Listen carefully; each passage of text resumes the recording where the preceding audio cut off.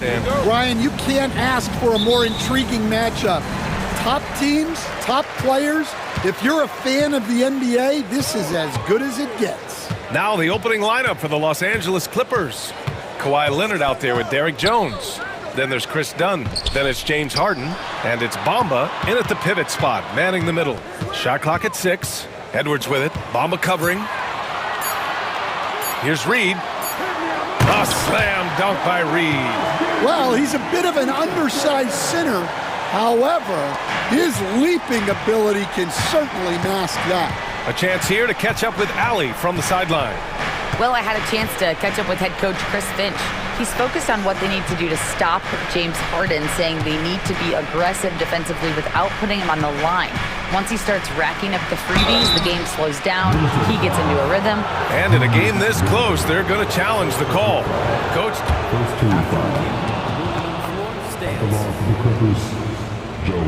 Challenge in place.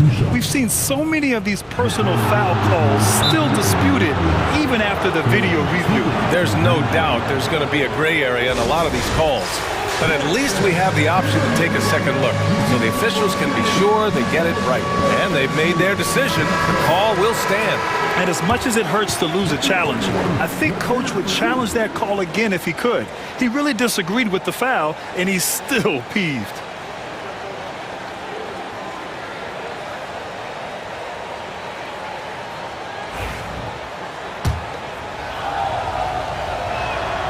And he drops the first.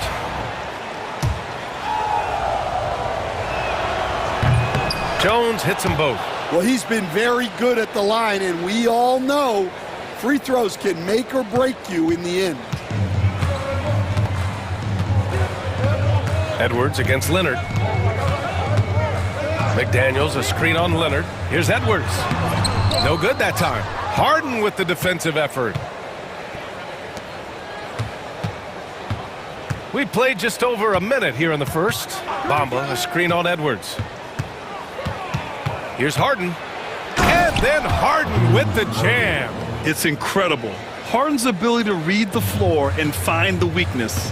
McDaniels, a screen on Leonard. Here's Edwards. After missing his first attempt, now 1 for 2. Great timing and coordination. Lays it in coming off that pick. And Stan, while Edwards has pushed back, it hasn't stopped others from comparing him to his airness, Michael Jordan. And that talk is more about how his game reminds one of MJ and less about greatness. Edwards' career is just getting started.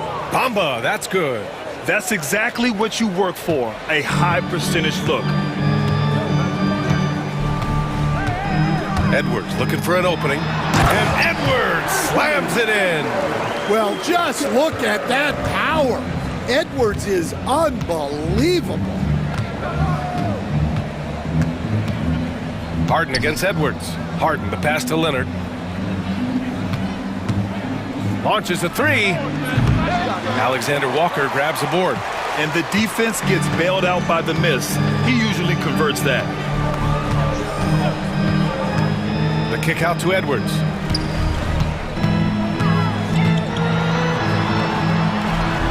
Back to Alexander Walker.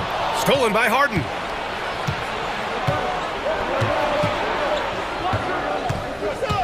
Leonard outside. Hits the target from 18 feet. Yeah, Kawhi, a master of the mid-range. For most, it's not efficient, but for him, it's cash money. Edwards against Leonard. Outside Edwards. Up top Randall. Back to Edwards. McDaniels, a screen on Jones. Pass to Randall. Hits the three-pointer. Yeah, a shot that Randall has added to his repertoire. Shooting the three with confidence now. Harden against Edwards. Inside. Here's Leonard. Dunn left side. Beyond the arc. Minnesota with a rebound. 1:21 left in the first. The kick out to Edwards. Fires the three. Rebounded by James Harden. The Clippers trail. Here's Leonard. It's good. Off the assist from Harden. Oh, this is why you get Leonard the ball inside and just let him go to work. Randall against Jones. Randall outside. Reed, a screen on Jones. Randall, no good off the glass. You won't see him miss that one too many times. Yeah, it was a great look. Sometimes they don't fall. You've just got to keep taking great shots. Offensive rebound. Here's Bamba. Oh, and Reed with a block. Randall outside. Pass to McDaniels. Lets it go from deep. Leonard pulls down the board. 2 seconds separating the shot clock and the game clock. For Los Angeles, they've gone 4 of 8 and looking in control. And then Harden with the jam. He almost brought the basket down on top of himself. Oh, there's hang time, and then there's a time to hang. Edwards, the pass to Randall.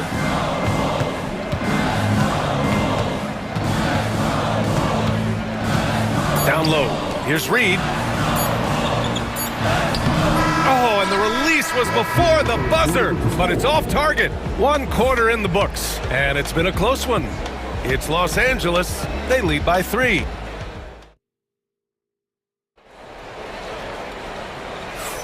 And some good action in the books as we get back to a game that's been pretty close so far here. And guys, let's get your take on the scoring breakdown for the Clippers. Well, I have to applaud their ball movement. They're moving the ball around, finding the best looks they can, and keeping everyone involved. And the other thing you notice is how determined they've been to get into the paint and get buckets around the rim. So here are the 5 for the Clippers to start the second. Derek Jones is out there with Kawhi Leonard. Then it's James Harden. Then there's Chris Dunn. And it's Bamba in at center, filling out the middle. And stolen by Bamba. Harden with it.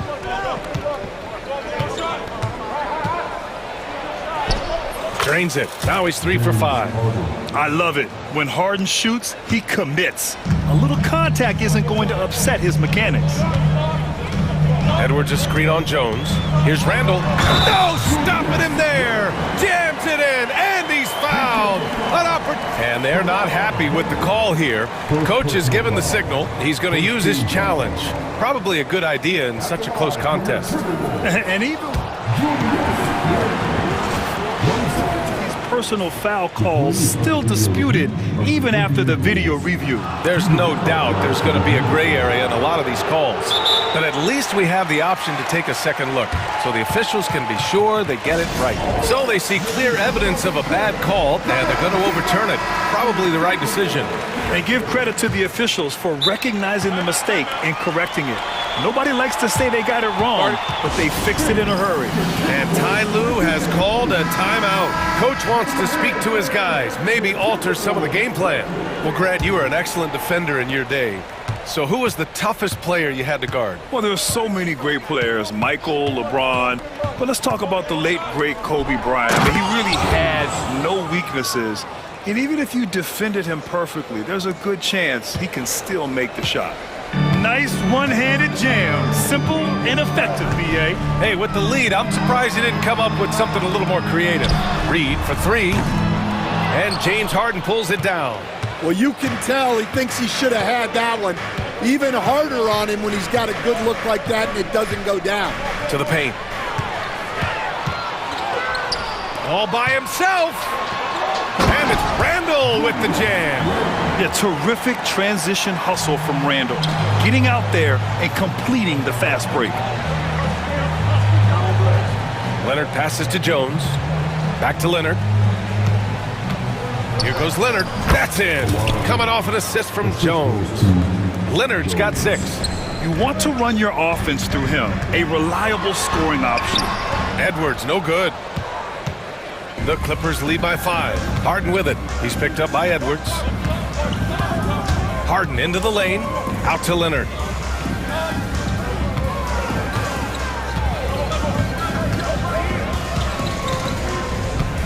Six on the shot clock. Oh, good D by Edwards. And so it's Edwards who brings up the ball for the Timberwolves. Outside McDaniels. Over Leonard. And there's McDaniels. That one's good on the assist from Edwards. McDaniels got his first 2 points. The drive by Harden. Basket counts. And the Clippers lead by 5. It is so difficult to guard Harden on the drive. Tremendous finishing at the hoop, but he's also elite at drawing fouls.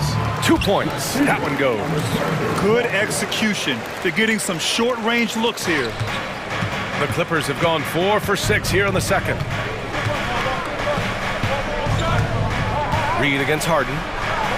Outside Jones. Back to Harden. Leonard on the wing. 5 to shoot. Minnesota with a rebound. Here in the second quarter, just under 3.5 minutes played. Here's Randall driving inside, and it's Randall with the jam. This is the energy Randall provides. When he's charging inside, he wants to hammer it down. Here's Harden, and that one falls. His 5th basket in 7 tries. And once more this half, they find a way to get great position inside. Here's Edwards. Outside, Alexander Walker. Leonard looking over the floor. On the wing, Harden. The 3. And give him another one. He's 6 of 8 and looking solid. A consistent and standout scorer. It's really no surprise to see Harden making a big impact out there. To the inside, here's Alexander Walker. And Nickeil Alexander-Walker has built a... And they want a second opinion on that call. The signal for the coach's challenge has been made. Alexander Walker taking 2 shots.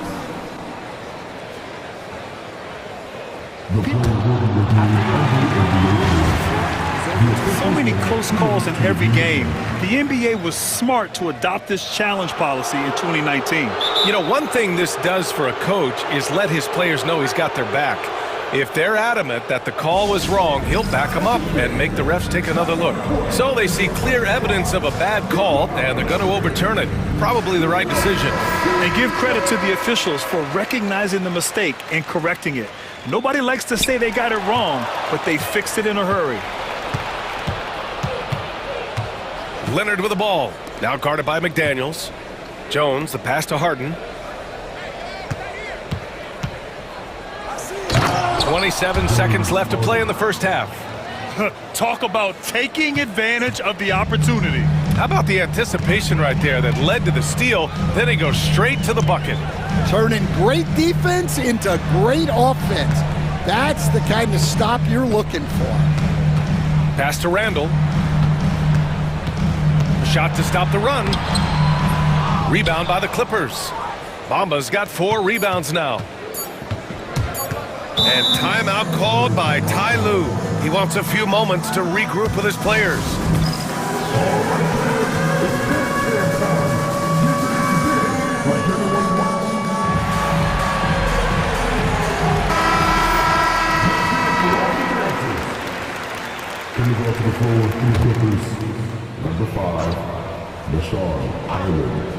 Here's Leonard. Oh, it would have counted had it fallen, but it is offline. James Harden, he's been the guy making things happen for Los Angeles. 11 points in the quarter. He's on fire. We're coming right back. Don't go anywhere.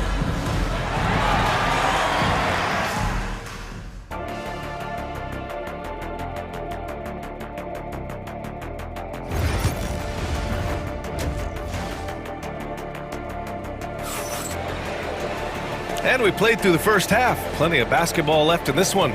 We are seeing an outstanding game from James Harden. Hey, we didn't expect this.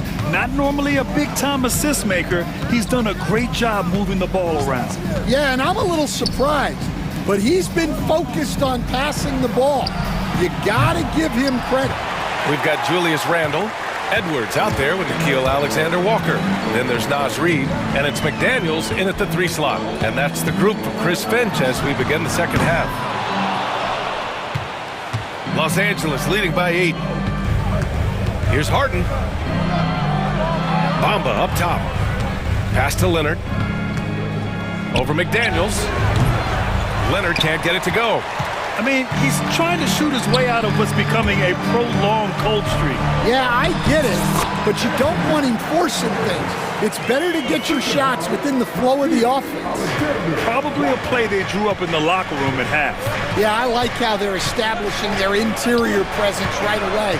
That's going to collapse the defense and create other opportunities. Oh, just an artful little reverse slam. Power and style. That was sweet. McDaniels against Harden. Outside Edwards from the arc. They set the screen. Just 4 to shoot. Edwards rises up and powers it down. Well, once Edwards saw his opening, it was game over. He delights in sticking it to you like this. Harden against Edwards. Out to Leonard. And that one goes out of bounds. Last touch by McDaniels. Almost had the steal. You have to love the pressure defense. Yeah, deflections are a stat that a lot of teams track, disrupting the offense's rhythm and flow. Harden, the pass to Jones. And he takes the feed in stride and slams it home. And I love how he's pushing the tempo and creating for others. He does this game in and game out. Incredible. Yeah, when you're moving the ball like that, it just keeps everyone engaged in the game. And that one, good. And we all know about Stan the analyst and Stan the coach. But when you played in college, what was your game like, Stan? Hey, Brian, I had the game that would get you beat as a coach. I will say my greatest strength was this. I was never once accused of overpassing. The black hole. That is Stan Van Gundy. In total control on that possession. Kawhi just reading the defense and taking it himself. Done with a steal. In transition, here come the Clippers. Harden from outside. Pure from three-point range. And now it's an 11-point Clipper lead.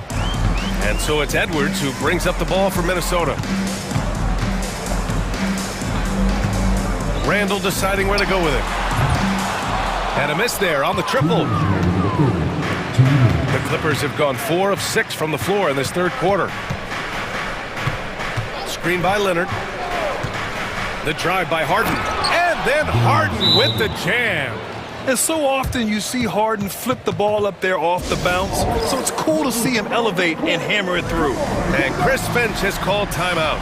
A moment to rest and confer on the game plan.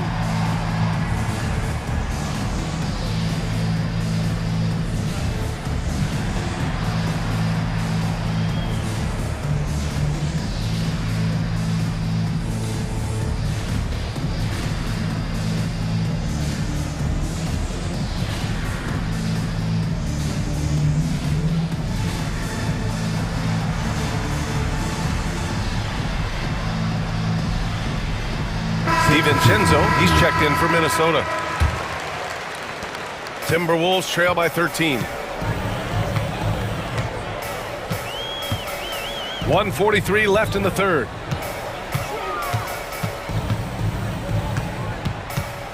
To the middle. They need this. Randall can't hit. A rare miss for him at point-blank range. That's one he'd like to have back. Ooh, McDaniels with a steal. Here we go. Oh, and there's the whistle on the shot. So 2 free throws for him coming up. It goes on Nick Batum. Stan, a late first-round pick in 2020. Jaden McDaniels, one of the top young two-way players in the league. Well, Brian, last season he was rewarded with a big money extension. His play tailed off just a bit, but still a key player for them moving forward. Pass to Tucker. Back to Powell. And Powell with the stuff. Here in the second half, they've just found better shots. Yeah, they've looked really in sync after the break. Getting the shots they want and converting them. Outside McDaniels. He buries it from 3. McDaniels got 5 points in the quarter. The defense takes a chance, leaves him open at the arc, and he capitalizes. DiVincenzo against Powell. Tucker, the pass to Jones. That one's good for 2. Jones has got 8. Timberwolves trail by 12. Right side, DiVincenzo. Randall outside.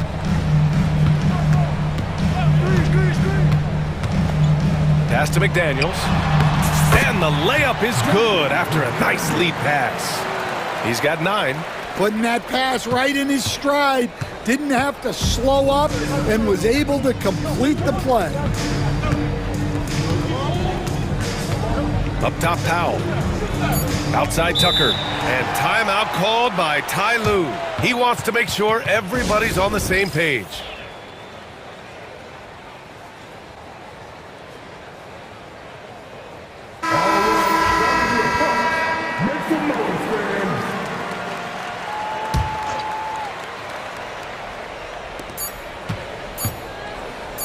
Here's Batum.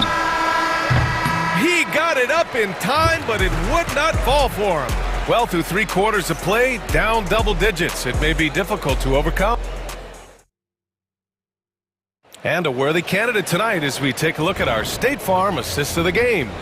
And he definitely deserves the award. Reading the defense like a point guard. Well, his height gives him the ability to see the floor, and he makes a quick decision and a great pass. The 4th quarter has arrived. So good. Oh, look at Rudy Gobert. An awesome athlete. It's fun watching Gobert get up and hammer it down with force. And Ty Lue has called a timeout. He was quite emphatic, demanding the timeout, clearly wanting to address strategy with his team.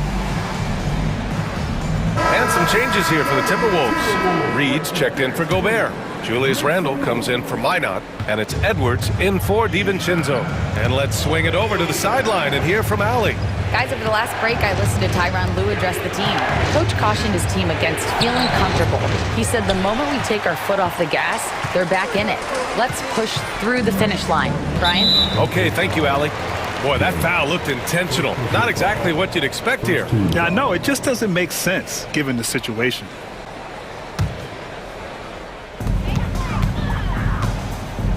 Outside Edwards.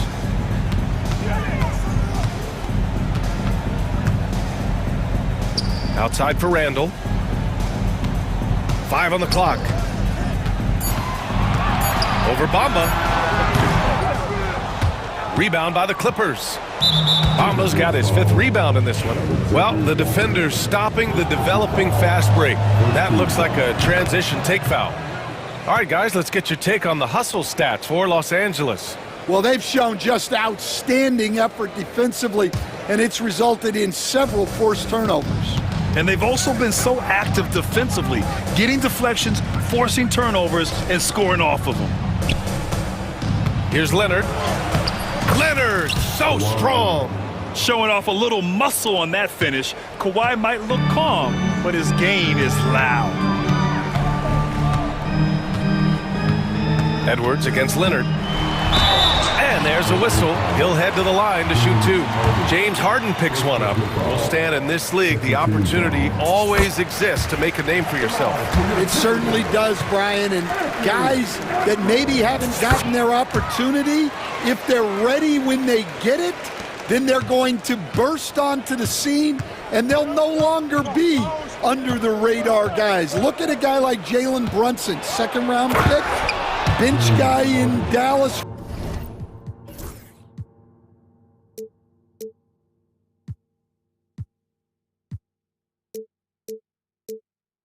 For a long time, and then now an all-star.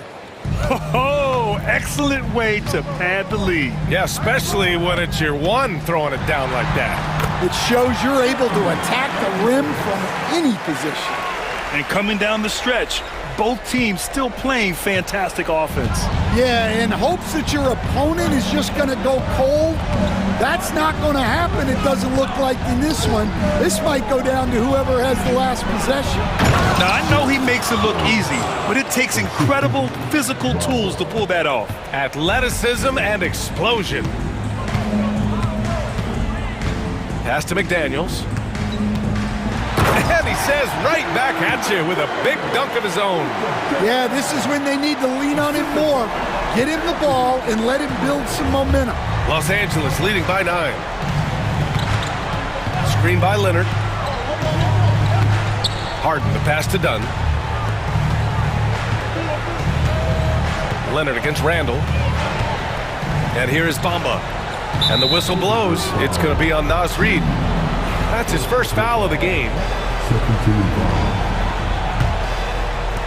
If you're just joining us, fourth quarter here. We're just over 2.5 minutes into it. Harden with it. Randall's in his pocket. Clock at 6. Randall against Harden. Yeah, staying right on the ball there. Randall with a nice shot contest, making a difference at both ends of the floor. Edwards against Jones. Now here's Edwards. He's guarded closely. The rebound by Bamba. They can take their time if they want. Yes, you have to regroup, make sure you get a good shot. Leonard finds Harden. And he got the whistle on the way up, so he'll be headed to the line for a pair. And right now, if you're the defense, you've got to be careful.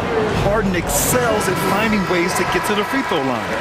And Chris Finch has called timeout. He's decided it's time to clarify the situation, leaving little room for error.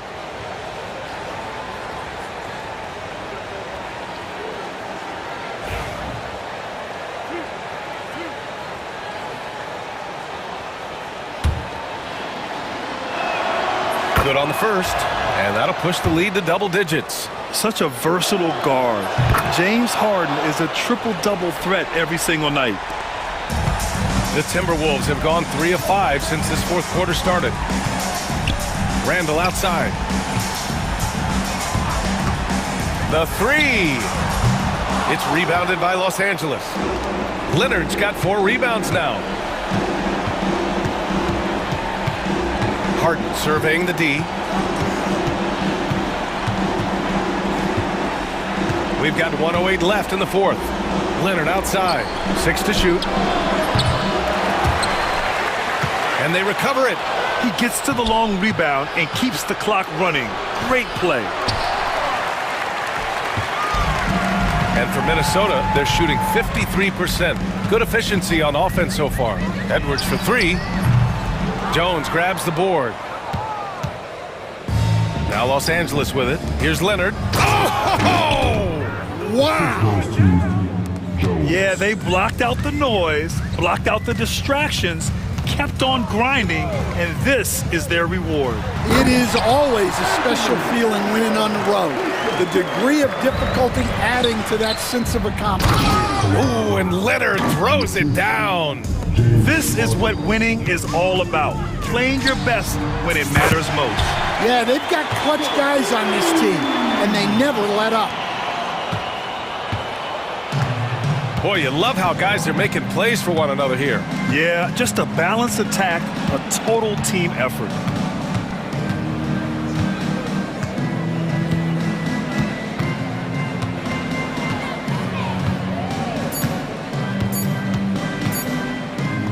The 3 from Bamba. No good.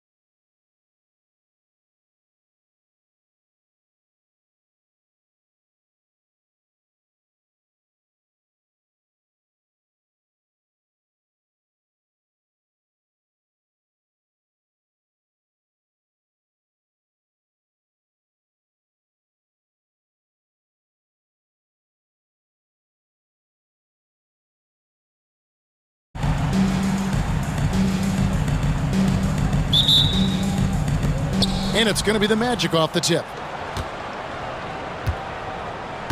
Now the starting group for Orlando. In the backcourt form, it'll be Suggs and Caldwell Pope. Isaac in the front court along with Wagner. And it's Banchero in at the 5 spot. Now, here's Banchero. And it's James Harden with the rebound.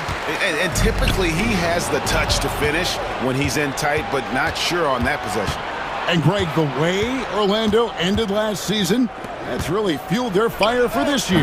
Yeah, I mean, a tough loss to Cleveland in Game 7 of the opening round, but it's hard to win in this league without first incurring some battle scars. Leonard sets a screen for Harden. Leonard the pass to Harden. Buries it from three-point range. No three is really a bad three when Harden shoots it. Harden against Isaac. Wagner outside. Takes it inside, and the shot goes in. And once he got to the 10, I think he was surprised to find himself that wide open. Well, this early, they should be showing a lot more energy on defense. It's not there. Here's Harden. Isaac with some nice D. The Magic have gone 2 of 3 here to start out the game. Here's Suggs. And Suggs throws it down. Tell you what, I love when Suggs attacks the defense like this because he's so hard to guard when he's aggressively looking to get to the rim. Leonard kicks to Jones. Back to Leonard. Tries it from 19. And, yep, finally drops after rolling around the rim. Well, that's one way he can finish, but far from the only way he gets it done. He's got all kinds of tricks up his sleeve. Wagner, a screen on done. Here's Caldwell Pope, and he misses his first shot of the game. Not sure what the D was doing there. Clearly a breakdown. You can ill afford to give a guy like him that good a look. I mean, that can happen to anyone, but it's ugly every time it does. Yeah, it is unfortunate, embarrassing. He just lost his concentration for a split second, and that's all it took. Now, here's Wagner. Paolo Banchero, unable to get his last shot to go in. 5 on the clock. Isaac with a screen for Suggs. And the layup falls. Suggs has got his second basket.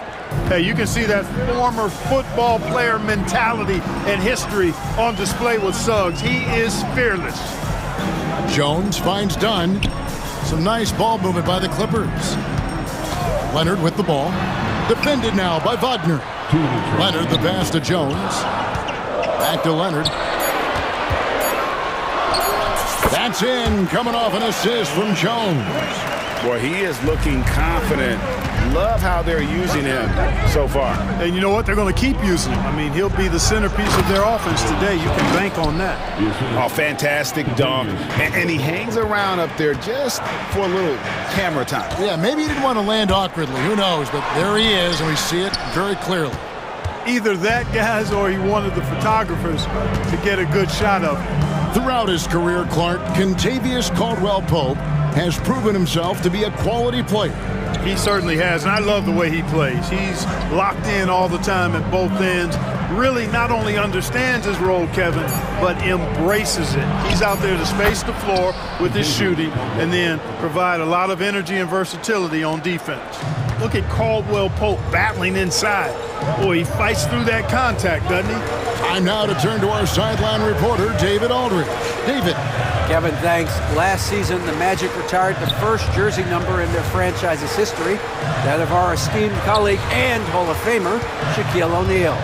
Orlando's #1 pick back in 1992, Shaq went on to lead them to their first NBA Finals appearance in 1995. The honor is well-deserved, Kevin. Yep, he's our teammate, isn't he, David? We love him as a guy, and we love him as a player. Banchero, that's good. And this is something Banchero continues to hone, wanting to become a dangerous threat from deep. In the corner, Bamba with it. Harden outside. Shot to stop the run. And he gets the whistle. 2 free throws coming up. It's on Paolo Banchero. First trip to the free throw line for him in this one. And he makes the first. Nobody quite like Harden to run your offense. He knows the ins and outs like very few do. And at the line, it's all about consistency with him. His routine, his stroke, it never wavers. Suggs kicks to Wagner. Back to Suggs. Wagner has screen on Leonard. Suggs passes to Wagner. And the three off target. And Tyronn Lue calls timeout. Looking for a breather and maybe just one or two things to talk about.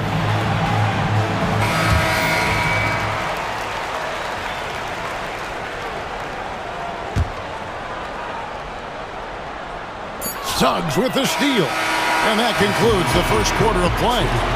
It's the Magic up 6. The second quarter coming up right after this break.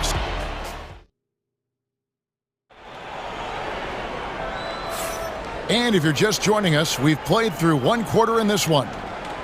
In a moment now to quickly take a look at the offensive approach for Orlando.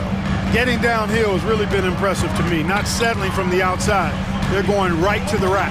And something else that's working for them is ball movement. A lot of their points so far have come as a result of smart plays. They've got Bamba.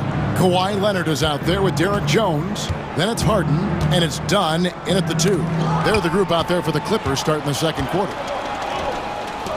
To the paint. It's tipped. Jones lays it up and banks it in. Jones has got his first 2 points.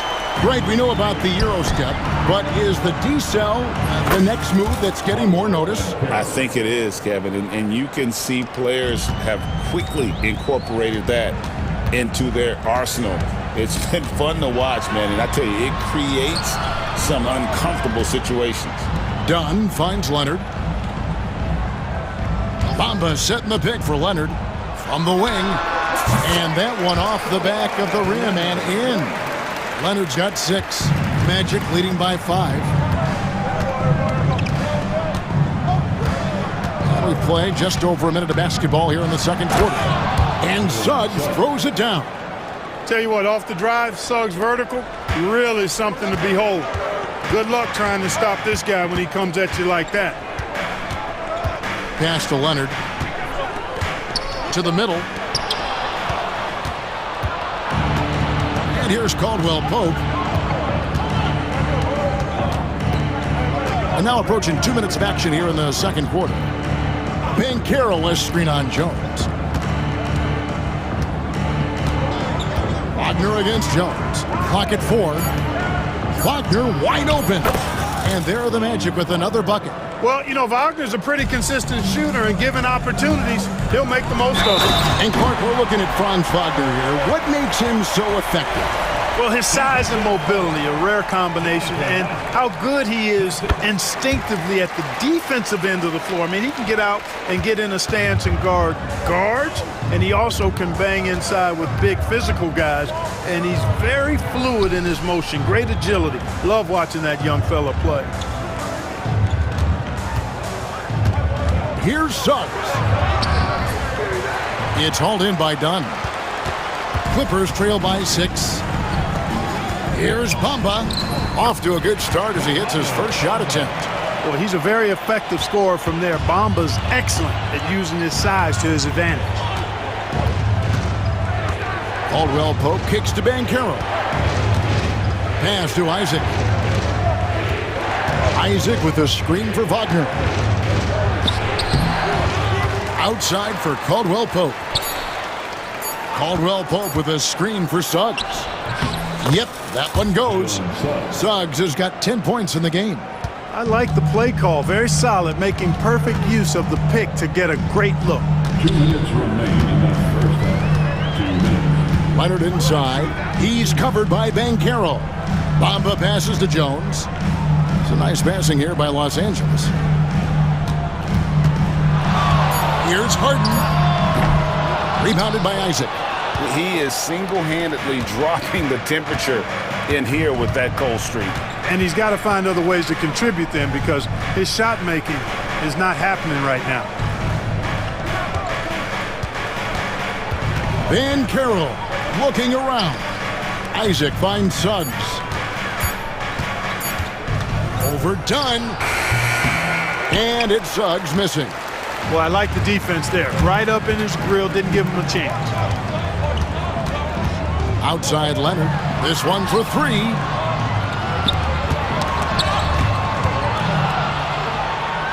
Done with it. Picked up by Banchero. Done outside. Outside Leonard. 51 seconds left in the first half of the game.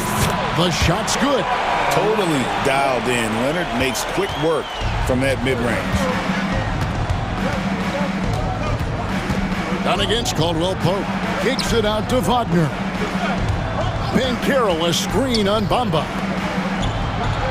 And there's Banchero on the assist from Wagner. 8 points for Paolo Banchero. And Tyronn Lue calls timeout. He's ready to talk things through with the team.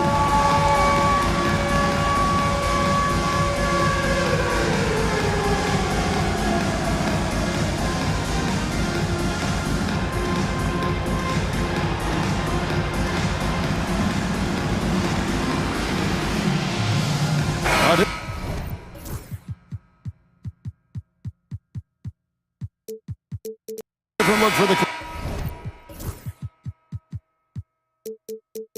Clippers.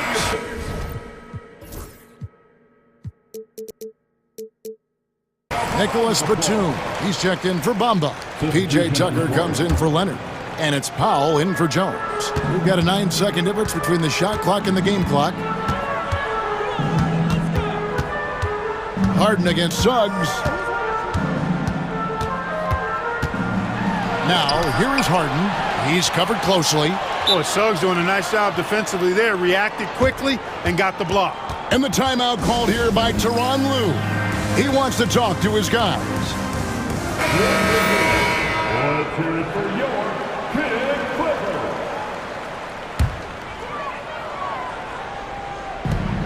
Clippers. 17 seconds left now here in the second.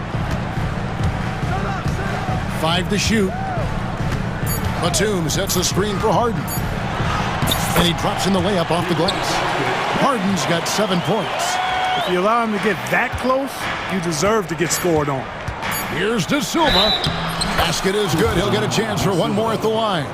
I mean, the number of points. And it looks like, yep, it's a coach's challenge on the personal foul. That triggers a replay review by the official. Shooting for Orlando, De Silva. One shot. The play is under video review under NBA rules. There will be 2 minutes to review the last play. The original personal foul. Getting a different angle can sometimes make it a lot easier to determine. Indeed, and the one thing with replay review is that when you see the slow motion replay, you really get a new appreciation for just the immense speed at which these players are moving and how fast the action really is and how hard it can be sometimes, you know, Greg, to make the right call. And so the word is in. They've decided that the call stands as it was made on the floor. And, you know, even if a coach still feels this wasn't the right call, you got to acknowledge the effort being put in to reviewing it. The double checking, and the game continues on. And that one misses. And the timeout called here by Tyronn Lue. He wants to check in with his team and regroup.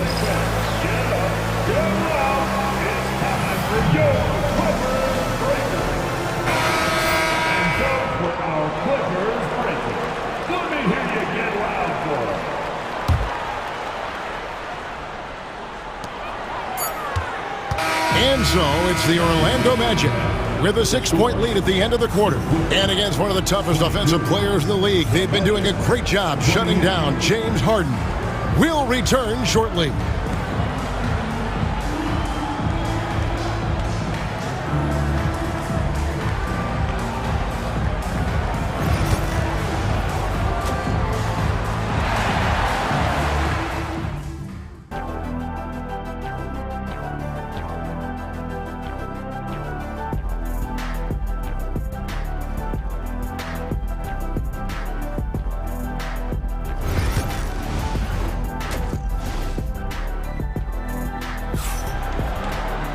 And we've got second half action for you. Thus far, a pretty evenly contested game. You have to like what we're seeing so far from Kawhi Leonard.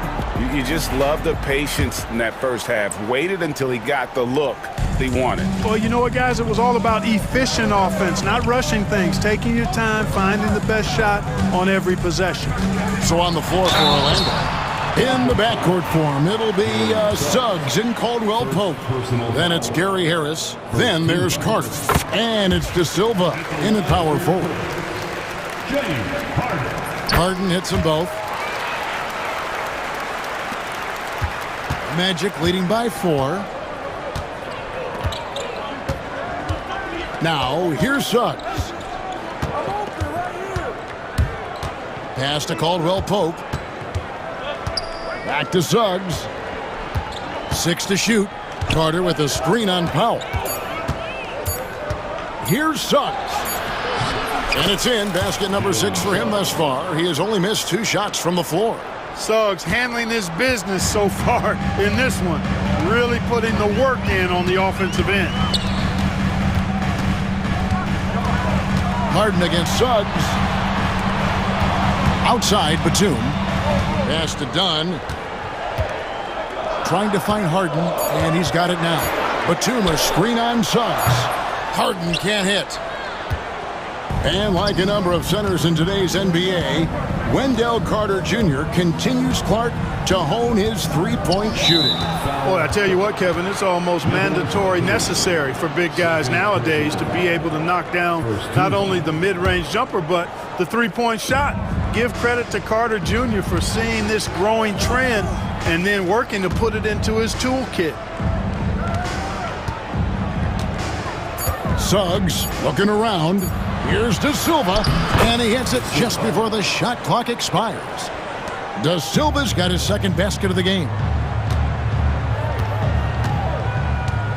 Suggs against Harden. Down low, here's Tucker, and Tucker slams it in. Yeah, you know, Tucker's a little undersized, but he makes up for it with leaping ability and reach. Caldwell Pope against Dunn. And stolen by Dunn. From down in the low post, it goes. And we're just about 2 minutes into the second half now. Driving the lane. And that one, good. Suggs has got 14. No defensive pressure at all. I mean, that's not going to get it done against him. And so it's Harden bringing it up for the Clippers. They trail by 6. Batum, a screen on Suggs. Harden against Suggs. Plays it up off the glass. 11 points in the game. Yeah, that barrel-chestedness of Harden. So much strength and body control. It's hard to stop him from scoring.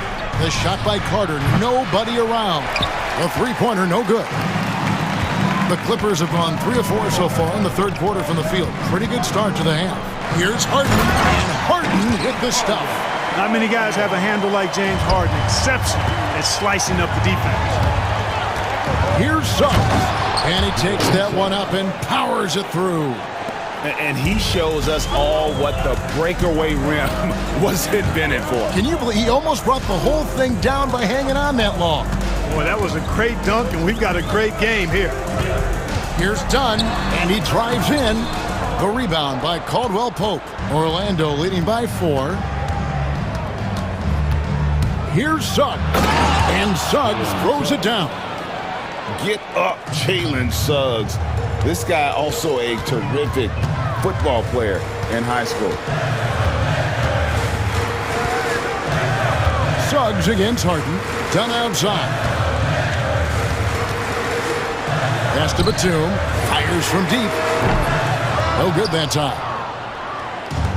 The Magic have gone 5 of 6 so far from the field in the second half. Tremendous efficiency. And he's going to get whistled for that foul, G. That was intentional, but not exactly logical. How about pointless to foul there? I mean, I don't know where his head is, but it's not in the game. Catching up on the changes for Los Angeles. Mohamed Bamba, he's checked in for Batum. Kawhi Leonard comes in for P.J. Tucker. And it's Derek Jones in for Norman Powell. Norman Powell's checked in for Chris Dunn. And Orlando making a change here. 1:06 left in the third. Banchero, a screen on Powell. Banchero outside. To the inside, Isaac. A second chance effort. Back to Banchero. No luck, they battled on the glass but couldn't knock it down. Clippers trail by 6. Whistle blows, basket is good. So a chance here for a three-point play. You know what, that's...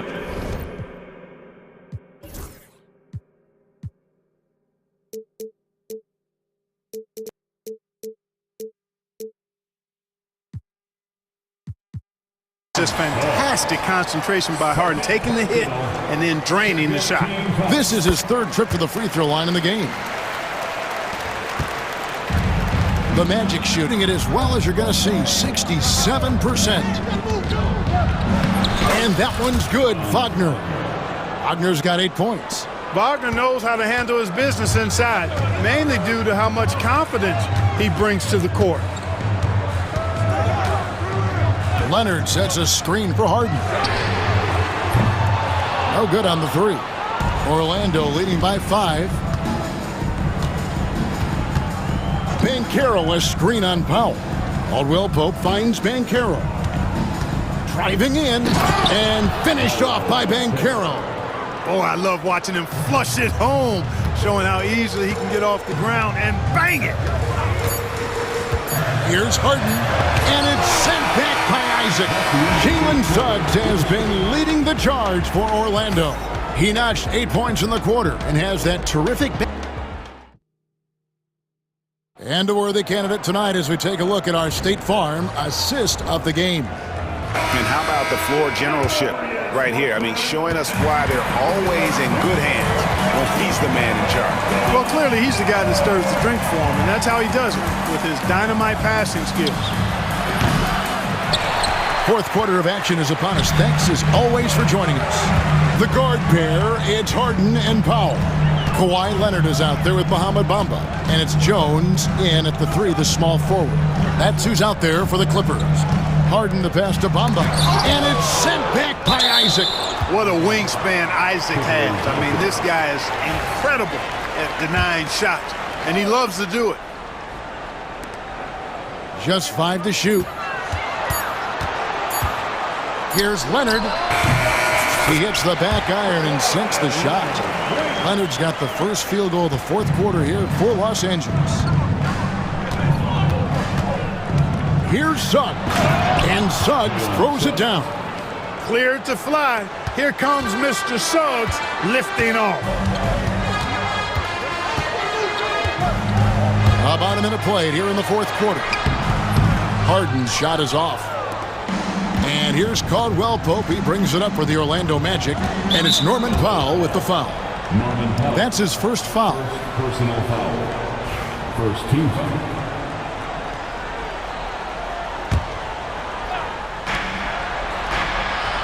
Banchero, a screen for Suggs. Oh, my, what a play. Boy, a bunch of pep in his step. Suggs got up a little extra on that one. Harden kicks to Powell. Bamba setting the pick for Leonard. Back to Powell. 6 on the shot clock.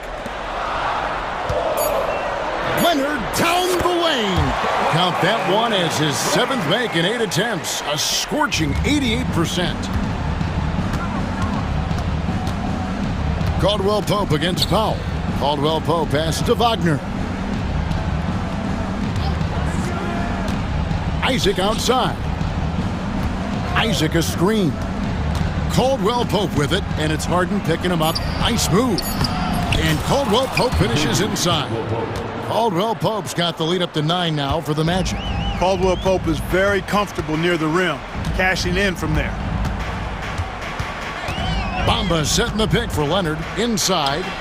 And the dunk by Bamba. And guys, he's not an easy man to stop when he's got the rim in his sights. Never has been, never will be. He is a determined finisher. And guys, I like the fact that he chose the one-hand tomahawk slam because you get a little higher when you go off one hand and one foot. And a closer look here at the scoring breakdown for Orlando. I love the way they're finishing, penetrating, getting downhill, taking the game to their opponents. They've been the aggressors, and that's been impressive. And all game long, they work the ball inside. It's really worked well for them offensively. Bamba dishes to Leonard. Bamba, a screen on Isaac. A deep three from Leonard. The long distance three is buried. Showing no hesitation and in a huge moment. Kawhi wants the ball when they need a bucket. Wagner, a screen on Leonard. He takes it in.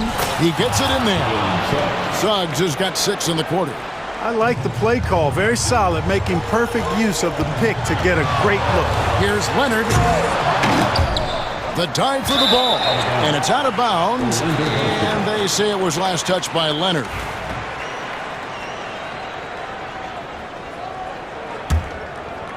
Magic leading by 7. Here's Suggs. Wagner with a screen for Caldwell Pope. And there are the Magic with another bucket. You got to give respect to Caldwell Pope's mid-range jump shot. He's got the green light to take this shot, and that green light is always on. Harden kicks to Leonard. Fourth quarter of play, and over 3.5 minutes have gone by. That one goes in. Leonard's got 20 points. Major dominance, and it comes so easily for him. Fantastic at getting to his spots on the floor. Suggs finds Caldwell Pope, and there's the whistle. That goes on Chris Dunn. That is his first foul of the game.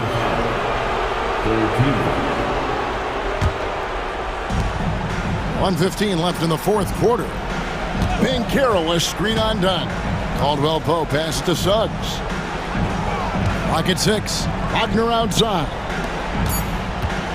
I mean, that's a tough break for the D. I mean, he took the hit and drew the whistle. Yeah, but he was late to get there, so the referee couldn't give him a free pass on that one. So the first one drops, and that stretches their lead to 8. The future is shining bright for Banchero. He's a multifaceted big guy who can really, I think, be the centerpiece of an organization. For Los Angeles, they've gone 5 for 9 from the field in the final quarter so far. Harden dishes to Leonard. Kicks it out to Harden. Suggs with the steal. Time call here. The Magic decide to talk it over. They're up by 9.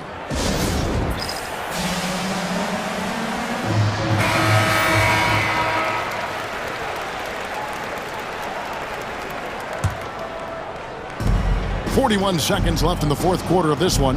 Banchero is screened for Caldwell Pope. Wagner with it. Bamba picks him up. Caldwell Pope passes to Wagner. Bamba with the block. Guys, that's all athleticism and timing. Bamba, a terrific shot blocker because he uses the physical tools he has quite well. Isaac against Leonard. Here's Jones. Great defense that time from Banchero.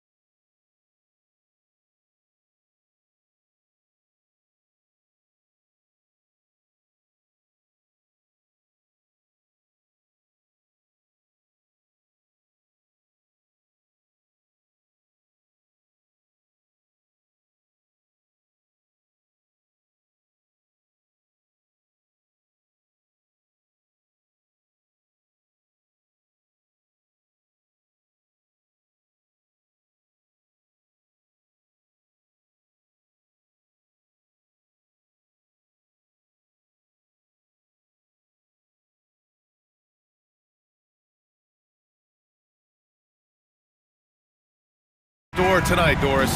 Two conference rivals set to clash once again. And BA, there's typically a little bit of chippiness because it is clear these two teams don't like each other, and you and I are here for all of it. A look at Indiana's starting group. Siakam at power forward with Turner in at center. Walker out there with Tyrese Halliburton. And it's Matherin in at the 3. Well, this is where Miles Turner excels. Set the screen, roll to the basket, make sure your hands are up and ready to receive. Banchero outside. And they come right back with their own three-pointer. Man, this is just fun. These teams are trading threes back and forth. Well, that three-point shot just gives you so much room to operate on the offensive end. Now here's Halliburton. Pass to Turner. Outside Matherin. There's a screen by Turner. There's the 3. And again, it's Indiana with a 3. Boy, a lot of confidence to Matherin's game. That efficiency has to get better, but he is not shy. Back to Wagner. Nice assist and nice finish. Solid play all the way around. Just taking it right to the rim, and no one was there to greet him. And I think defensively, that is not the way you want to start. Giving up high percentage looks, that doesn't typically end well. And the basket by Halliburton. Yeah, great work on the interior. Halliburton, easy work inside. Well, after a decade of uncertainty, Magic fans now have a lot to cheer about. This is the most optimism they've had around the team since the Dwight Howard era. And it centers around their young star, Paolo Banchero. He is going to be a force for a very long time. Oh, got that bucket in no time at all. Wagner's got 5 now. Franz Wagner is a very capable offensive player. Knock down those deep shots, young sir. For Orlando, they've gone 4 of 4 from the floor. Perfect start. Suggs outside to the paint. Wagner, the pass to Suggs. Back to Wagner. Pass to Suggs. Clock at 4. Wagner up top. And the shot clock expires. 24-second violation.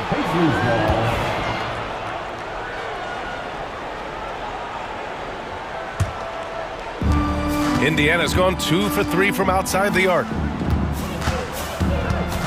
Siakam outside. Turner, a screen on Isaac. Puts it up. And Indiana misses again. Maybe he rushes that just a little bit, who knows, but he couldn't have gotten a better look than that. Siakam against Suggs.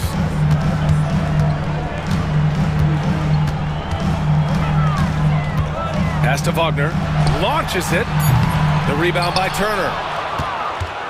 Indiana trailing here. A moment to hear from Allie LaForce. I briefly spoke with Jamal Mosley. We talked about this matchup here tonight, specifically what his team wants to do against Miles Turner. Coach told me we need to push him out of the paint whenever we can and make him a jump shooter and live with those results. If we can do that, I think we'll be in great shape. Guys, back to you. As always, Allie, we thank you. So it's Orlando now. After the basket by Indiana on the other end. Isaac with a screen on Turner. Here's Banchero. Orlando again missing. And here's Indiana now. Wagner with a steal. Banchero passes to Isaac. Back to Banchero. Kicks it out to Wagner. Down low. And Banchero with the bucket. And the assist by Wagner. Banchero's got 5 points. I mean, 6'10", about 250. Banchero imposing his will inside. I'll say this, Banchero is a guy that opponents can't forget about for a second. And you see it in all the defensive attention he gets. Teams show him all kinds of different looks, and he draws a bunch of double teams in isolation. Suggs against Walker. And it's good. Fought through contact, hit the shot, and here comes the coach's challenge. He disagrees.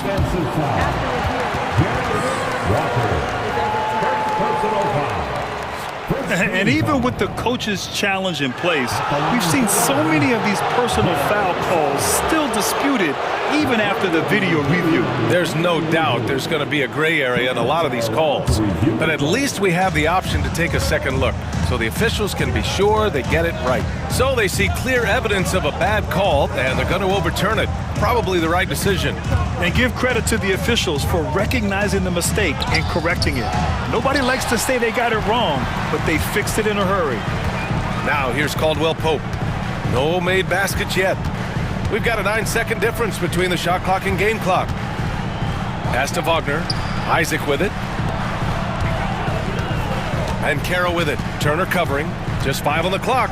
Here's Isaac. Oh, and Turner with a block. I'll tell you, you love the attitude of Miles Turner. No one is getting off these shots when he's nearby. No one. And they forced the shot clock violation. Great D. Indiana ball.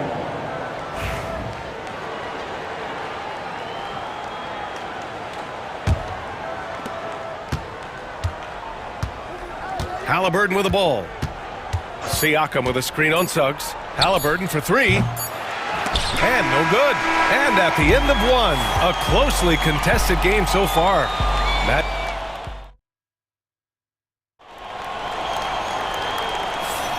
And if you're just joining us, it's been a pretty even game through the first quarter. And a moment now to quickly take a look at the offensive approach for the Magic. They've done a great job establishing an inside presence. Now that'll open up more options offensively throughout the remainder of the game. And the other thing I love, how they're making the extra pass. They're not settling for the first shot. They're going from good to great. The backcourt is Suggs and Caldwell Pope. Isaac and Wagner make up the forwards. And it's Ben Carroll in at center. So that's the lineup on the floor for the Magic. And Mathurin is an impressive scorer, skilled at finding ways to convert around the rim. Isaac with a screen on Siakam. And it's Wagner off the drive. Oh, his shooting remains on point. 3 for 4 thus far. This guy a tough cover for any defender. Creative and assertive scoring the ball. Siakam, the pass to Walker. His first shot attempt. No good, off the front rim. Orlando leading. Now Suggs. Wagner finds Caldwell Pope. Back to Wagner. Stolen by Siakam. Here's Halliburton. Orlando with the rebound. That's the shot you hope for. Right at the rim. Just couldn't capitalize. And Carroll passes to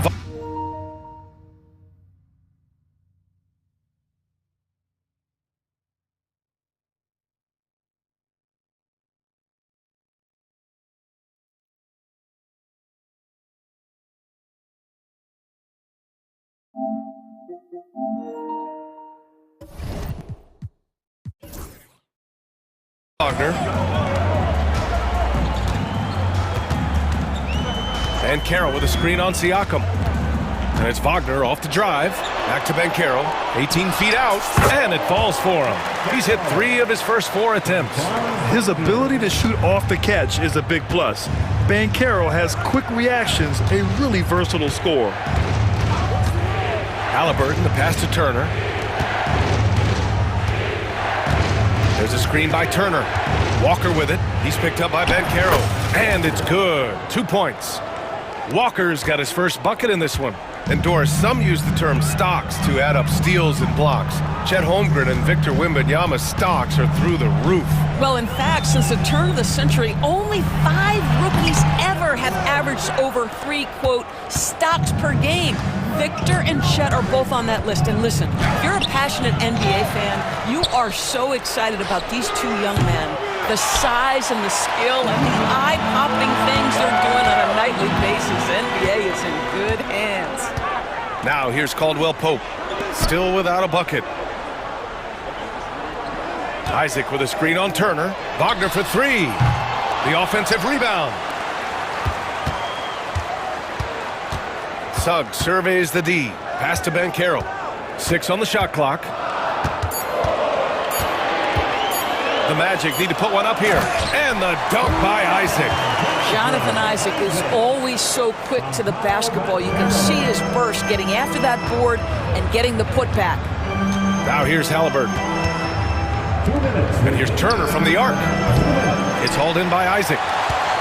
Isaac's got his 4th rebound in this one. Wing shot on the way. Caldwell Pope's shot is off. Listen, he knows he should have made that shot. We'll see if they can work it back to him in that same area. Oh, taking the contact. Halliburton. Yeah, give Halliburton credit for staying with the play. You've got to be able to fend off that defense and still finish. And Suggs has got the ball here for Orlando. They've only given up 6 here in this quarter. Isaac outside. Picked by Isaac. Here's Wagner. Hands it from the wing. Wagner's got 4 points now in the quarter. My goodness, that's a nice-looking mid-range opportunity from Franz Wagner. Such a good feel for when to rise and fire. Now here's Siakam. And Siakam with the slam. Just great offense. The screen freeing him up for the slam. Hey, without that screen, he doesn't get a clean look at the rim. Boy, that's a play you just practice time and time again, and that's the result of the work put in. Here's Wagner. The Pacers making their last shot. The 3 from Banchero. Walker pulls down the board. And the defense got away with one there. I mean, that's a shot he typically makes. Halliburton against Wagner. Turner, a screen on Wagner. Halliburton, the pass to Siakam. Back to Halliburton. Indiana needs to get a shot off. Fades and shoots. The shot no good. Orlando has gone 0 for 2 from outside in the second quarter. Then Carroll the screen. This one for 3. Pacers with a rebound. And we'll have a timeout here called by Rick Carlisle. He's going to talk it over with his guys.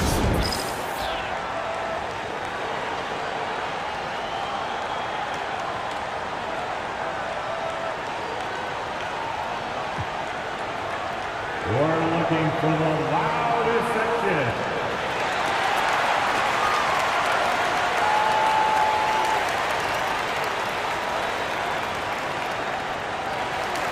Substitution on the court.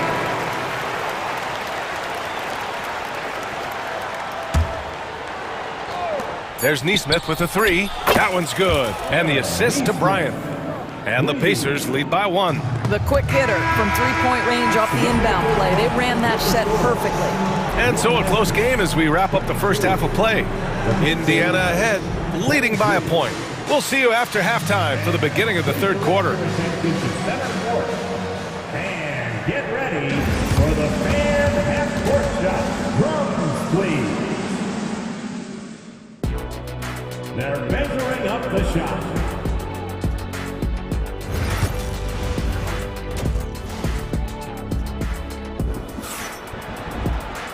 And we've got second half action for you. Thus far, a pretty evenly contested game. When you look at Franz Wagner, what a contribution. They've leaned on him to provide a lot of offense, and that's how he likes it. And one would expect that the defense made some adjustments at halftime, but he has the ability to answer right back. And Indiana looking at who they've got. Andrew Nembhard is out there with T.J. McConnell. Then it's Obi Toppin. Then it's Neesmith. And it's Bryant in at the pivot spot, manning the middle. Carter, a screen on McConnell. Ooh, a good look from Carter. Plenty of room to knock down that one. What a nice play. Off the catch and shoot, the big man, Wendell Carter Jr. is true. Inside. And that one is hammered home. Such confidence as a passer. He hits guys in stride and makes it look easy. Here's Caldwell Pope. And Bryant pulls it down. And it didn't fall, but still a great look. You know, it can be frustrating when you make the right play and fail to reap the rewards. You just have to stay with it here. Now here's Neesmith. 5 points in the game. Ooh, anticipated the pass. It's a turnover. Here's De Silva, and he dunks it down. We've seen 5 lead changes so far. Neither team able to pull away. Yeah, this game just feels like it's going to come down to the wire. Now here's McConnell, and he converts the layup. Probably a play they drew up in the locker room at half. Well, there is nothing better than catching a rhythm as early as possible, and boy, that's a terrific start right there. Now here's Caldwell Pope. Still no points. Pass to De Silva. And here's Harris. To the inside. And down it goes. Dunked it through off a beautiful setup. Now Gary Harris playing in the pick and roll. Normally he might be the screener, but really nice job setting his teammate up. Neesmith's shot is off. Boy, he won't miss many from that spot. The defense gets lucky there. Here's Black. Oh, a nice one-handed slam right there. And you have to love it. The floor general taking things into his own hands. Just the aggression they're looking for, man. Boy, and not just the aggression, the ability to get to the rim, but how about the finish with intention? Oh. The Magic have gotten 4 of their first 5 shots to go since the break. Outside, Caldwell Pope, picked by Carter. From the high post, and another basket for Orlando. Pick works well there, but the defense left a lot to be desired. It takes incredible effort to stay connected to the hip of the offensive player. You've got to want to work. Now here's Nembhard. There's a screen by Toppin. Here's McConnell. Orlando with the rebound. Here's Black. On the wing, Caldwell Pope. And so they choose to intentionally foul. You don't want to stop the clock right there. I'm not quite sure what he was thinking. And we've got a timeout from Jamal Mosley. And we might see some changes. Coach potentially looking to adjust.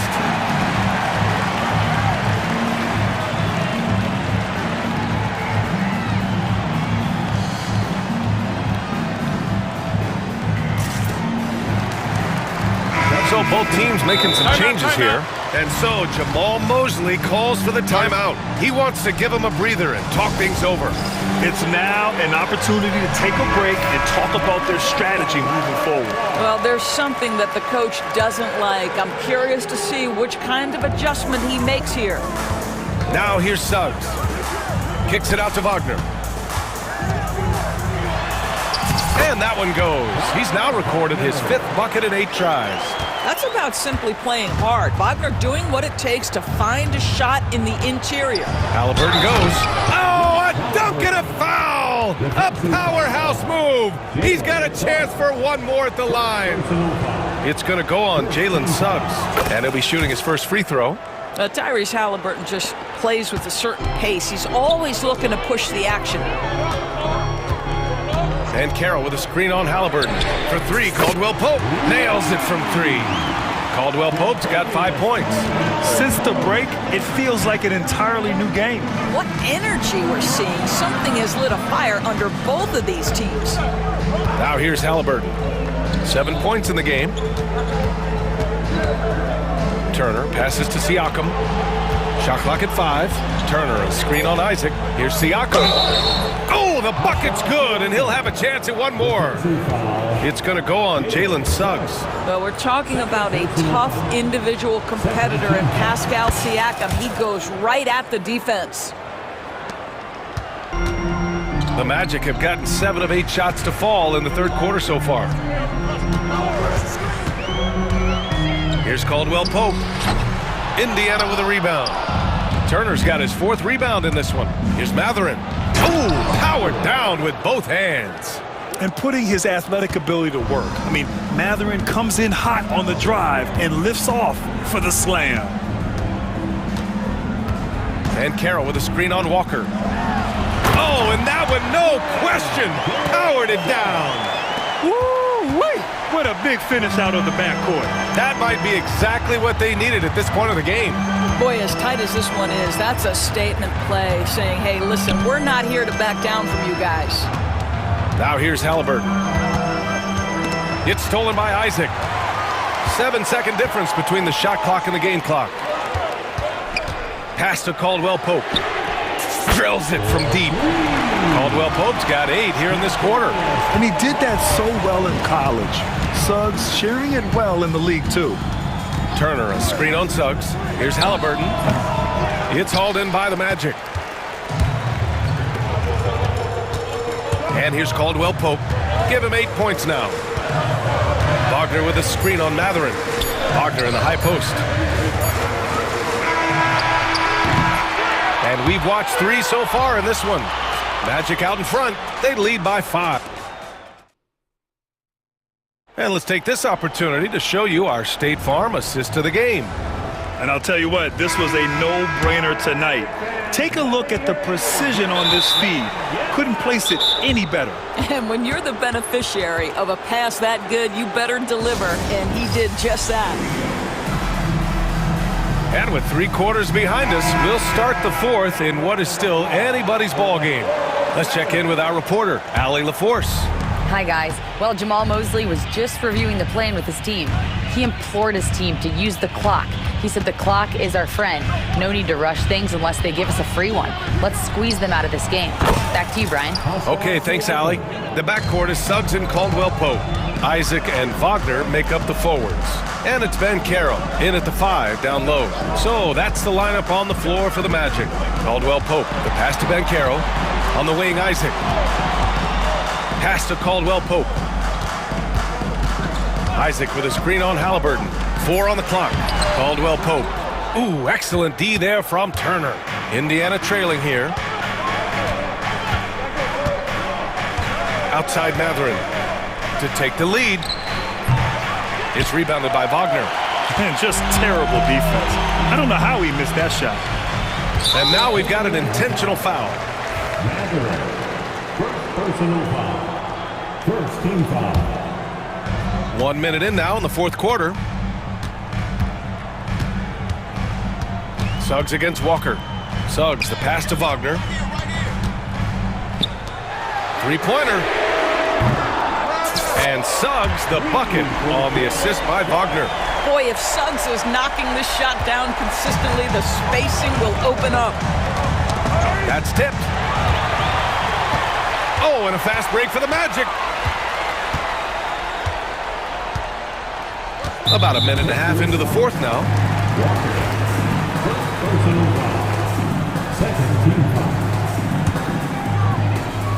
Here's Caldwell Pope. Wagner outside. Shot clock at 6. Pass to Ben Carroll. How about the defense of Pascal Siakam? This guy likes making it tough on the offensive player. Matherin finds Halliburton. Now here's Turner. Let's go with a 3. That's good. And Halliburton gets the assist. Halliburton's got 3 assists now in this one. Here's Ben Carroll. Ben Carroll uses his size down there. Well, this is Paolo Banchero's comfort zone right here. The interior with that size and frame. Look out. Matherin passes to Turner. Up top, Siakam. Guarded by Ben Carroll. Siakam with a screen on Wagner. And then Siakam with the jam. He's had terrific momentum all game. Pascal Siakam in his bag offensively. Suggs with it. Turner covering. Back to Ben Carroll. Pass to Wagner. Ben Carroll the screen. They grab their own miss. Now Isaac. Back to Ben Carroll. Ben Carroll takes it. And another shot. Kicks it out to Wagner. Here's Suggs. And he makes no mistake. Slam dunk. Jalen Suggs, a big-time bucket. This guy is fearless. Halliburton, the pass to Siakam. It's rebounded by Ben Carroll. Ben Carroll's got his 5th rebound in this one. And the foul on Tyrese Halliburton. That's his first foul.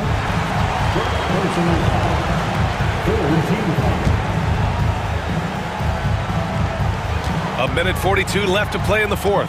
Here's Suggs. And the powerful one-handed slam.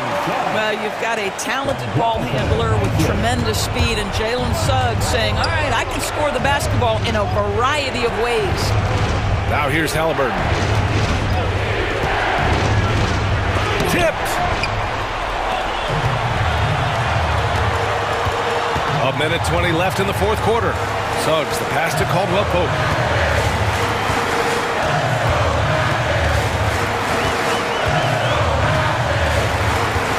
And Carroll with a screen on Turner. Down to 5 on the shot clock. Out of bounds. It'll be Indiana's ball. That looks like a lack of focus. You've got to question what he was trying to accomplish there. Here's Halliburton. Turner, a screen on Suggs. Looking to end this cold spell. And it's good. And now they trail by just 4. Fearless move by Tyrese Halliburton. The game is complete and the mind is ready. Suggs outside. There's 39 seconds left in the fourth quarter of this one. Just 5 to shoot. And Carroll with a screen on Halliburton. Here's Caldwell Pope. And it falls all over the rim and in. And we've got 28 seconds left in the fourth quarter. Here's Siakam. Yes! And now they trail by just 4. This is why coaches love Tyrese Halliburton. Just plays the right way. And so it's Suggs. He brings it up for the Orlando Magic. Yeah, just trying to keep this game alive. Not a bad foul right there. Personal foul. 14 foul. He hits the first one, and that puts him up 5. Despite his young age, we know Jalen Suggs has proven to be a tremendous leader. His teammates love playing with this guy. You've got to show composure, and he comes through right when the team needs him most. And here's Turner from the arc. Caldwell Pope pulls it in.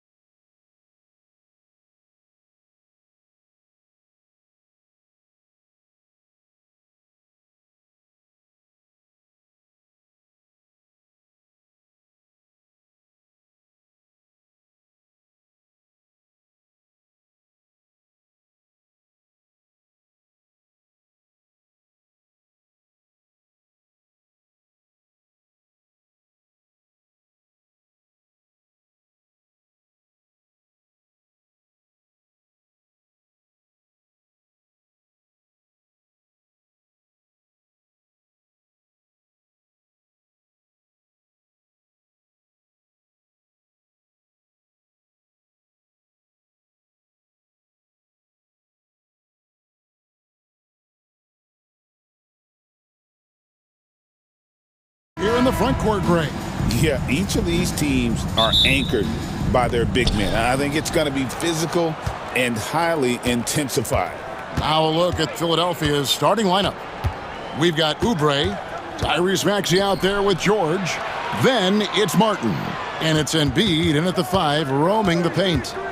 Now here's Embiid. Shot clock at 6. And that one drops for him. And that'll start us off already. You can feel the tension in this arena. And sometimes getting that first bucket puts momentum in your corner, but we'll just have to see.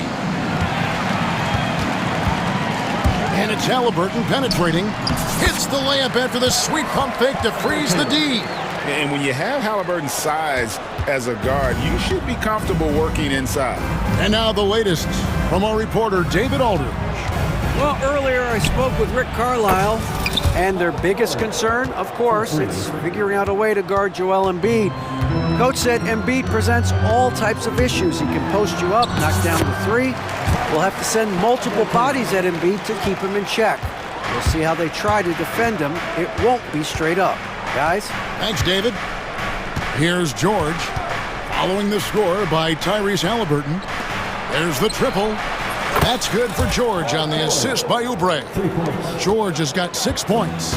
And George is a phenomenal catch-and-shoot player. Measuring the shot before receiving the pass, you can't guard that. It puts the D in a tough spot when you have a point guard who can throw it down. He really does, GA. He really does put pressure on him. Yeah, hard to strategize for a guy who can make a pass or a play like this right in your face. Here's Oubre, following the score by Tyrese Halliburton. Back to Oubre. The rebound by Turner.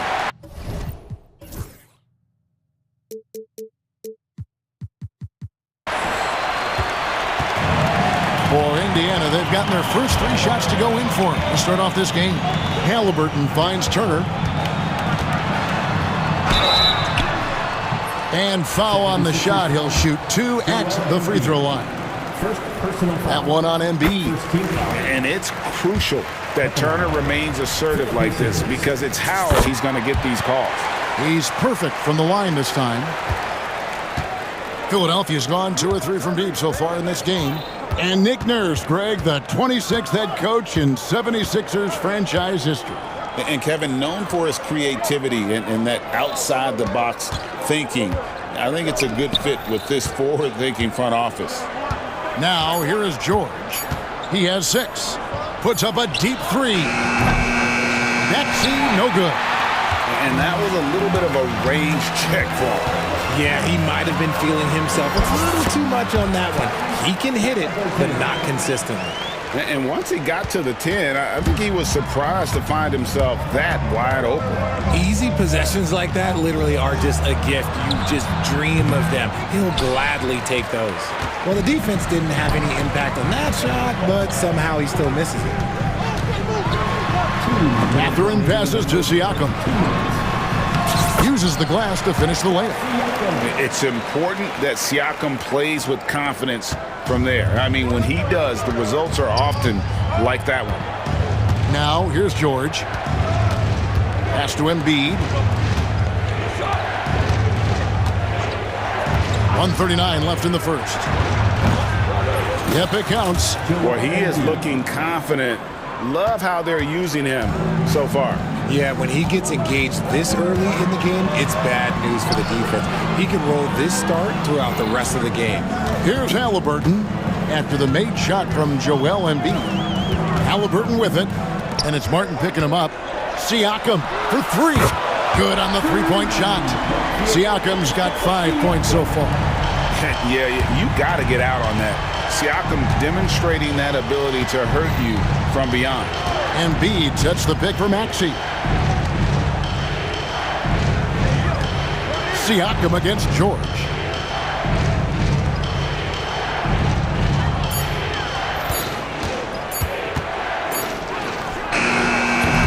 Off the left rim and out. And usually that's a bucket for him, but look, nobody's perfect in the mid-range. And those are 2 loud points. Siakam flushes it without much effort. 40 seconds left to play in the first quarter. And here's George for three. The rebound by Turner. Pacers leading by 7. And Walker kicks to Siakam with the drive. The shot, no good. The 76ers have gone 4 for 9 from the field to start this game off. Embiid wide open. The shot's good on the assist by George. He has 7. Well, this is a big part of Embiid's game. A very good three-point shooter. Halliburton deciding where to go with it.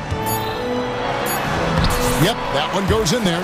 And guys, they continue to put a lot of pressure on the interior defenders with their work down low.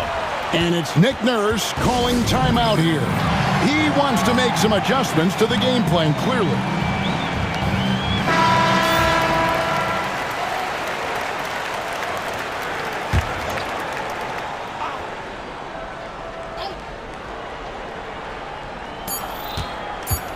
Here's George. Tyrese Halliburton has been on display for Indiana. He got it up.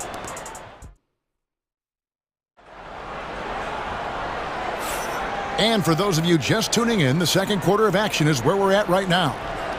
And a moment now to quickly take a look at the offensive approach for the Pacers. They've started the game the right way, penetrating the defense and attacking the rim. They're just not settling. You also have to admire how they've challenged the defense inside, getting a lot of points in the paint. So to begin the second quarter for the Philadelphia 76ers, Maxey out there with Paul George. Then it's Martin. Then there's Kelly Oubre. And it's Embiid in at the center. And let's head over to the sideline and catch up with David Aldridge. Kevin, the Sixers have their superstar in Joel Embiid, but Coach Nick Nurse says they have to maximize him in different ways. Nurse said unpredictability is the key. We have to relieve some of the pressure. Guys are overplaying and sending multiple players at him. We have to find easy baskets out of it. Kevin? Makes a lot of sense, David. Thank you. Unwilling to let up even for a moment. That's his killer instinct, just fanning the flame. Always plays hard until the final whistle, no matter what the situation is. Here's Mathurin. They lead by 11, the largest margin of the game.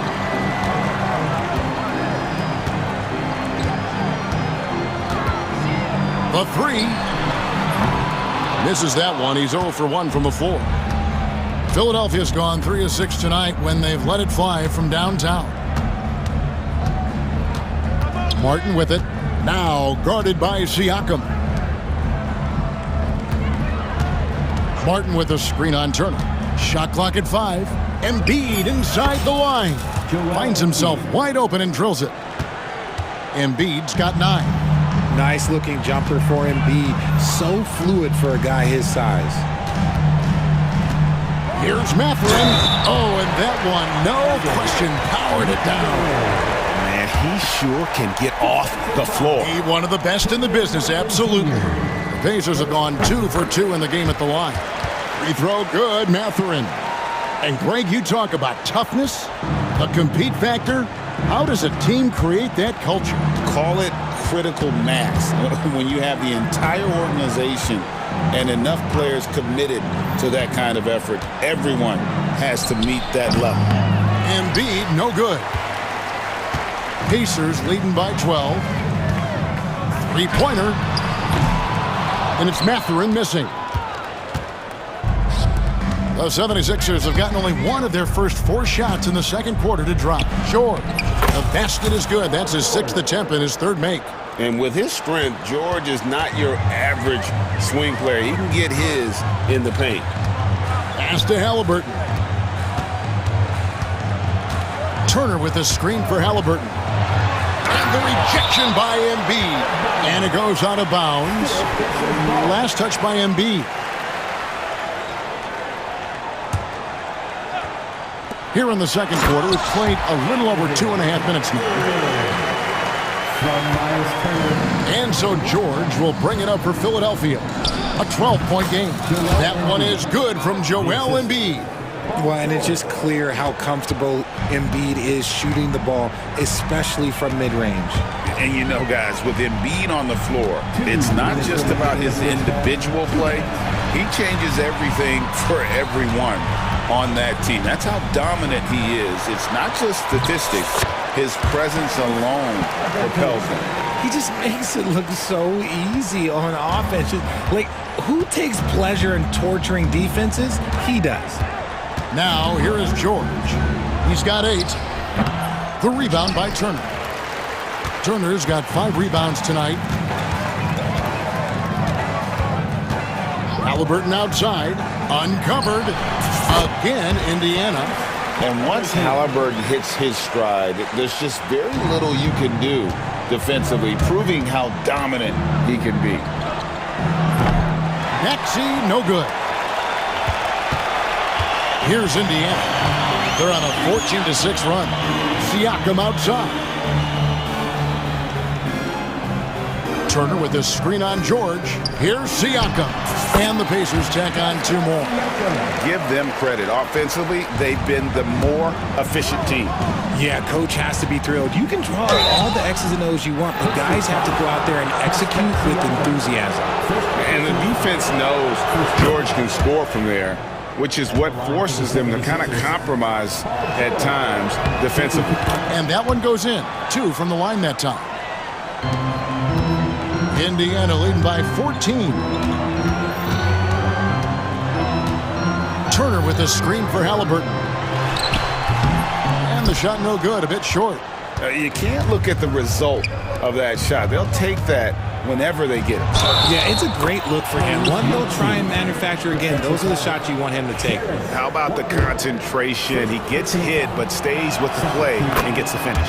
This team has handed a lot of responsibility to Tyrese Maxey, but Greg, he's lived up to it. And has grown very well into his role with the team. Shown that he can be a scorer all over the floor.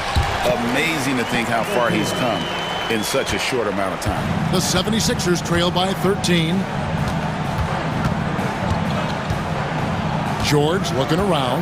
Embiid with a screen on Siakam. George way outside. And the rebound goes to the Pacers. At one point, they led by 16. Here's Halliburton. Takes it out to Siakam. Gets it off. And that would have counted, but his shot was off the mark this time. And so it's Indiana looking at a 13-point lead heading into the next quarter. Their strategy has been clear tonight. Work the ball inside, get shots in the paint, and now they are scoring with ease. Right back after this break.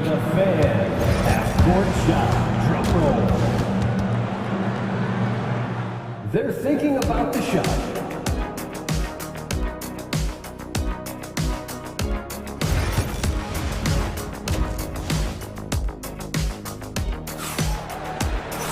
And with the second half upon us, we'll find out if this game becomes the route that it's threatening to be.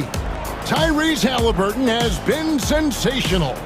No problems fighting his way to the rim in this one. A lot of points in close. And you love that mindset he has going at the rim. He hasn't settled for anything, and he's been the aggressor all game long. In the post, it's Toppin and Turner. T.J. McConnell is out there with Walker. And it's Neesmith in at the small forward position. So that's the group out there for Indiana. A capable scorer. Turner plays an integral role in what his team does offensively. And while we've got a moment, let's send it over to our terrific reporter, David Aldridge. David?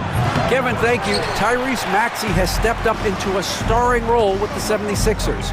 He says these guys have the ultimate confidence in me, all the way from the organization down to the players. So I can just go out there and be aggressive, play my game, even through mistakes. It's all part of extraordinary growth for the guard. Kevin? Yeah, thanks. He is rewarding their faith. And I love his statement on growth. He's always looking to expand. Now here's Gordon. Left side Lowry. Pacers with the rebound. Turner's got his 7th rebound of the game with that last one.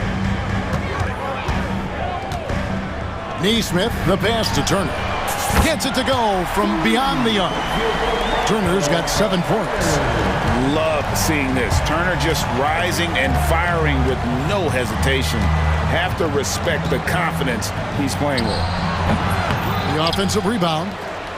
And Drummond kicks to Oubre. Launches a three. Buries the long-range jumper. Oubre's got himself going there. His first points of the game on the deep ball. And it's McConnell with the ball. He'll bring it up for the Pacers. Since the second half started, they've only given up 3 points. Driving inside. And he converts the layup. And the Pacers lead by 17.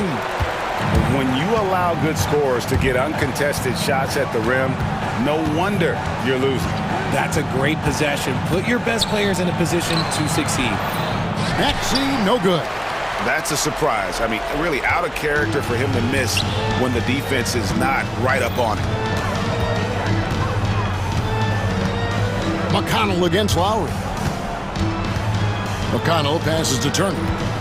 Jacks up a three. And again, it's the Pacers from deep. And the mid-range jumper's such an important shot for Turner. Rounds out his game and lets him do even more damage inside. Now, here's Maxey. A three-pointer off the mark. Indiana leading by 20. Clock keeps going. 3 minutes into the second half now. Here's McConnell. Off target from three-point range. Philadelphia's gone 1 of 2 from beyond the arc since coming out of the break. Lowry for three. Hits the three-point bomb. Lowry's got his first 3 points of the game. Can't let Lowry get comfortable from beyond the arc because he's more than capable of hurting you from there. Turner with the screen for McConnell. Outside Turner. Over Drummond. And Turner with the basket on the assist by McConnell. Turner's got 10 points now just in this quarter. McConnell against Lowry. Pass to Maxey.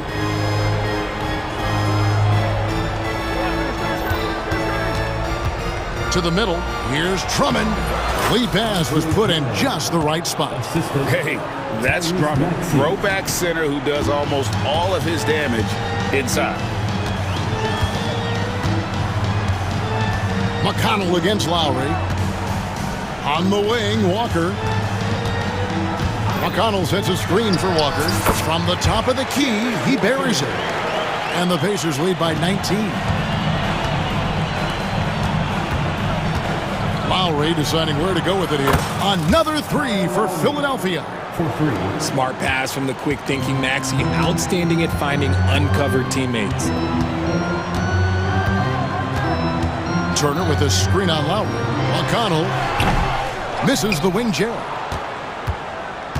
The 76ers trail by 16. An intentional foul committed, but for what purpose, Greg? I'm not sure. A scene of confusion right there. I can't imagine why he thought it was a good idea to foul there. Ryan is checked in for Indiana. And Philadelphia also making a switch. Yabusele, he's checked in for Kelly Oubre. 2 free throws coming up, and they call the shooting foul. I think of Andre Drummond as a big man's big man. He's a steadfast presence in the paint who really focuses on owning the backboard and attacking the rim. And he makes the first, but misses the second. Now, here is Halliburton. 18 points for him.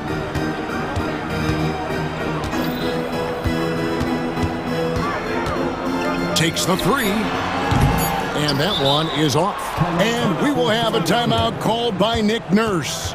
He's going to have a discussion here on the sideline.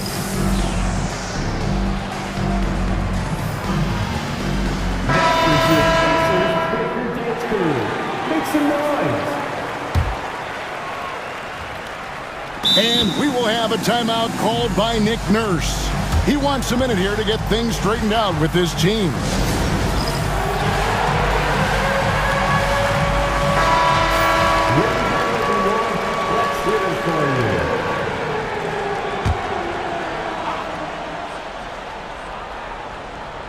Tries a three off the inbound. And so it's Indiana. Their lead at 15 going into the break. What a night they've had in terms of their shooting. Everything dropping in for them. We've got... And we reach the fourth quarter in a game that may be already out of hand.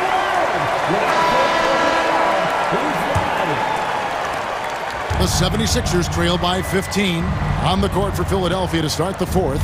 We've got Joel Embiid, Oubre out there with Martin. Then it's George, and it's Maxey in at the 2. Oubre, good. A legitimate sniper from distance. Love seeing Oubre Jr. shoot it with such precision.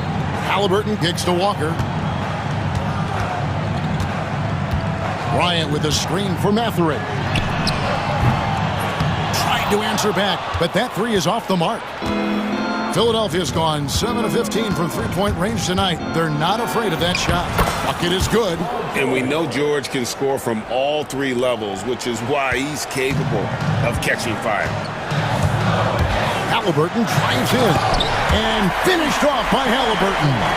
Just rubbing it in their faces with that one. He is never going to take his foot off the pedal. And that finish shows you how dangerous he can be as a passer and a finisher. Matherin for 3. And Embiid pulls it down. The 76ers trail by 12. George with the ball. Now guarded by Siakam. Outside, George. Here's Embiid. And the dunk by Embiid. Yeah, Embiid is getting everything he wants on the offensive side. He's playing some aggressive basketball right now. Here's Halliburton.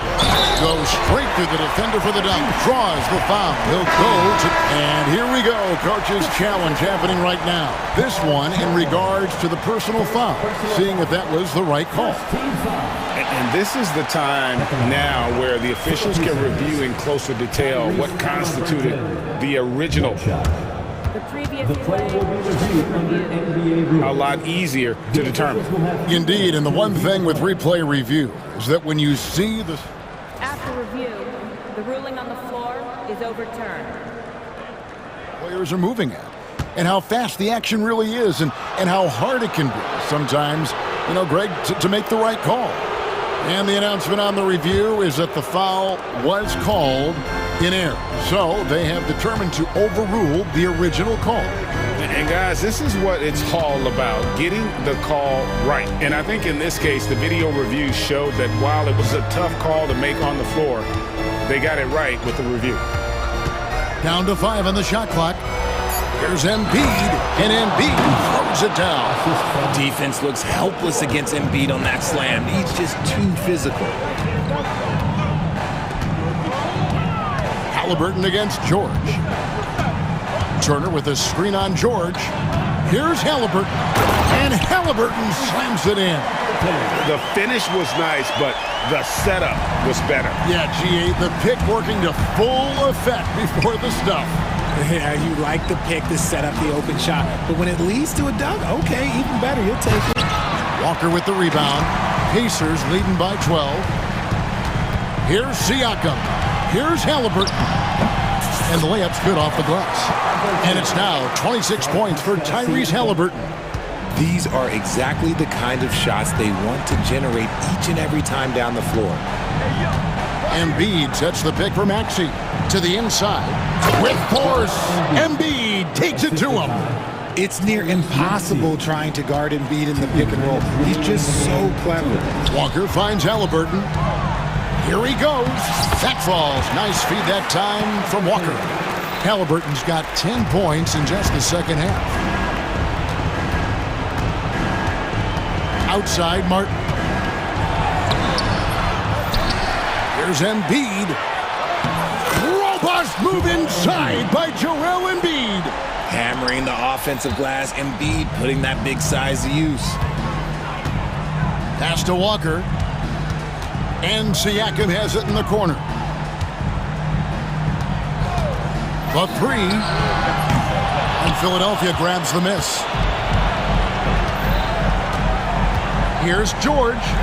And they call the foul, so a chance at the line for one more coming up. Solid play there from PG, absorbing the contact, but staying with that shot for the and one. And let's get your take, guys, on the scoring breakdown for the Pacers. I like how they've been attacking the lane. It's been beautiful. All game long, they've been successful penetrating and getting offensive production. And on top of that, they're getting a lot of points off assists. And it's always a good sign when your team is working as a cohesive unit. And here's Halliburton. He'll bring it up for Indiana. They led the game at 1 point by 20. Mathurin against Martin. Mathurin passes to Turner. Turner with a screen on George. Timeout called the Pacers. They're ahead by 9.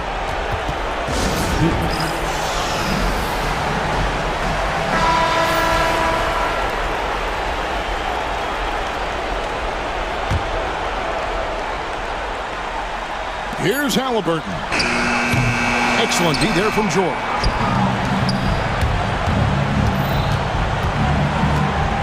Oubre sets the screen for George. Odd pass to Oubre. Out of bounds, Indiana takes possession. Those are the turnovers that have coaches pulling their hair out. Why do you think I'm bald? Guys, a good chance for them to slow it down. Yeah, they definitely should use some clock here. 3-second difference between shot clock and game clock. Turner with a screen on George. Halliburton kicks to Turner. Pulls up on the wing.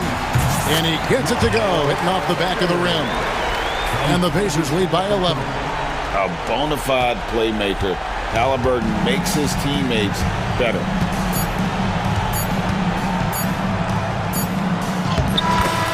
So it's Indiana picking up the win. Some good competition, but the hometown advantage and their ability to stay focused, I think, made the difference. Yeah, and the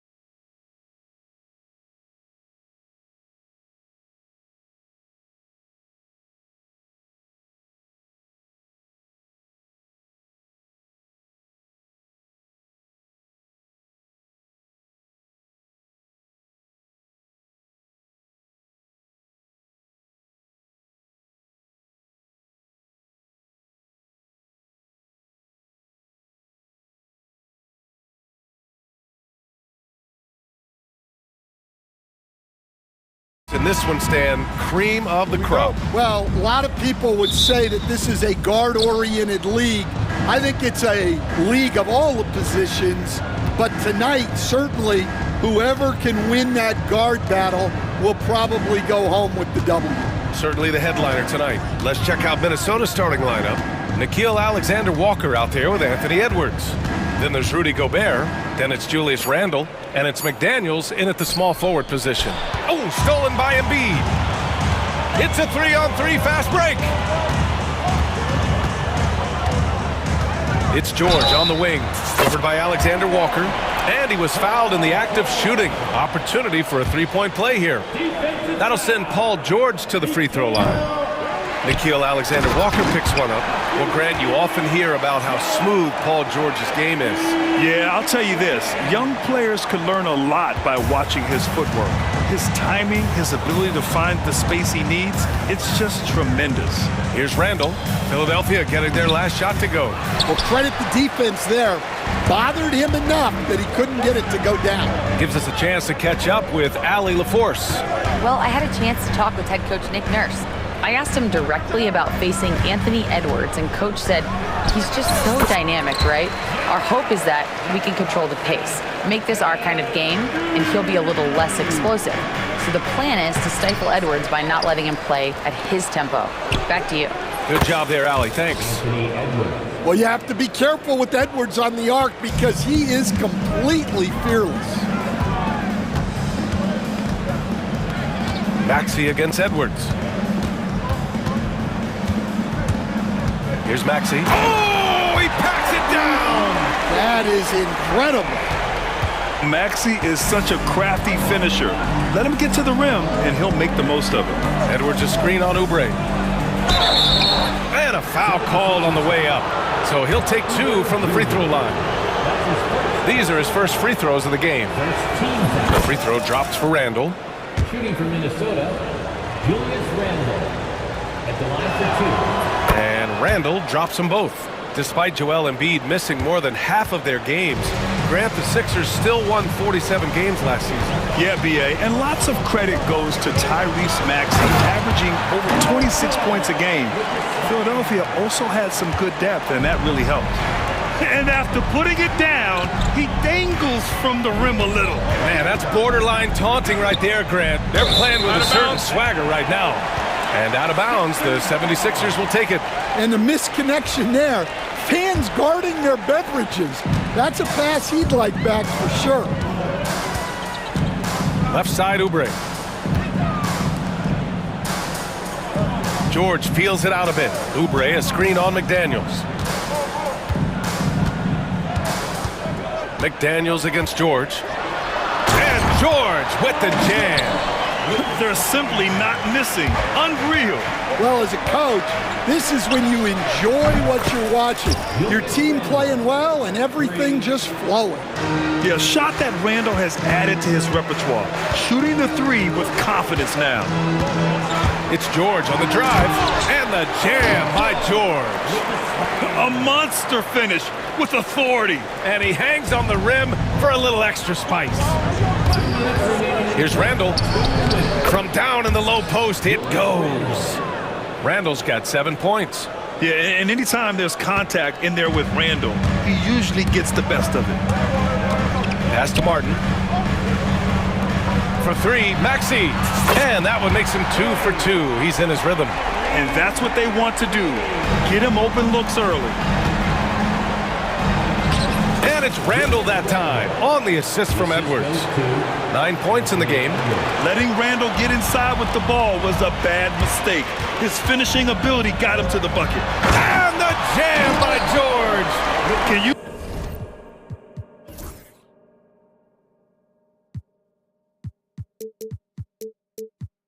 say immediate entry into the highlight reel? Woo, what a tough BA. It's showtime now, man. They've built up a lead, and they're starting to rub it in. Outside for Randle. McDaniels, a screen on Oubre. Here's Randle. Again, the Timberwolves score. Yeah, excellent work in pick and roll. Now, Randle looking crafty at creating for himself there. George against McDaniels. George passes to Embiid, and then Embiid with the dunk. And taking a look at this first half, they've just shown better shot selection. Yeah, they've done a better job executing offensively, moving the ball and creating high percentage looks. Now here's Gobert. He's scoreless. Clock at 6. For 3, Randall. And Joel Embiid pulls it down. The Sixers lead by 8. It's Martin on the wing. McDaniels covering. George against Edwards. George passes to Embiid. Takes a 3. Unable to get that one. Paul George, he's feeling it tonight. He's been the driving force for the Philadelphia 76ers. 11 points in the court.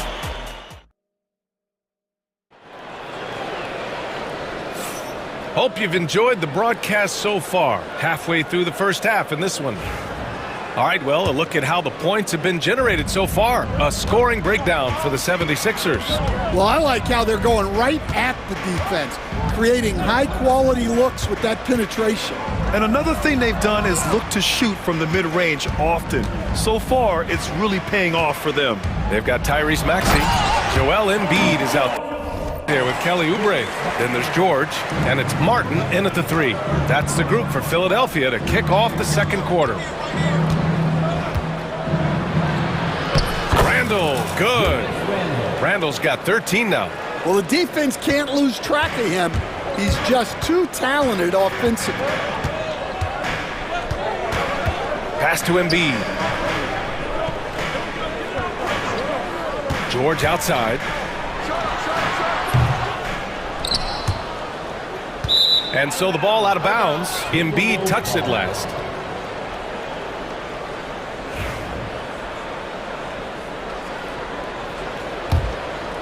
Here's Edwards.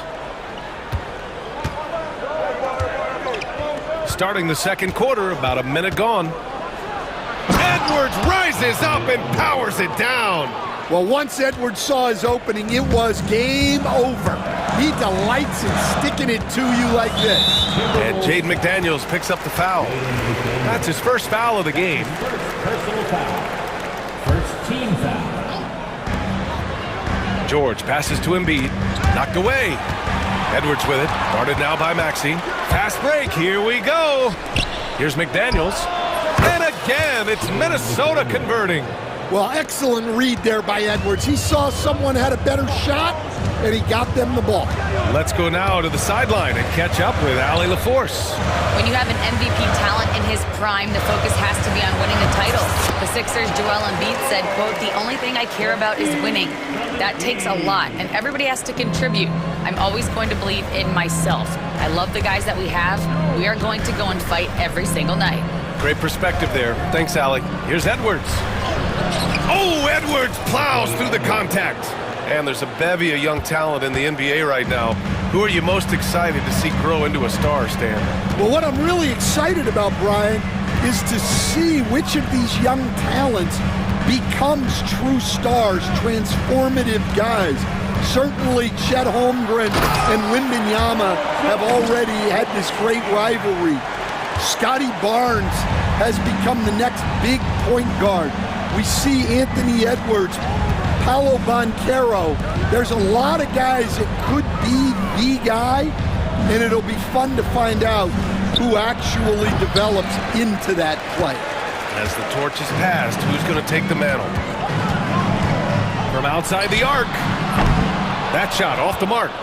That's exactly how you have to defend him on the perimeter. Can't allow any space. Edwards. Paul George pulls it in. Well, I know he can finish at the rim, but the defense did just enough to force the miss. 2 minutes remaining in the first half. Driving in. And George with the jam. Gotta like the momentum on George's drive, cutting into the defense and clearing himself a path. 1:46 left in the first half. Edwards looking it over. McDaniels a screen. Edwards, the pass to Reed. Shot clock at 6. Here's Randall. Out of bounds. It'll be Philadelphia's ball.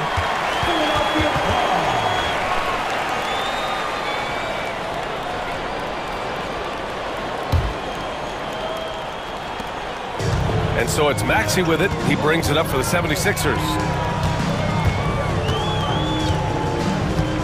Closing in on 4 minutes played here in the second quarter. Boom! He jammed it straight down. Such an explosive athlete. Maxey saw his chance and took it right to the rim. Talking about Tyrese Maxey, Grant, here's a guy who's improved every year. Yeah, B.A. I mean, from averaging 8 as a rookie to 26 points during his breakout 4th year, Maxey has added to his game every offseason and turned himself into an elite scorer. Embiid passes to George. Nice move, and George with the jam. And at the offensive end, George persistent and consistent. There's 47 seconds left in the first half.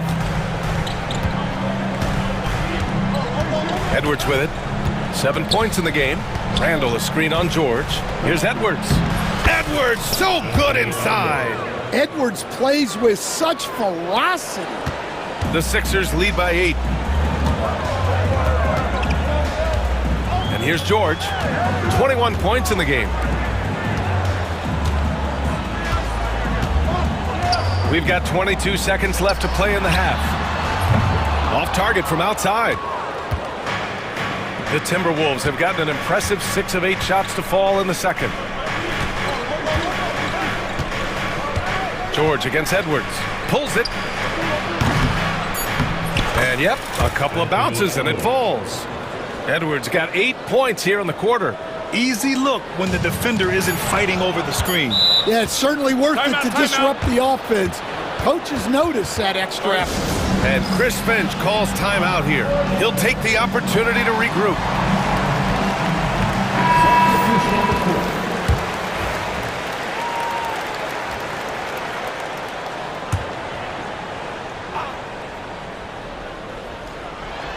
Off the inbound pass. Oh, he got it up in time, but it wouldn't fall for him. And so it's Philadelphia leading by 6 as we wrap up the quarter. Just pounding the painted area. That's helped them build an advantage. Well, now we have some time to check in with Allie LaForce. Allie. Joel, some fireworks early. What's going to be critical to... Thank you, Allie. Good stuff. We will be right back after this break for the beginning of the third quarter. Please direct your attention to center court and get ready for the fan half-court shot. Drum roll. They're measuring up that shot.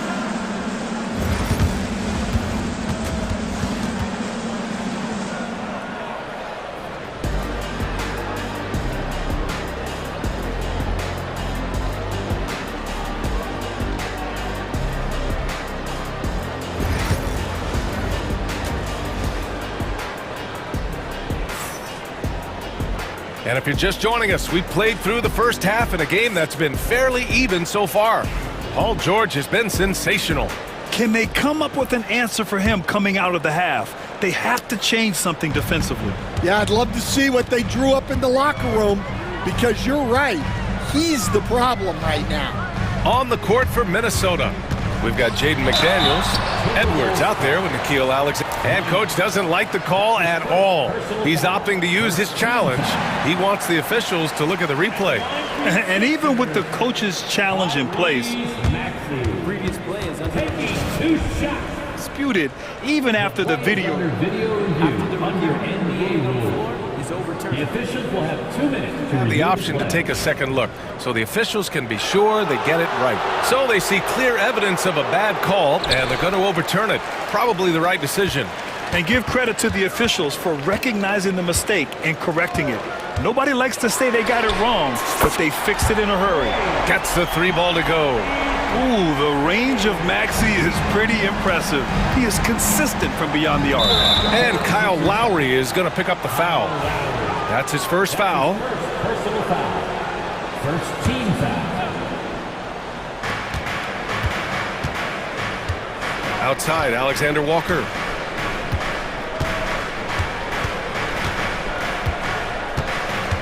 It's stolen by Maxey. Well, that's just a great feel for where the ball was going. He got himself in the right place and made the steal. Yeah, just an outstanding find by Maxey. More than willing to give it up to open teammates. All right, let's check in with Allie LaForce. You gotta love Tyrese Maxey's approach to the game. He said, quote, "I really have a simple life. I have this joy about playing basketball. I like putting in the work, so I'm extremely focused, extremely competitive, and I'm out here having the time of my life. I get to do what I love every single day, and it's a blessing," unquote. Brian, he's such a positive guy. Yeah, he really is. Thanks for that, Allie. Here's Lowry. And he makes it. And the 76ers lead by 12. You gotta love the fearless attitude of Lowry. Nice job getting inside and executing. Stan, you started as an assistant in the NBA back in 1995. Now, all of these years later, for a coach, what's been the biggest change, you think? Well, I think the biggest change, Brian, has been that we don't practice as much. There's much less time spent on the court with your team. It's more done in terms of film and individual work and not 5-on-5 type practice like it was back in 1995. You mean to say we're talking about practice? That's exactly right. Come on. I mean, what can you do defensively? Embiid is pretty much impossible to guard when his jumper is on. And Chris Finch has called timeout. We might see him looking to make some tweaks to the strategy here.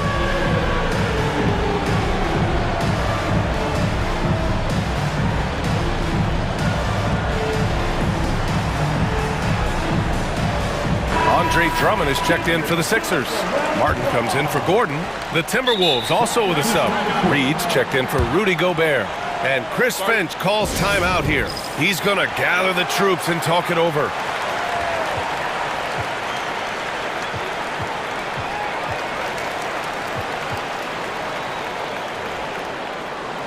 And Minnesota with some changes. Gobert's checked in for Reed. And it's Ingles in for McDaniels. Edwards against Lowry. Down low. Oh, the tower with the power move. You're best to get out of Gobert's way. You don't want to be on the wrong end of that tug. Here's Maxey. And he throws it down with one hand. Oh, excellent way to pad the lead. Yeah, especially when it's your one throwing it down like that. It shows you're able to attack the rim from any position. Here's Martin, and he takes that one up and powers it through. And they're refusing to take a break, even with a nice lead. They just continue to attack. You have to love it. Yeah, to put together this kind of performance at both ends of the floor on the road, it's impressive. And the basket by Edwards. Well, when Edwards gets this hot, all an opponent can hope to do is limit the damage. Drummond, the screen on Edwards. Pass to Drummond. Martin with the ball. Lowry outside. 6 on the shot clock. It's rebounded by Minnesota. Defensive Player of the Year 4 times over, Stan. Rudy Gobert tied for the record. Yeah, Brian, alongside Dikembe Mutombo and Ben Wallace, and Gobert's capable of getting another one too, assuming his countryman Victor Wembanyama doesn't start taking the reins. Maxey finds Drummond. The kick out to Maxey. And timeout is called by Nick Nurse. I think right now he must be looking at some adjustments.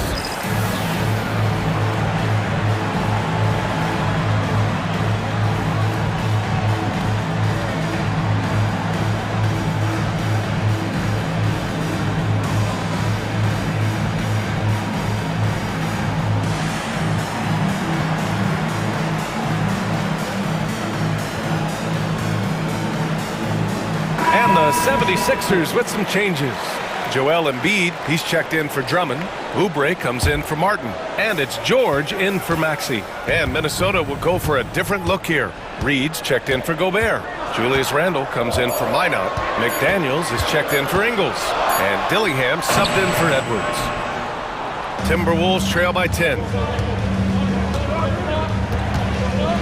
Pass to Reed.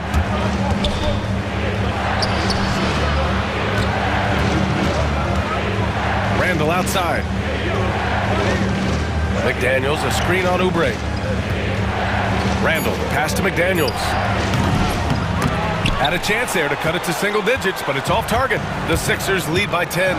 Martin with the ball, now guarded by McDaniels. McDaniels against Martin. And he was fouled while in the act of shooting, so he'll take 2 free throws. It's going to be on Naz Reid. I don't mind that. I mean, they met him at the rim and temporarily prevented the points. Both shots good from the strike.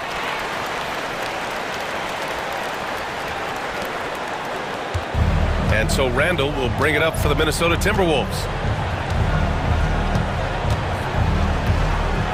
There's 47 seconds left in the third quarter. And it's Randall with the jam. Wow, Julius Randle. We could feel the floor shaking on that one. Inside, here's Embiid. And Embiid throws it down. That's just a great pass. Excellent vision to see the open spot in the defense and lead him to the score. To the middle. Here's Embiid. And Embiid with the slam. Woo, that was big time. I mean, a dunk contest finish from Embiid. This guy can fly. The Sixers lead by 14.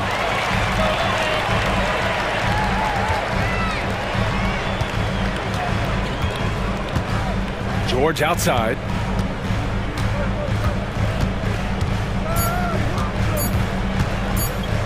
Over Dillingham. Whoa! He just got it off in time. That was close.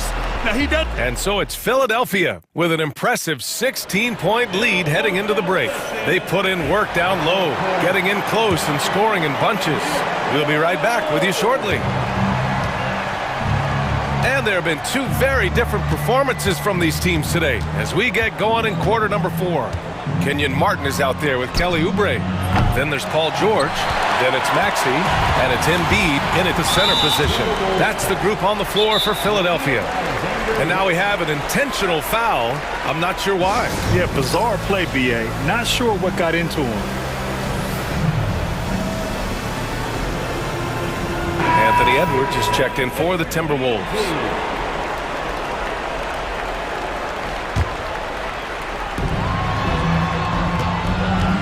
Maxey surveys. Up top, Oubre. Now here's Maxey. Shot clock at 5. Late clock, the Sixers need to put one up here. Embiid can't hit. Well, that one should be in his wheelhouse, but just off the mark. Here's Randall. Pass to McDaniels.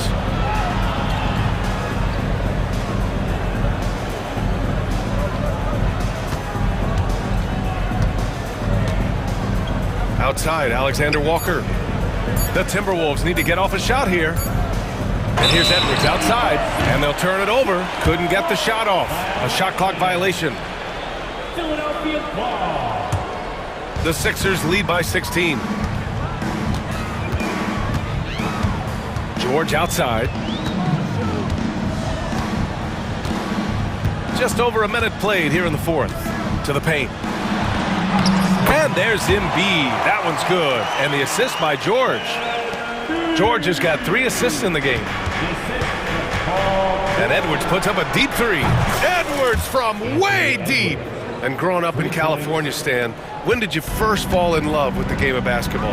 Well, Brian, my dad coached for a long time, and I just remember going to his practices and going to his games. I can't remember a time where I didn't love the game. Sturdy play from George in the paint, getting by the contact and to his finish. And count the basket. He was fouled, and he's going to the line for one more. And let's take a moment here to get your take, guys, on the scoring so far for the 76ers. Well, they've clearly been focused on getting the ball inside. And up to this point, the defense has not had an answer. Yeah, another thing, this offense came in aggressive, driving into the lane, forcing the defense to try to adjust. So far, the defense hasn't had enough of an answer. Edwards for three. Rebound by Philadelphia. Embiid's got 4 rebounds now.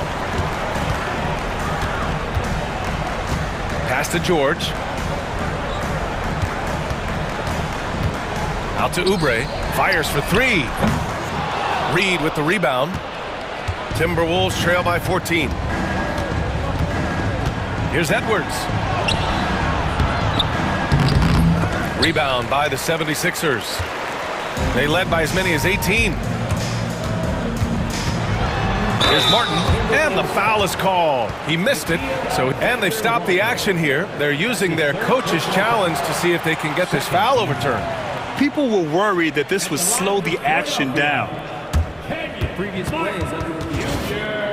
Smart to adopt this challenge policy in 2019. You know, one thing this does for a coach is let his players know he's got their back. Review to the play. The ruling on the floor is confirmed. And they've made their decision. The call will stand. And as much as it hurts to lose a challenge, I think Coach would challenge that call again if he could. He really disagreed with the foul, and he's still peeved. And from the sideline, let's catch up with Allie. I was able to listen in on what Chris Finch was going over with his team. Coach wanted his guys to ignore the scoreboard. He said, don't even look at the numbers. Just take it possession by possession, make every chance count, and we'll see where we stand at the end of this game.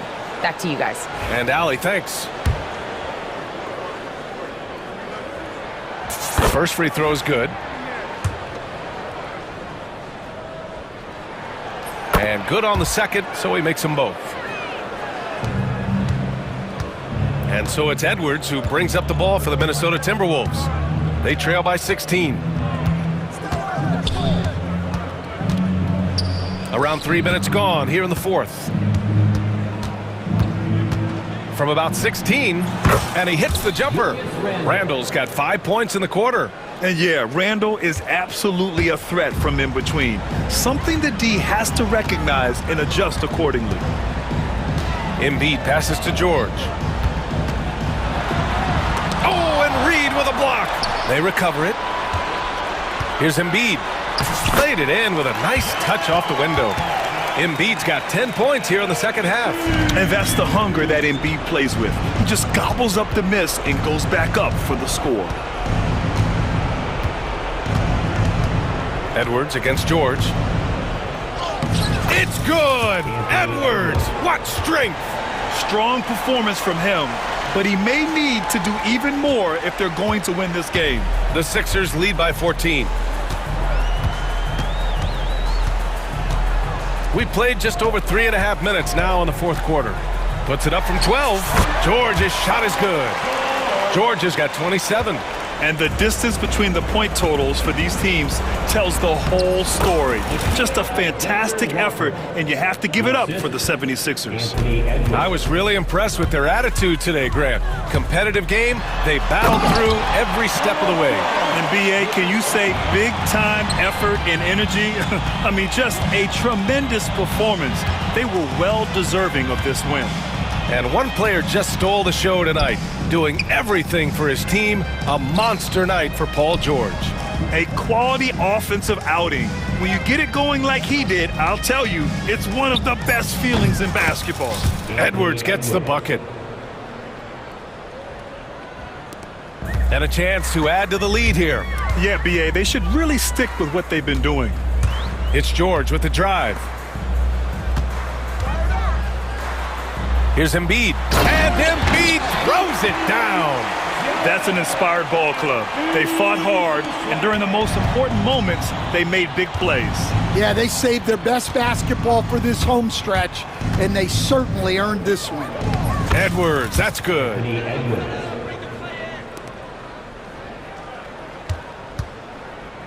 Now the 76ers with it. Now George.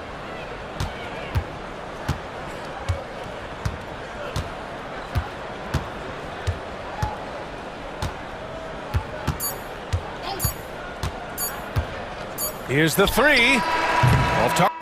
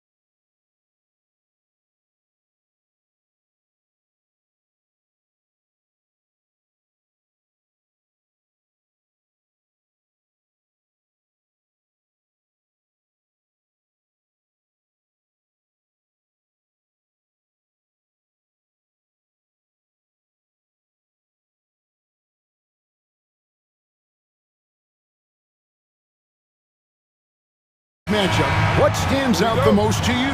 Well, the amount of stars that both of these teams have accumulated, that gets me pretty excited. And these are the type of games that for fans, they love to see the star power shine. And you never know, that expected greatness could be on display for us here tonight. And the starting lineup for the Timberwolves. Nickeil Alexander-Walker out there with Edwards. Then it's Julius Randle. Then it's Naz Reid. And it's McDaniels in at the 3 spot. And so it's the Minnesota Timberwolves getting the first points of the ball game. And here's Leonard from 3. It's good from long range. Well, Kawhi, so consistent with his approach, affects every phase of every minute that he plays. A nice shot by McDaniels. Just setting the tone with an aggressive move to the rack. And where's the help defensively? Yeah, APB sent out to try to find out where the defense is. Inexcusable. Now here's Leonard. That's his second shot and his second basket. He's 2 for 2. And that's usually a solid strategy. Get the ball into Leonard's capable, large hands and let him go to work. Greg, looking back to last season, the Clippers had one red-hot stretch.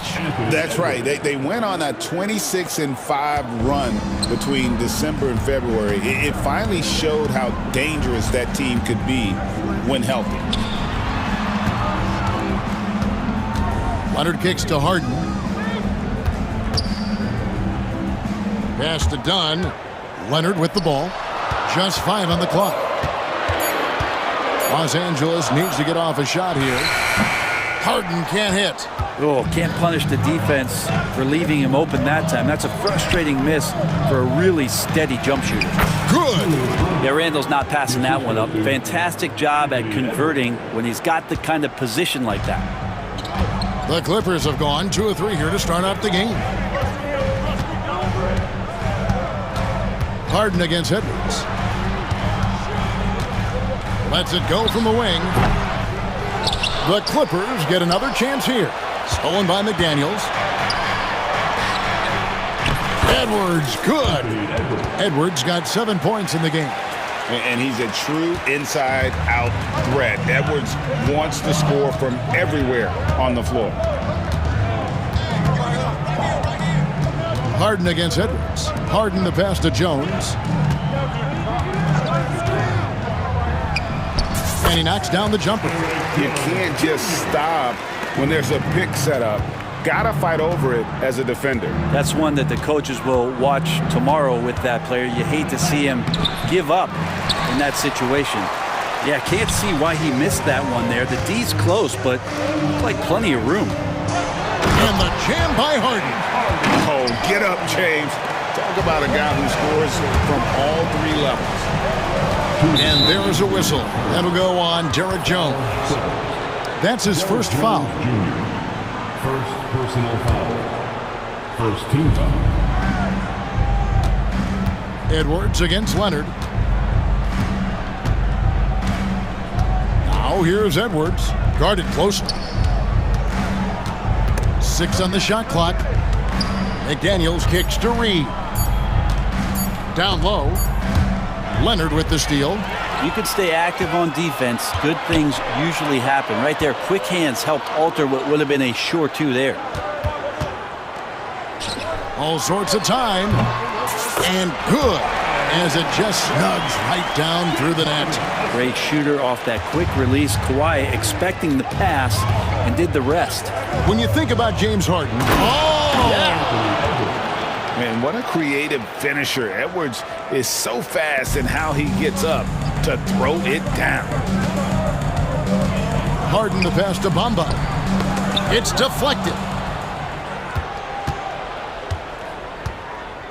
55 seconds left to play in the first quarter. And Edwards slams it in. Flying high, Anthony Edwards, ladies and gents, cleared for takeoff.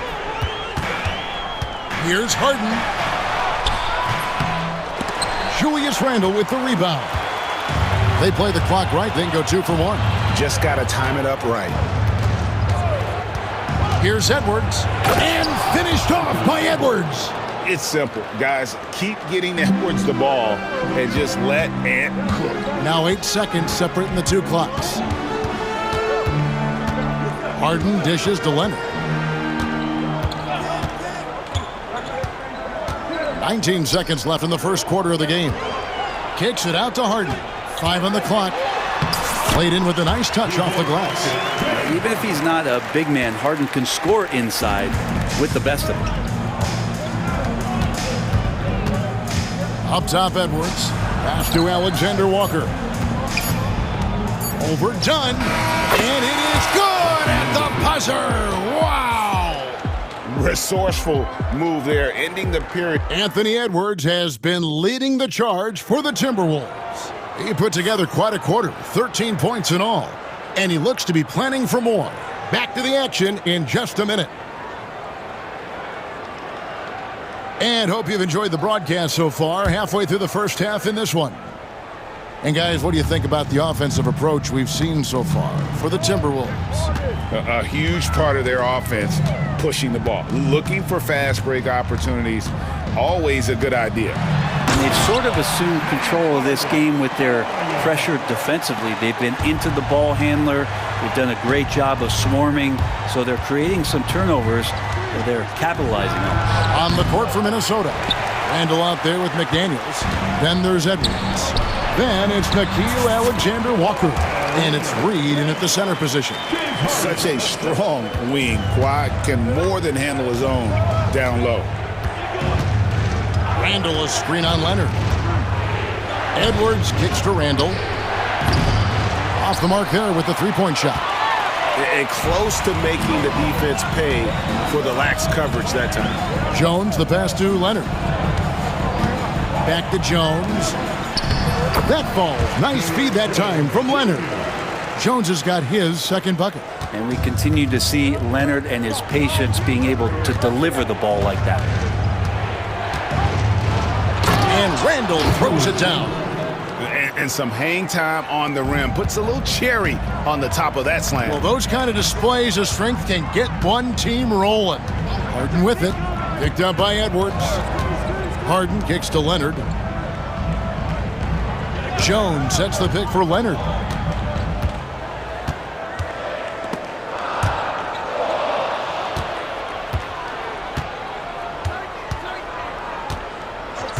Leonard against Edwards. Bursting off the floor. Edwards hammers it down. Gotta take care of the ball. They'll punish you if you're that careless. That's right, and that's severe punishment right there. And how about the sequence in its entirety? Momentum swing, and you love the effort here. And Leonard gets it to go. Leonard can do this. He can just take over a game offensively. Edwards looking it over. And Frank, you hear some players now having their shooting motion analyzed with optical recognition. More data for the shot doctors. Well, Kevin, information is one thing, but disseminating that information and being able to communicate that to a player is really where the rubber meets the road. How are you going to help him grow with that kind of analysis? Minnesota in the lead.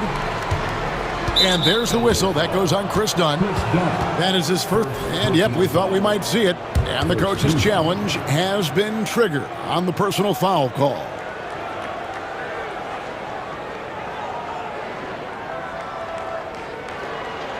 The play will be reviewed under NBA rules.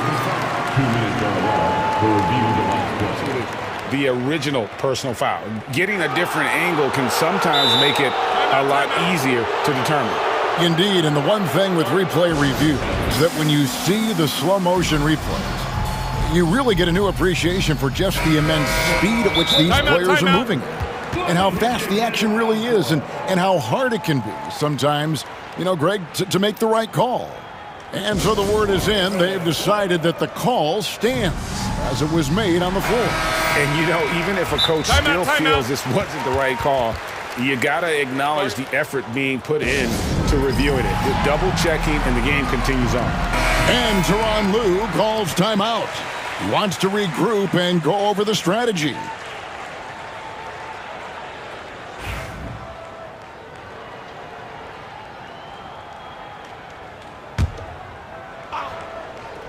Second quarter of play with almost 3 minutes gone. Shots good by Alexander Walker. And they've got to talk to each other on D there. Miscommunication and now he's able to make them pay.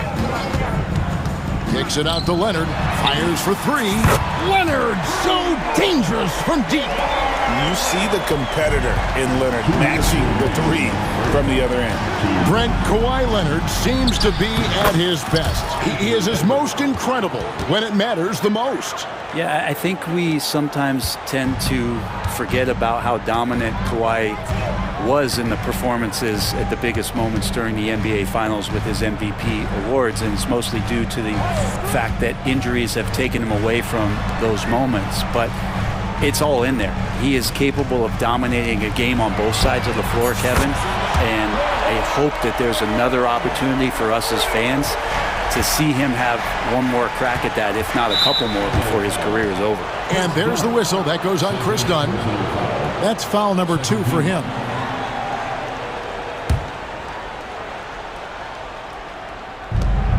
.121 left to play in the first half. And Edwards with the stuff. Oh, and he went for the two-hander on the slam, using some muscle. Some urgency from him there, sure. Harden looking it over. Outside, Jones.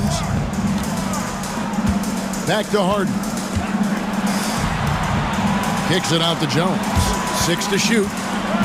Here's Leonard. Good, Kawhi working near the hoop. Textbook bounce pass there, perfectly timed. Edwards against Leonard. Over to the left wing. Now, here's McDaniels. Defense is right there. Randall. And it's James Harden with the rebound. And so it's Harden bringing it up for the Los Angeles Clippers. And there's the call on Nickeil Alexander-Walker. That is his first foul of the game. Personal foul. First team foul.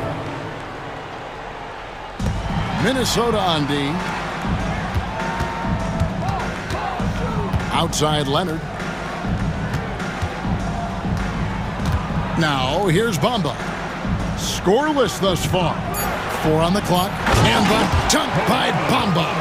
And that's 7'9" wingspan on full display there. Bamba swooping in with authority. Pass to Alexander-Walker. Going inside. What a terrific move that was. Alexander-Walker's got the game tied up here for Minnesota. And so Chris Finch calls for the timeout. He's made the decision. He wants to huddle up with his guys. You see yourself on the screen.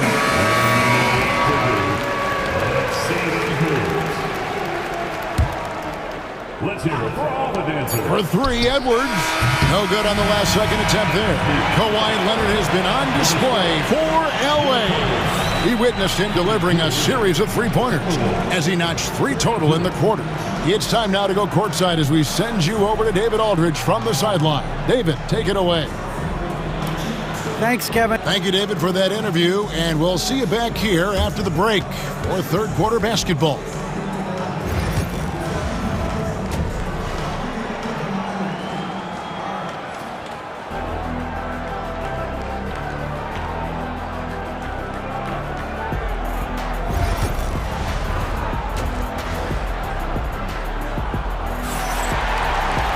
And as we get into this third quarter, as we've seen so far, neither team able to create much separation on the scoreboard yet. Kawhi Leonard really has his fingerprints all over this one. And the bulk of his damage so far has come from the perimeter. A lot of threes early on. Yeah, he keeps tracking down those spots behind the three-point line and finding some open opportunities. Los Angeles has gotten off 4 shots from three-point range tonight and buried every one of them. We've got Chris Dunn. Kawhi Leonard is out there with Bamba. Then it's Harden, and it's Jones in at the small forward position. That's the group starting the second half for Tyronn Lue. Edwards, a screen on Dunn. And there's the slam dunk to finish it off. And credit the screen for giving him the space he needed to get to the rim. For sure, GA allows him to come in with the sledgehammer. Yeah, why settle for the layup when you can attack the rim and rise up like that? Leonard, the pass to Jones. It's stolen by Randall. McDaniels with the ball. Bamba picks him up. Randall surveying the D. And Randall throws it down. Randall with a great effort there, up and athletic and at the rim. Here in this third quarter, just over a minute play. Harden, and the jam by Harden. Big hops from the backcourt. Oh, absolutely. And maybe just what they need to get this game, GA, going in their direction. Defense has got to be better. Flat out effort was not there. And showing he can make plays for others. Edwards moving it with conviction. He's getting his first free throw attempt of the game here. For the Timberwolves, Julius Randle. One shot. That free throw good from Randall. Clippers trail by 5. Harden kicks to Leonard. Just over a minute and a half played here in the third. Jones, no luck. Timberwolves have gone 3 of 3 from the field since halftime. Edwards, and Edwards slams it in. And Julius trying to find ways where he can be more effective as a playmaker. Bamba sets a screen, and looks like the illegal pick was set. Yep, that's right. That'll get their attention. When a pick like that is questionable and creates that much of an advantage for the offense, you have to blow the whistle. Yeah, a quick little lean like that is going to get the ref's attention. Foul called. Edwards with it. He's got 21. McDaniels, a screen on Leonard. Pass to McDaniels. Randall against Jones. Just 5 to shoot. It's Randall with the drive, and they pick up 2. Randall's got the lead up to 9 now for Minnesota. It just doesn't take many steps for Julius Randle to get up to speed and be able to go downhill like that. It's Jones on the wing. And again, no good by the Clippers. And the Timberwolves with possession. They're on an 11-2 run. McDaniels gets a wide open look. Drops in the tray. McDaniels got 5. And everything is dropping for them. Terrific second half run. Well, with the confidence growing, that's one thing, but they seem to be getting more intense, and that's helping the quality of their play here. Pass to Leonard. 2 minutes. Floats one up. Julius Randle with the rebound. And they just can't find a way to end this thing. Nothing falling right now. Frustration seems to be mounting here, and you can see not just in their faces, but right now in their quick and hurried shot selection. Dillingham's checked in for the Timberwolves. Robert Dillingham. Randle a screen on done.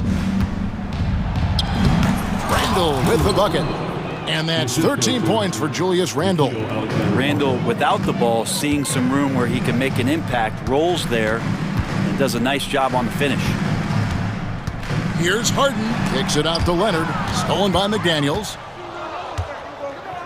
Here's Randle driving to the basket. Fouled on the shot and picks up 2 points. So 1 free throw coming up.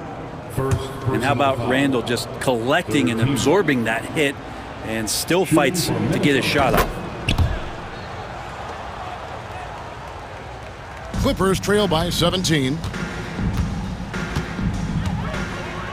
Harden outside to the paint. Here's Bamba. Reed with the block. They retain possession. And it's Leonard missing. A lot of defenders choose to just back up off of him when he's in that tight, try to avoid the and one, and this time they're not backing off. Well, part of their game plan was to block out the noise and just stay focused. Always a good sign of maturity and steps forward when you can take this kind of effort, focus, and concentration on the road to get a win. And guys, let's get your take on the scoring breakdown for the Timberwolves. They're still slashing and attacking the rim, and the defense yet to make the adjustment and keep the ball in front. And you want to talk about ball distribution. They've been dominating that aspect of the game. I think there's a bunch of bankers out there. They're dropping dime after dime. Harden against Randle. Good for the basket. Number 9. He's only missed 2 shots from the floor all night. Well-rounded effort, and they show no signs of letting up. Coaching staff probably most proud of the effort of this team on both ends of the floor here tonight. Leonard finds Dunn. That's good, and it's Leonard with the assist. Leonard's got 3 assists now in this one. Timberwolves leading by 17. Randall right side. Pass to Dillingham. Now Randall, 20 points for him. Shoots over Leonard. Beats the shot clock, but can't get it to fall. Well, maybe not the best shot against that kind of defense, but he still has the ability to knock that kind of shot down. And Tyronn Lue calls timeout. This will give him a chance to discuss some potential alterations.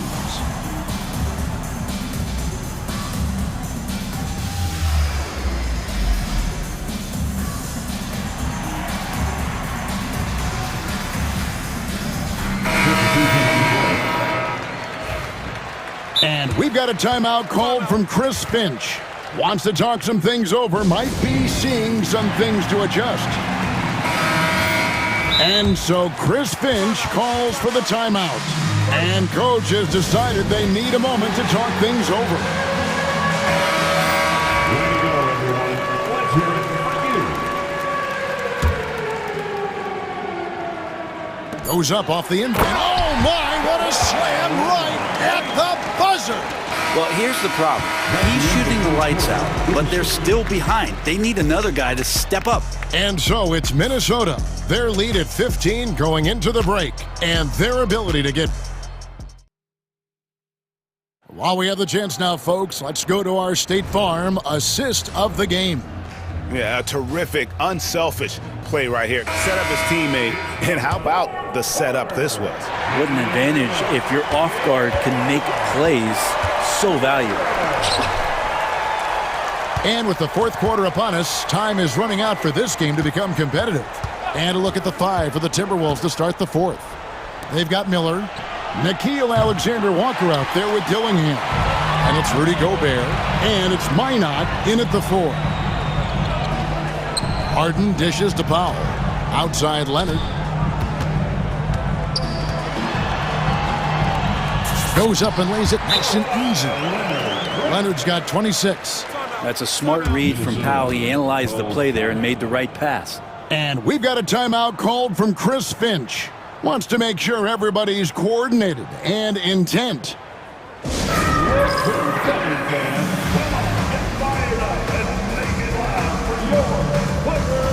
Ahmed Bamba, he's checked in for the Clippers. Derek Jones comes in for Bones Highland. And with an update from the sidelines, let's check in with David Aldridge. Hey guys, here's what Chris Finch went over with his guys during the break. Now he kept it simple in the huddle. He said, play smart. If we don't beat ourselves, we walk away with the win. Keep it simple, and we got this. Back to you guys. Thank you, David. Clippers trail by 13. 1 minute now into this fourth quarter. Kicks it out to Jones. Back to Leonard.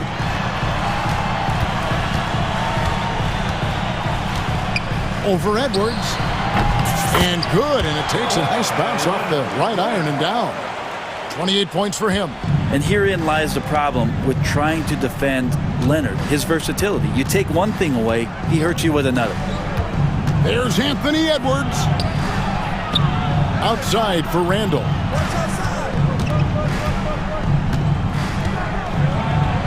And Randall throws it down. Well, Randall is looking like tonight he's capable of taking on the whole offensive load. Here's Harden on the wing. Edwards defending. Dunn passes to Harden. Kicks it out to Jones. Pass to Leonard. Shoots over McDaniel. And it's Leonard missing. Minnesota leading by 13. Three-pointer. Good on the triple. Well, Randall, when he has the ball in his hands, aware that there might be an open teammate, that time he found him. Harden against Edwards. Harden dishes to Leonard. Now here's Jones. Pass to Harden. Now Leonard. Back to Harden. Over Randall.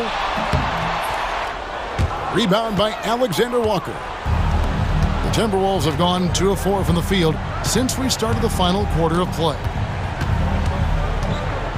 Randall, a screen on Leonard. Edwards finds Randall. Over Jones. Randall no good. Clippers trail by 16. Harden outside. Pass to Dunn. Back to Harden. Kicks it out to Leonard. Minnesota with the rebound. Earlier in the game, they had a 19-point lead. Edwards with it. Bamba picks him up. Edwards, good. Edwards got 23 points. They're in total command of this game with time starting to run out. Yeah, looking for a miracle worker out there is the opposing coaching staff. I don't know that they have one. This game seems to be well in hand. This can make it so much easier for your teammate when you throw that lead pass that gets to him right on the money, whether that's on the run or in the shooting pocket. Leonard against Edwards. Randall, a screen on Harden. McDaniels kicks to Reed. Here's Randall, and again it's Minnesota. And tonight's battle is going to end with a very clear winner, leaving nothing to chance. Impressive win for Minnesota. Their superior ball handling, 1 of 4. And fewer turnovers equals greater scoring opportunities. Any coach will tell you that. If you take care of the ball every possession, and this is a perfect example of what happens when you do. And you know, when you look at the huge impact he had, just a monster game for Anthony Edwards. It felt like there was more than one of him out there tonight. He was involved on every possession, and he made his presence felt in so many ways. Jones, the pass to Dunn. And an intentional foul right there. Really no idea why you're fouling in a situation like that. You know, maybe there's some bad blood between those two. Here's Harden. We've got 28 seconds left in the fourth quarter. Down to 5 on the shot clock. Jones sets the pick for Harden. Los Angeles calls timeout. They're trailing by 16. What do you think, guys? Trying to keep hope alive, but I don't see them making a comeback. Yeah, this is the classic too little, too late. The effort coming and not enough time for them to get back in it. And now we present our New Balance player of the game, Anthony Edwards. And he's just been crushing it from the field tonight, Kevin. Whether it's been on open looks or with the guy draped all over him, he just hadn't missed much. With his percentage in the sky-high range, they've had no choice but to make him their #1 option on every trip. He silenced this crowd with an unreal display. His ability to drown out the noise and the hostility of an opposing crowd is pretty special.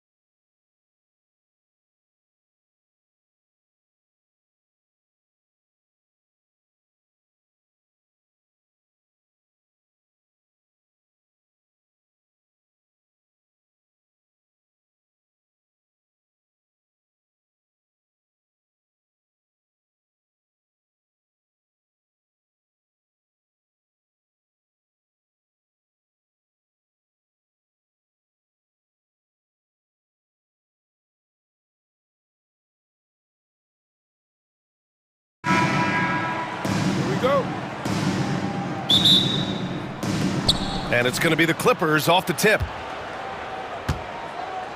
And now the Los Angeles starters. Mo Bamba out there with Kawhi Leonard. Then there's Derek Jones. Then there's Chris Dunn. And it's Harden in at point guard. And he comes up with a bucket. Good position that time around the bucket, and when Bamba does that, he's hard to stop.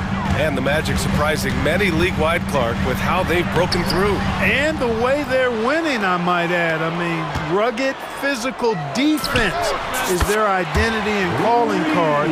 Not necessarily what you expect to see from a young team, B.A. Now here's Harden. Pass to Leonard. Back to Harden. Takes the three. Hits the trifecta. They knew this was coming. Harden can't just let that last three go. Way too competitive for that. Banchero outside. Here in the first, a little over a minute played so far. Here's Wagner. And he throws it down. What a terrific lead pass. Man, what a pass that was there. He really, really relishes making the game easier for his teammates. Leonard against Isaac. Outside Jones. Pass to Harden. 6 to shoot. Leonard on the wing. Shoots from the baseline. It's hauled in by Isaac. Boy, he's got to be kicking himself for failing to make that shot. That's money. Harden against Suggs. And down it goes. Jam that one home. Suggs showing you some major bounce right there. He went way upstairs on that one. Dunn outside. Bamba finds Leonard. Back to Bamba, and stolen by Banchero. For the finish, throws it down, and the official calls a foul. It may be a three-point play. It goes on Chris Dunn. You know, Clark, something Kentavious Caldwell-Pope brings, that championship experience.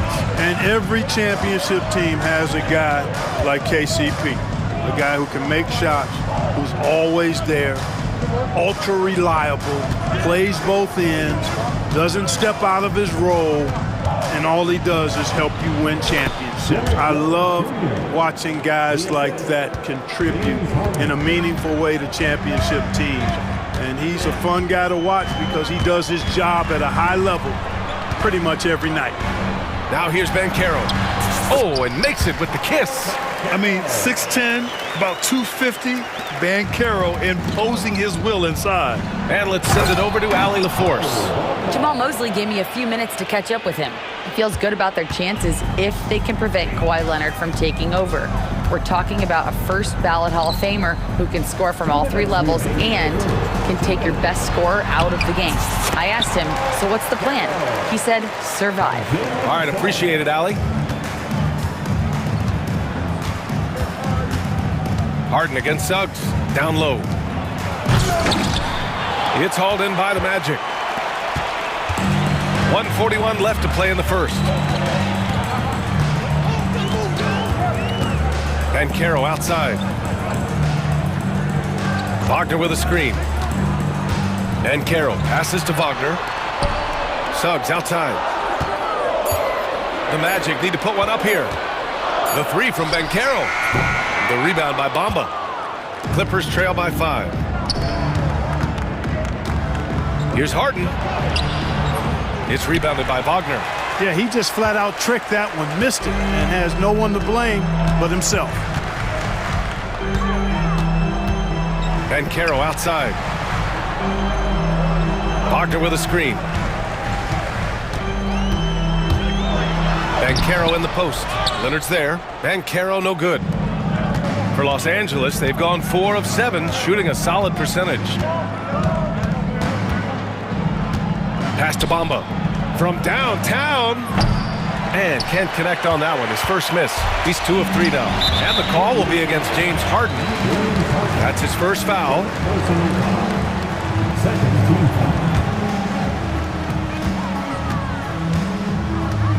Leonard against Suggs. 26 seconds left in the first quarter here. with the drive, and he banks in the layup. Tell you what, I love when Suggs attacks the defense like this because he's so hard to guard when he's aggressively looking to get to the rim. And timeout called by Ty Lue. He wants to review the game plan.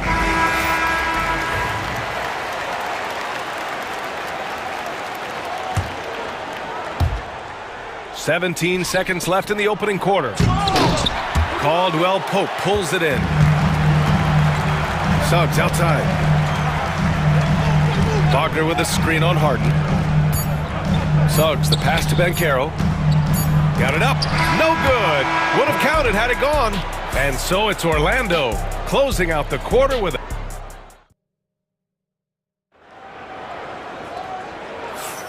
And thanks again for tuning in. If you're just joining us, we played through one quarter of action so far. And a chance to catch up on some numbers here. The scoring breakdown for the Magic. Ever since this game started, they've been attacking on the inside, looking for ways to bust up the defense and get high percentage looks. I would like to highlight, too, guys, the excellent passing they've done early on. I mean, they've done a really good job putting the ball into the hands of guys ready to shoot it. The backcourt is Suggs and Caldwell Pope. Isaac and Wagner make up the forwards. And it's Banchero in at the 5. That's who's out there for Orlando. Well, Clark, playing time is so difficult to come by. So what's the best way to stay ready if you're on the end of the bench? Yeah, that's a good question, B. I never experienced that as a starter in the short career that I had in the NBA. With all the travel, I think you just got to make a commitment to get in the extra work between the few practices that you have. So it's really being self-motivated as an individual to be professional and anticipate that you're going to be ready if your number's called. Now here's Leonard. No points yet. Inside, Bamba. And it's Bamba finishing strong. Boy, I tell you, Bamba's wingspan and his standing reach is ridiculous. This dude was born to throw it down. Suggs against Leonard. Isaac with a screen on Leonard. Isaac, the pass to Suggs. Clock at 6. Here he goes. Tell you what, off the drive, Suggs vertical, really something to behold. Good luck trying to stop this guy when he comes at you like that. One thing this team loves about Jalen Suggs, he is one tough guard, Clark. Hey, he was the state football player of the year in high school. And you don't just forget about how to be tough when you've done what he's done on the gridiron. And it translates extremely well to the hardwood. I think he's one of the better on-ball defenders in the league right now. And it's Wagner missing. Ooh, that's a tough break. After poor communication defensively, it leaves him all by himself. Jones against Banchero. Leonard looking around. Again, the Clippers score. I like Leonard's shot right there. He's very comfortable from that distance. Outside, Caldwell Pope. Banchero passes to Suggs. Back to Banchero. And a bit of a battle for the ball. And the officials signal a jump ball here.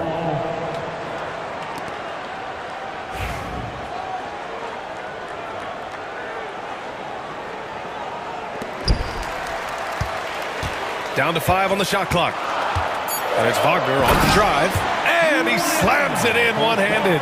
Wagner saw the opening and took off, slashing with the best of them. Pass to Leonard. Oh, deflected. It's stolen by Isaac. By himself. And the dunk by Isaac. And after putting it down, he dangles from the rim a little.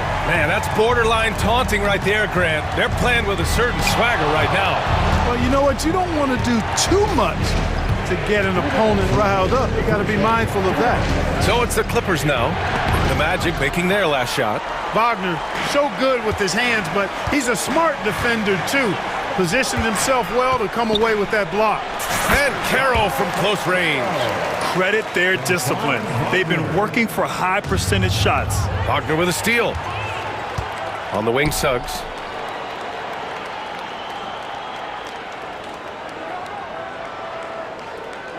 And Carroll with a screen on Jones. Pass to Banchero. Got it. Good job in the low post. And now it's a 12-point Magic lead.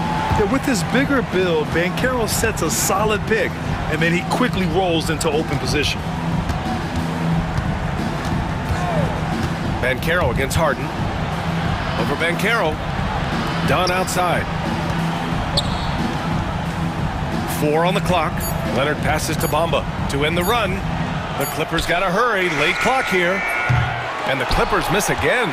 And you never want to give a shooter like him a clean look. The 3 from Suggs. Fires, hitting the triple. Suggs has got 9 points. Getting more comfortable with his jumper. Jalen Suggs, no hesitation there. Leonard with a screen on Suggs. Harden, the pass to Leonard. Back to Harden. Over Suggs. And it's Harden. That time on the assist by Leonard. Leonard's got 3 assists in the game. Orlando leading by 13. 8-second difference between the shot clock and game clock. Here's Caldwell Pope. He's in his comfort zone. 2 for 2 to start this one. So quick on these drives. As quick as a hiccup. Can't let him, Caldwell Pope, get into the lane like this. Leonard against Isaac. Bamba, a screen on Isaac. Leonard passes to Harden. 13 feet out. It's wide right, hits off the rim. And the shooter had very little space on that attempt. And guys, that's exactly the kind of high-impact defense they want to see out of him. And so it's Orlando leading by 17 at the end of the period. We hear teams talk about wanting to get the ball inside, but this is how you do it. All right, stick around. We'll be right back after this.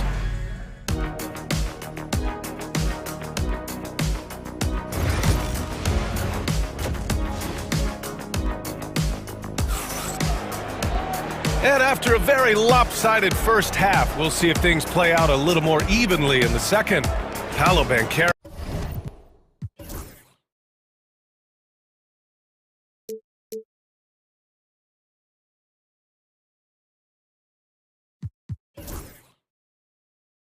With a strong contribution so far in this one. Yeah, in the first half, he taught a class on how to make your teammates look good. And you know, that's what delights him most. That's what he takes most pride in. He loves being the chief facilitator. Checking out the group for Ty Lue to start the second half. Kawhi Leonard out there with Mo Bamba. Then there's Chris Dunn. Then there's Derek Jones. And it's Harden in at the point. And so he draws the foul. And they want a second opinion on that call. The signal for the coach's challenge has been made. People were worried that this would slow the action down. But with so many close calls in every game, the NBA You know, one thing this does for a coach is let his players know he's got their back. Will have 2 minutes to review the play. It's confirmed. And they've made their decision. The call will stand. And as much as it hurts to lose a challenge, I think Coach would challenge that call again if he could. He really disagreed with the foul, and he's still peeved. Let's hear it for you.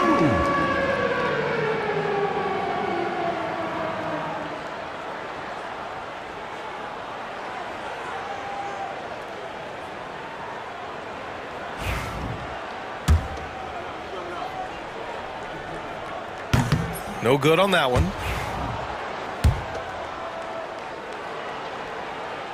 And he's good on the second. Clippers trail by 18. Jones, the pass to Dunn. Here's Harden. Soft touch off the glass. Harden's got 10 points. Excellent hustle on the boards that time from Harden, and something his teammates applaud. Outside, Caldwell Pope. And it's flushed down. A nice jam. Just magnificent. I mean, he punishes the D for a lackluster effort. They look a little disorganized there. The result is an emphatic jam. Guys, there has to be better rim protection than that, though. Not very good. Now here's Leonard. Pass to Bamba. Leonard against Isaac. And it's Bamba finishing strong. That time you saw how Leonard surveyed the floor and found the guy with the best look. Here's De Silva, defended by Jones. Here's De Silva. No points so far. Lays it up and banks it in. And the Magic lead by 18. And trust me, when the D's slow to react, he'll be the first guy to make them pay. Boy, the defense looks shell-shocked. I mean, they're on the ropes right now, on their heels. The three from Suggs. It's rebounded by Los Angeles. Leonard on the wing. Isaac covering. Isaac against Leonard. Pass to Bamba. And it's Bamba finishing strong. Bamba's showing you a sense for when to cut. Really well done. He's got agility and excellent size in the pick and roll. Suggs with it. Bamba covering. And it's Derek Jones with the foul. That's his first foul of the game. And that puts them just one foul from the bonus. Yep, they'll be trying to draw that next foul quickly so they can start getting those easy chances at the strike. And timeout called by Ty Lue. He wants to make sure everybody's on the same page.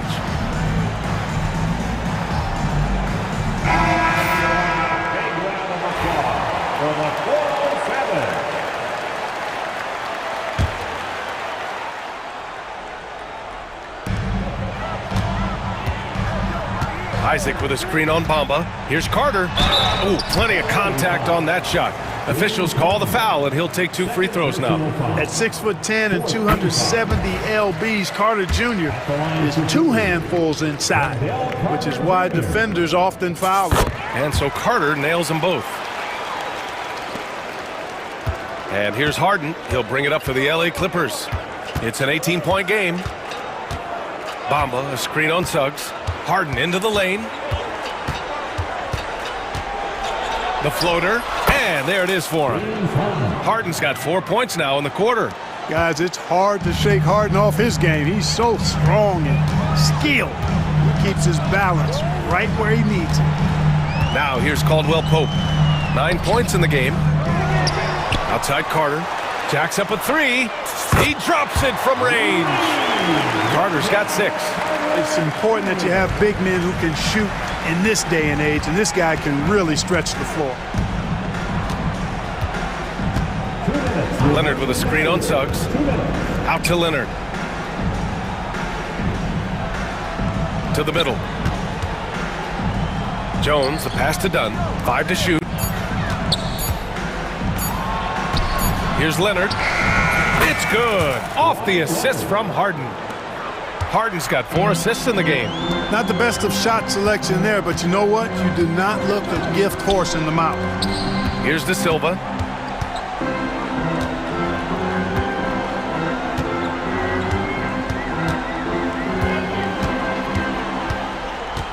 Pass to Carter.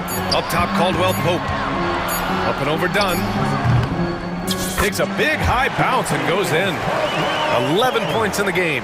You got to give respect to Caldwell Pope's mid-range jump shot. He's got the green light to take this shot, and that green light is always on. Now here's Leonard. And it's blocked by Isaac. They retain possession. They get it back. Goes up again. Leonard can't get it to go. Orlando leading by 19. Outside Carter.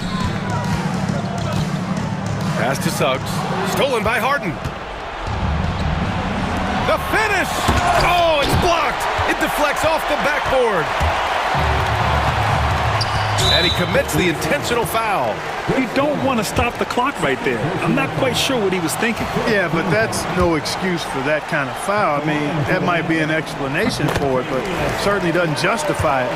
And even then, it's just not a good play. Both good from the line that time. Clippers trail by 21. We've got a 9-second difference between the shot clock and game clock. Here's Harden. That's basket number 6 in 8 tries. And James Harden feeling spry, giving the defense everything they can handle with this scoring. Caldwell Pope with a drive. And there's the slam dunk to finish it off. We've got 13 seconds left in the third quarter here. To the inside. Stripped away. with 2 seconds left. And it's slammed in by Carter. Adding insult to injury with the dunk off the steal. Nice to see a good play on D. That led to some fireworks. Well, turning defense to offense, we talk about it all the time. Try to hit your opponent at the other end before they can set up the defense. And so it's the Orlando Magic, ending the period up by a stack. And it's time to bring up the State Farm assist of the game. And the winner today coming from an unlikely position. It's the big fella with the sweetest pass of the day. Boy, that's a nice asset to have. It's a huge boost to any offense, too. It adds a whole nother dimension when you've got a big guy that can pass.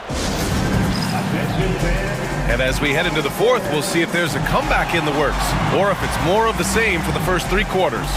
And Ty Lue has called a timeout. Looking to get everyone dialed in and engaged.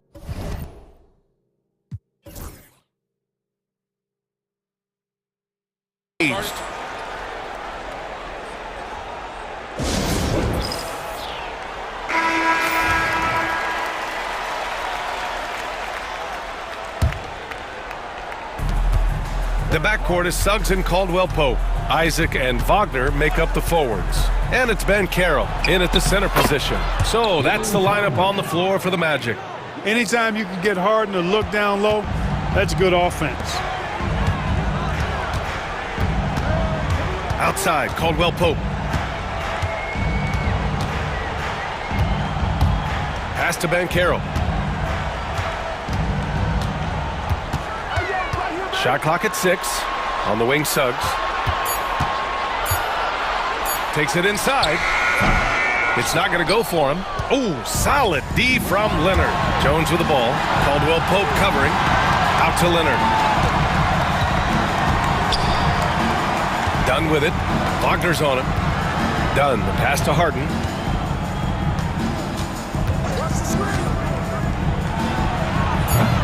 It's hauled in by Isaac. Isaac's got 4 rebounds now. We're just over a minute into this final quarter of play. Wagner with a screen. Ben Carroll passes to Wagner. Back to Ben Carroll. Suggs finds Ben Carroll. And the 3 off target. Clippers trail by 21. Leonard passes to Harden. Final quarter here, and we're just over a minute and a half through it. Outside Tucker. No good on the 3. Orlando leading by 21. And Carroll surveys. Pass to Caldwell-Pope. From the top of the key, good on the jump shot. Yeah, and once he gets the switch turned on, Caldwell-Pope is not going to be slowed down. He can heat up quickly. Outside Harden. Back to Leonard.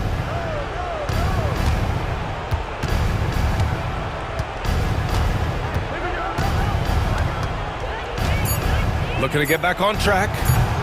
It's rebounded by Ben Carroll. Ben Carroll's got his 5th rebound in this one. Caldwell-Pope with a drive.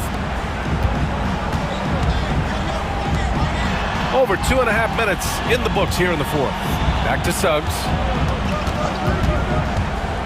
13 feet out. Leonard pulls down the board. You can't ask for a cleaner look than that. He just couldn't deliver. Tucker with a screen on Suggs. Here's Harden. It falls again. He's now 8 for 12 from the floor. Terrific design and execution, leading to an opportunity right at the rim. Here's Ben Carroll. Sinks that one from the post. Getting it done in the paint, Ben Carroll using his big frame to carve out space inside. Leonard against Isaac. Here's Harden. And he'll draw the foul. He'll head to the line for 2. It's going to go on Jalen Suggs. Let's get a quick check of the scoring breakdown here for the Magic. Yeah, they were so aggressive from the start, getting the ball into the painted area. Now, they stuck to their game plan, and it paid off. You've also got to commend them for how they've attacked the basket. They've been aggressive. They've not settled, and have consistently gone at the rim. Now here's Suggs. He takes it in, and that one is stuffed right through. I'll tell you, he is so tough to keep down once he gets near that rim. Yeah, he can get up even a few notches higher. Well, and that's exactly how the game is played in the paint inside, guys. I mean, if you can play over the top, I think you've got a big advantage. The Magic have got 3 of 6 shots to go in this fourth quarter. And let's face it, this one was never really in question. They came out with purpose and just overwhelmed the opposition. A great win for the Magic. And the disparity in the talent was obvious by the end. Sometimes you just... What you say? Wow! Oh, my goodness. Come on now. Oh, my goodness. Man, oh, man. Suggs with some extra juice on that dunk. Wagner outside. Banchero the screen. Wagner, the pass to Banchero. Stolen by Harden. There's the drive. He gets it to go again. 9 for 13 so far. How about the concentration? I mean, Harden is used to finishing past intense defense. There he goes, doing it again. Wagner with a screen on Jones. Banchero. They get the rebound. And out of bounds. Los Angeles will have it.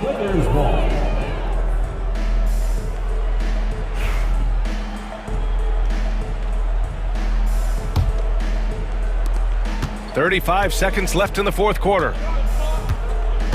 Harden, the pass to Jones. Back to Harden.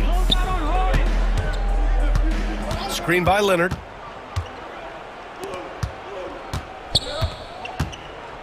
Six on the shot clock. Jones with a screen on Isaac. Leonard, good. And Leonard is comfortable shouldering the offense. He knows this team looks to him to score. Some room here for Suggs. And off the left side of the rim, it swirls in for him. Their home crowd has energized them all game. Now they're closing it out. And I think they can start that celebration right now. I mean, what a terrific team victory. Now a timeout called by the Clippers. They're losing by 24. Guys, your thoughts? And time's running short. They just couldn't get over that hump. You know, maybe working on their 60-second drill, even if it doesn't pay off tonight, maybe for the future. Here's Leonard. He connects. We see this every night. He has the skill and versatility to keep a defense guessing. So no problem.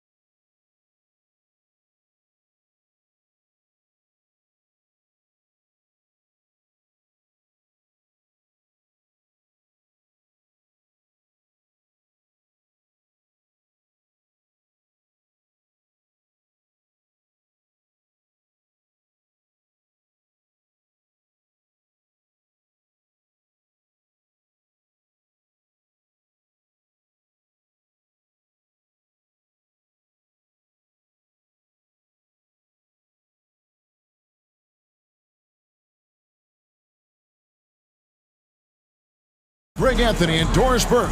Also joining us from the sidelines, a look at the Magic starting group. In the backcourt form, it'll be Suggs and Caldwell Pope. Here we go. Isaac in the front court along with Wagner. And it's Banchero in at the center. And for Indiana, Siakam is the 4, and he'll be next to Turner at the 5. Walker out there with Halliburton. And it's Mathurin in at the small forward. You know, Greg, so often we talk about depth, but how important is it for these teams to possess it? Yeah, especially with the amount of injuries we see happen every season. It's so critical that teams have players that are ready to step up and produce and really allow you to not have to change the way you play. Mathurin against Caldwell Pope. Pass to Suggs. He drops it in from the low post. Suggs has got his second bucket of the game to go. You've got to be willing to get your shot blocked if you're a guard and you foray inside. Jalen Suggs, what a finish. Here's Siakam. That one's in, his first shot this game.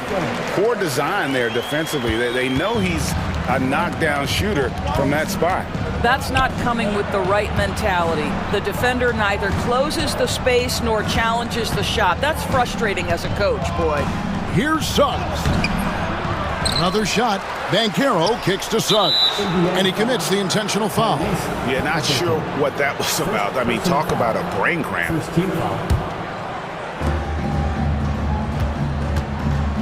Suggs against Walker. Suggs passes to Isaac. Shot clock at 5. It's stolen by Mathurin. On the wing, Turner. He's covered by Banchero. Halliburton sets the pick for Mathurin. Sinks the triple. Well, a lot of confidence to Mathurin's game. That efficiency has to get better, but he is not shy. And when you think back to that Sabonis-Halliburton trade, Doris, it really worked out for both teams. It's rare, Kevin, that you can talk about a, quote, win-win for both sides. Most trades are a little bit harder to evaluate because they involve more moving pieces. This was a straight-up one-to-one swap of young stars and positional fits for each side. Very dangerous to leave a guy like that open. Lucky break there for the D. Suggs kicks to Wagner. Banchero with the ball. He's picked up by Walker. And it's Banchero missing. Well, they'll be happy with that look, even though it didn't fall. I think expect them to go back to it because that's the kind of shot this offense is designed to generate. Halliburton passes to Turner.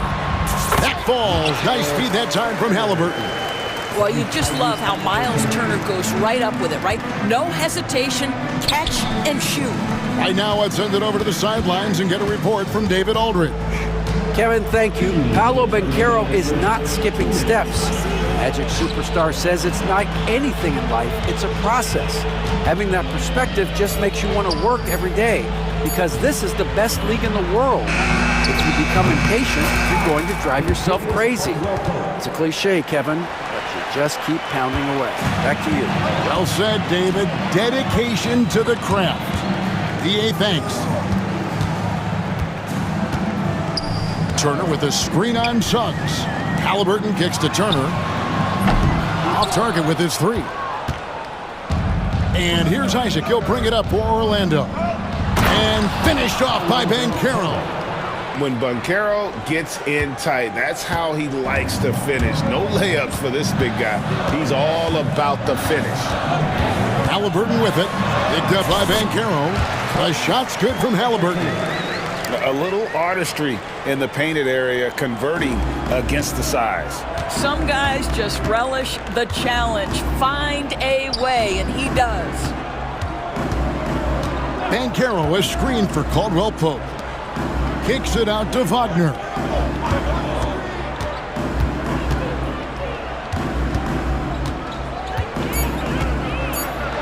His shot is good, making him a perfect 2 for 2 from the floor. That's a big-time finish by Franz Wagner. Might be young, but he is undeterred. Turner with a screen on Suggs. And finished off by Halliburton.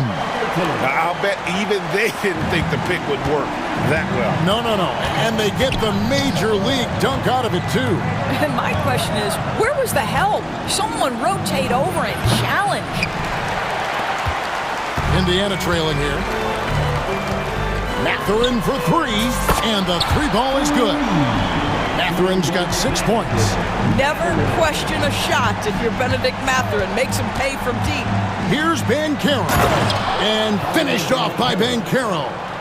Oh, Kevin, not a petty, not a Manny, but a facial. Oh, a bounce to the ounce, Greg? Yeah, showing off the bunny. And at the end of one, both teams putting up some points. Orlando out in front, up by 1.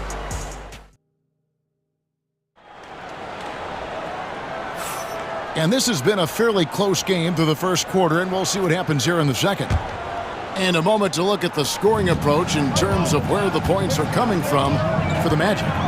A lot of high motor play from them in this one, allowing them to kind of charge through the defense and find good looks.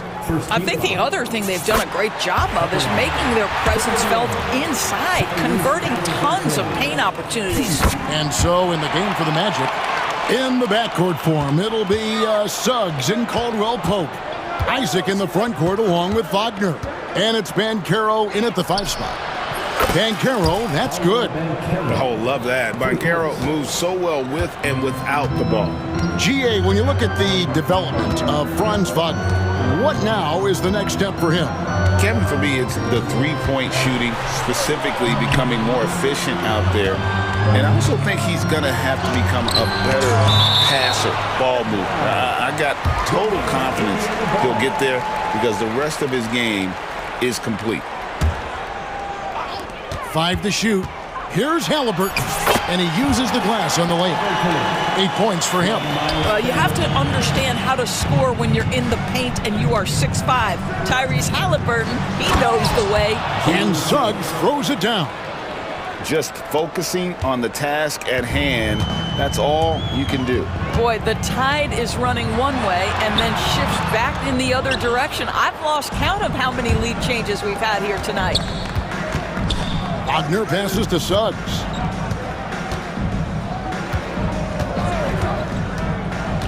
Back to Wagner. Slammed home, and he draws the foul. A chance for another point at the free throw line. And folks, the coach's challenge has been initiated for a personal foul. Close game like this, and he thought it wasn't a good call. Franz Wagner at the line for 1 after the review. The play is under video review under NBA rules. Tough. The action is so fast that it's really tough to catch everything in real time. The wonders of technology. We've seen replay reviews so effectively, and involving the coaches by being able now to challenge like this is something a lot of people have been hoping for. And the announcement on the review is that the foul was called in air. So they have determined to overrule the original call. And guys, this is what it's all about, getting the call right. And I think in this case, the video review showed that while it was a tough call to make on the floor, they got it right with the review. Caldwell Pope against Halliburton. Isaac a screen on Walker. Caldwell Pope kicks to Isaac. Suggs with the ball. Halliburton picks him up. And it's Suggs missing. That's not the type of opportunity he fails to convert very often. Screen by Siakam. That's good. And it's Halliburton with the assist. Siakam's got it all tied up now for the Pacers. Caldwell Pope against Halliburton. Wagner a screen on Halliburton. The Magic again can't hit. And Halliburton's got the ball here for the Pacers. Pass to Siakam. Sinks the three-pointer. And now a three-point Pacer lead. And a big part of perimeter defense, Greg, avoiding screens. What are some of the tricks of the trade in that regard? Well, sometimes you have to get skinny. I mean, other times it's using your strength. A lot goes into it. Also, you know, getting a cadence for the screener. It's one of the more challenging aspects of NBA defense. Shot by Caldwell Pope, no good. Indiana leading by 3. Walker the pass to Halliburton. Oh, he blocked it and deflects off the backboard. Caldwell Pope feeling it out a bit. Pass to Wagner. 2 minutes remaining in the first half. Suggs in the corner. Wagner with a screen for Suggs. To stop the run, and Wagner lays it in. Wagner's got 9. That's about simply playing hard. Wagner doing what it takes to find a shot in the interior. Mathurin. And 2 free throws coming up, unable to get that one to go with all the contact. And I like the fact that the defense is looking to protect the rim at all costs. The Pacers shooting their 3rd and 4th free throw attempts of the game. And just to mention, a season ago, they were very comfortable at the line, hitting about 78% of their free throws. Boy, when you think about Benedict Mathurin, this guy is a talented, aggressive scorer. His ceiling very high. He's going to have to be a little more efficient. Catching up on the changes now for Indiana. Obi Toppin's checked in for Siakam. Andrew Nembhard comes in for Walker. And it's T.J. McConnell in for Halliburton. McConnell passes to Mathurin. Here's Toppin. And he banks in the layup. Toppin's got the lead up to 3 now for the Pacers. This guy very comfortable operating in the painted area. All Obi Toppin needs is a little bit of room to get that shot off. Harder on the wing. There's a good screen. Pass to De Silva. Caldwell Pope on the wing. He's covered by McConnell. Offensive rebound. Back to Caldwell Pope. Carter with a screen on McConnell. Here's Caldwell Pope. That's short off the rim. Pacers leading by 3. We've got 33 seconds left to play here in the half. Turner with a screen for Mathurin. Turner passes to Nembhard.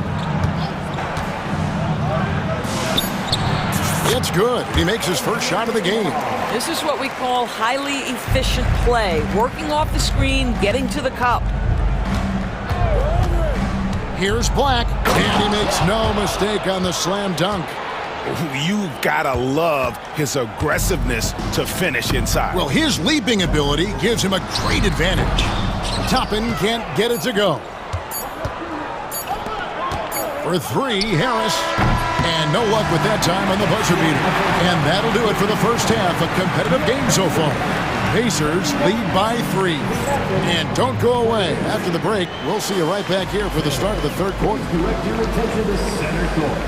And get ready for the fan half-court shot. Drum roll, please. They're measuring up the shot.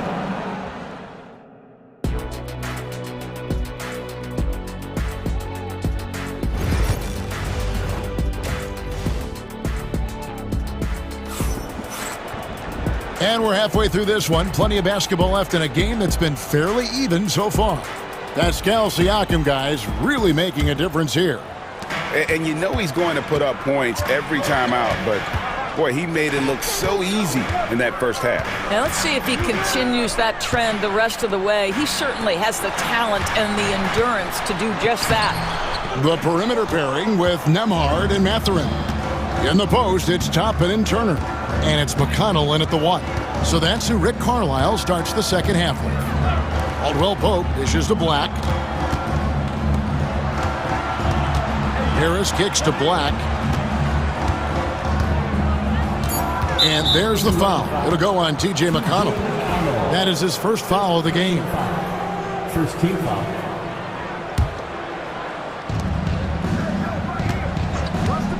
Here's Black. He's covered by McConnell. Harris passes to Carter. And they're unable to get the tying basket there. And so it's McConnell with it. He'll bring it up for the Pacers. It's a 3-point game. Mathurin against Caldwell Pope. Clock at 6. Turner with a screen for McConnell. From deep. The shot by Turner no good. And I thought that was going to drop. It looked good from here. You know, Doris, there's a notion that big men can take a little longer to develop. what have you seen from Miles Turner? That he's turned himself into a complete basketball player, Kevin, and think there were years because he was playing alongside another big that he was out of position. But he can shoot the basketball with range, he's got strength, and he's a tremendous shot blocker. This guy is a pick-your-poison kind of player. Very hard defensively to cover all your bases with him. Caldwell Pope against Mathurin. Pass to De Silva. Here's the screen. Whoops, they pick off the pass. Here's Toppin. Good. And McConnell gets the assist. And now it's an 8-point Pacer lead. And you're not going to pass up that kind of. Here's Black. He's covered by McConnell. Caldwell Pope with a wide open look. It's on target from the high post. And Caldwell Pope able to hit those mid-range shots consistently, but that's one the defense will live with. McConnell kicks to Toppin. It's stolen. Just over 2.5 minutes gone by here in the second half. Mathurin against Caldwell Pope. And he throws it down hard with one hand.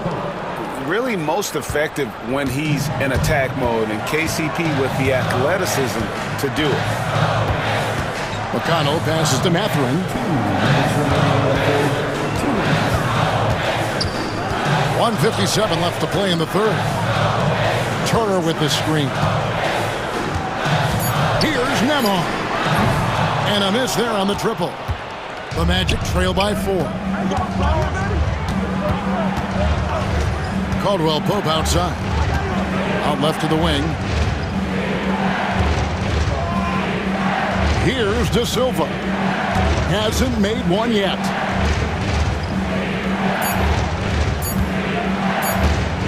Here's Black, and they force the shot clock violation. Great team. So an entirely new group in now for Indiana. Siakam is checked in for Toppin. Neesmith comes in for Benedict Mathurin. Jarris Walker, he's checked in for Andrew Nemhard. And Halliburton subbed in for T.J. McConnell. Turner with a screen on Suggs. Turner passes to Halliburton. In the corner, it's Neesmith. And so it's Rick Carlisle here calling timeout. He wants to make some adjustments to the game plan, clearly.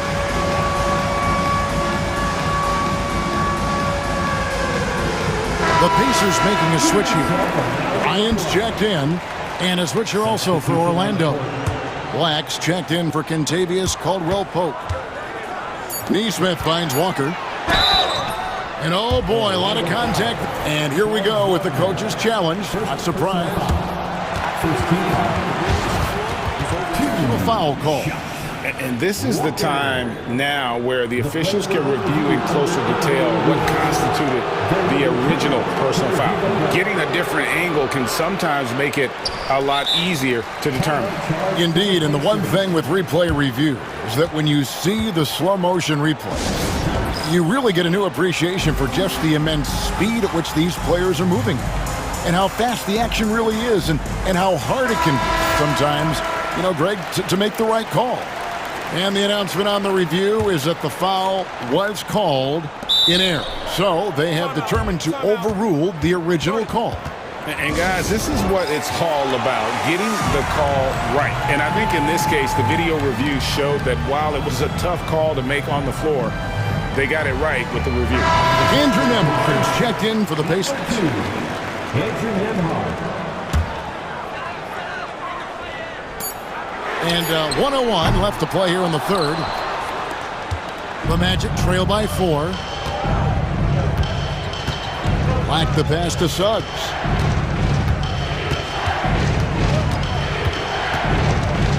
And there's the drive. Here's Banchero. And there are the Magic with another bucket. And this is the type of go-to scorer this team wants Banchero to be. They love his confidence. Halliburton drives in. Takes it off the glass. Halliburton's got 10. I'm not sure who was supposed to be on him that possession. I mean, apparently neither did the defenders. And they go to the intentional foul. Indiana making some changes. Miles Turner, he's checked in for Andrew Nembhard. And it's Benedict Mathurin in for Aaron Neesmith. Banchero passes to Wagner. Count it, good. 11 points in the game. That's the kind of aggressive and assertive play they need as we get closer and closer to crunch time. Siakam sets a screen for Halliburton. Into the lane, and Halliburton slams it in. My goodness, how about that explosion? Halliburton takes off. Isaac with a screen for Wagner. Here's Banchero. It's good, but hold on. Not so fast. The officials are going to check that shot again and make sure they got it right before we go to the fourth. And they're making sure on this one, even though it may not matter in the grand scheme, but the replay. And we've reached the end of the third. Indiana out in front. They're up by 4. Live from Cambridge Fieldhouse, you're watching 2K Sports. How about a look at today's State Farm assist of the game? And the definition of teamwork right there, guys. I mean, what great communication between them, and what a beautiful feat. Nothing better than chemistry, right? Working together to create a bucket. And with these teams locked in a very close contest, this fourth quarter promises to be a good one. Fourth quarter on the floor for the Magic. Isaac in the front court along with Wagner. Jalen Suggs is out there with Black. And it's Banchero in at the 5 roaming the paint.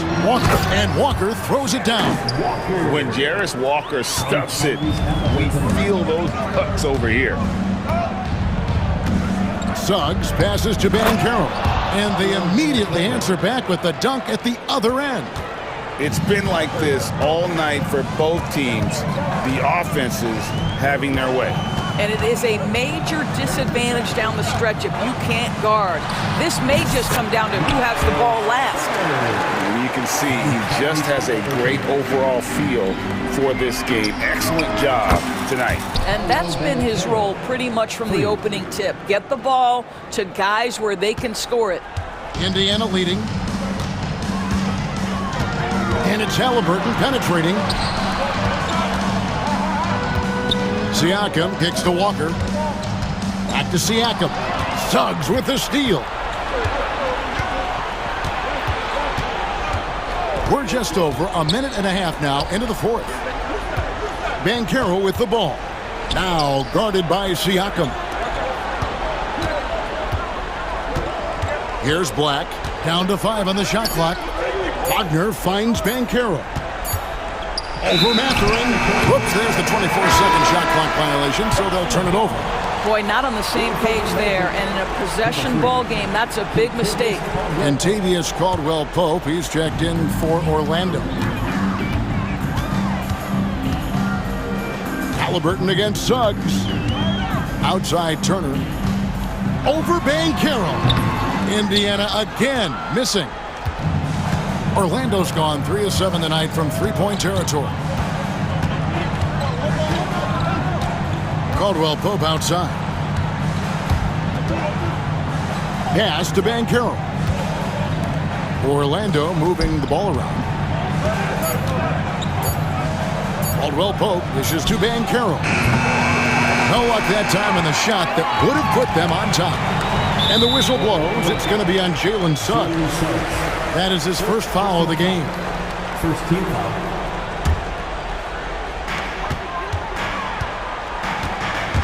Suggs against Halliburton. No stopping him there. Jams it in as he's fouled. Chance now for... And yep, we thought we might see it. And the coach's challenge has been triggered on the personal foul call. Second team foul. At the line. For Indiana. The officials can review in closer detail what constituted the original personal foul. Getting a different angle can sometimes make it a lot easier to determine. Indeed, and the one thing with replay review is that when you see the slow motion replays, you really get a new appreciation for just the immense speed at which these players are moving. and how fast the action really is and how hard it can be sometimes, Greg, to make the right call. And the announcement on the review is that the foul was called in error. So they have determined to overrule the original call. And guys, this is what it's all about, getting the call right. And I think in this case, the video review showed that while it was a tough call to make on the floor, they got it right with the review. To the inside, marvelous lead pass, and he throws it down. And wow, Mathurin, the youngster, making his presence known. And that one's good, Suggs. Jalen Suggs, a big-time bucket. This guy is fearless.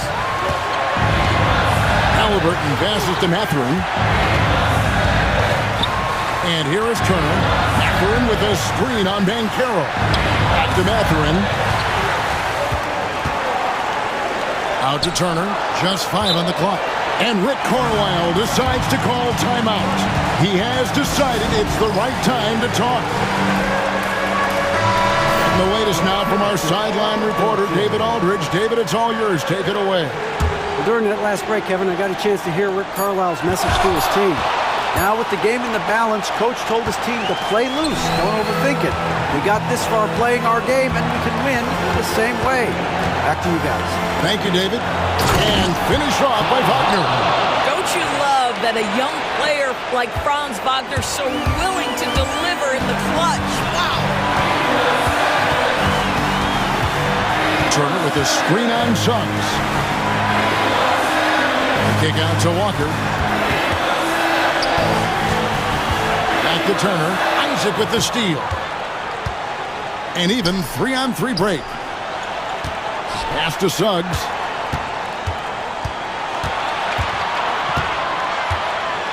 Wagner outside. Shot clock at 6. Now here's Isaac. Here's Caldwell Pope, and it's sent back by Turner. You're talking 6'11" and big-time length. Send it back, Mr. Turner. Game could be on the line right here. It's now or never. Halliburton against Suggs. Halliburton kicks to Turner. Stolen by Caldwell Pope. 6-second difference between the shot and game clock. Over in the corner, Banchero. It's good from beyond the arc. Used to these big moments from his college days. Banchero's heartbeat should stay low here. Now, here's Suggs.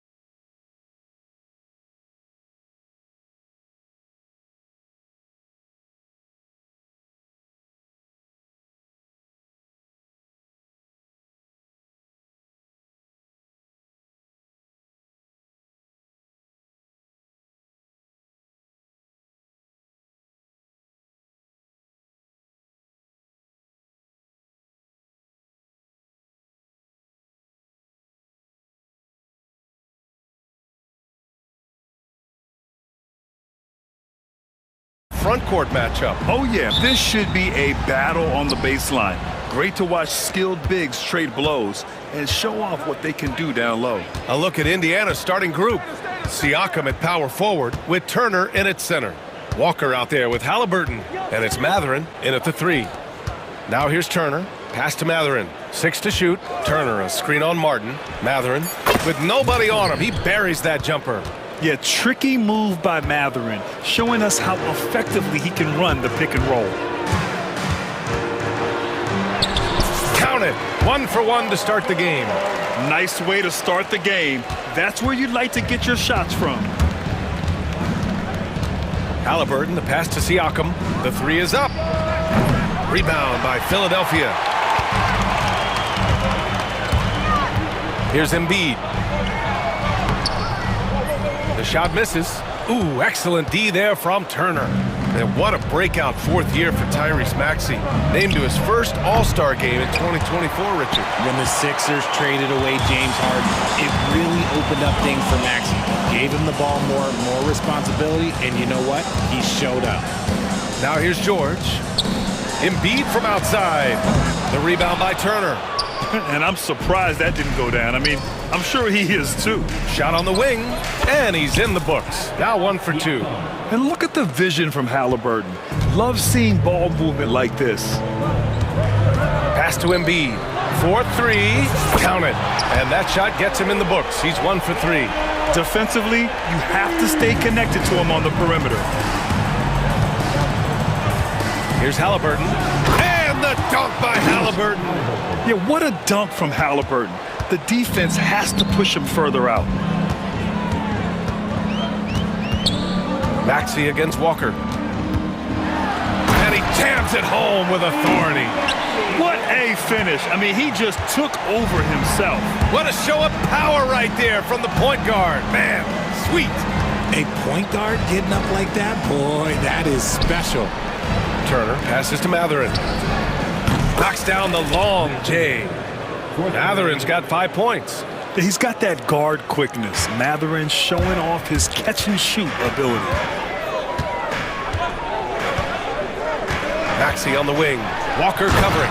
And the dunk to finish it off. A beauty. Hanging on the rim, just showing off. That's how you extend the glory right there.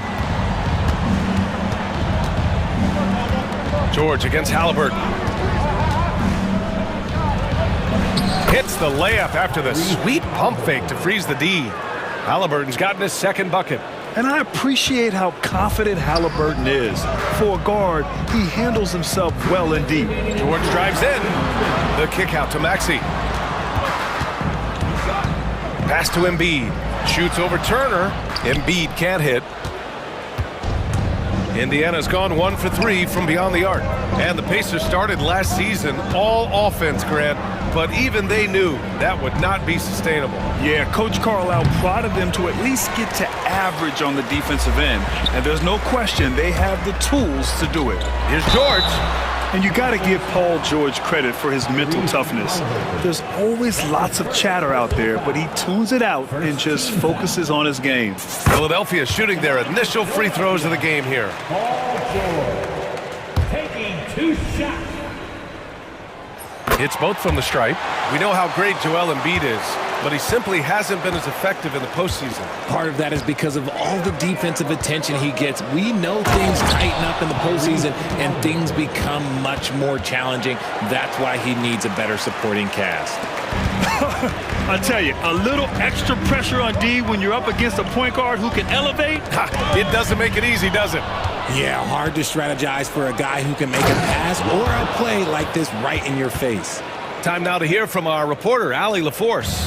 Brian, the Sixers' 2 stars make a great pairing. Maxey said of Embiid, since I was a rookie, he's had the ultimate faith and believed in me. And Embiid said of Maxey, he's something else. Always smiling with the same energy, good games, bad games, always the same. People like that set the tone for everybody else. Brian? That's a good call, Allie. Thank you. And the Pacers with possession here. Philadelphia getting their last shot to go. Halliburton with the ball. Picked up by Embiid. You got to move past that one. I mean, they'd want him to take that again. Yeah, it's a great look for him. One they'll try and manufacture again. Those are the shots you want him to take. George's shot is off. Indiana leading. There's a 4-second difference from the shot clock and the game clock. Here's Halliburton. And the dunk by Halliburton. He just rises up and throws it down hard with one hand. That is such a go-to move for him. He holds nothing back on those. Oubre, a screen on Walker. Maxey passes to George. The three is up.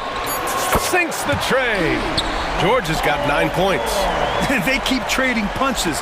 Both teams in a groove early. You have to think at this point the winner will be the one to settle in on defense. And timeout is called by Nick Nurse. Coach wants to speak to his guys, maybe alter some of the game plan.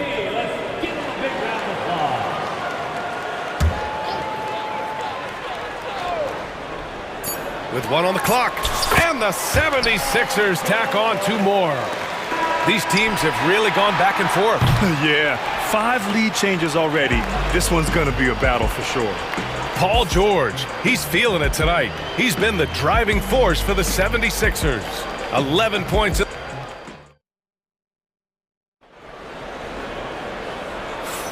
And we hope you're enjoying the game. Both teams tonight keeping things pretty even on the scoreboard so far.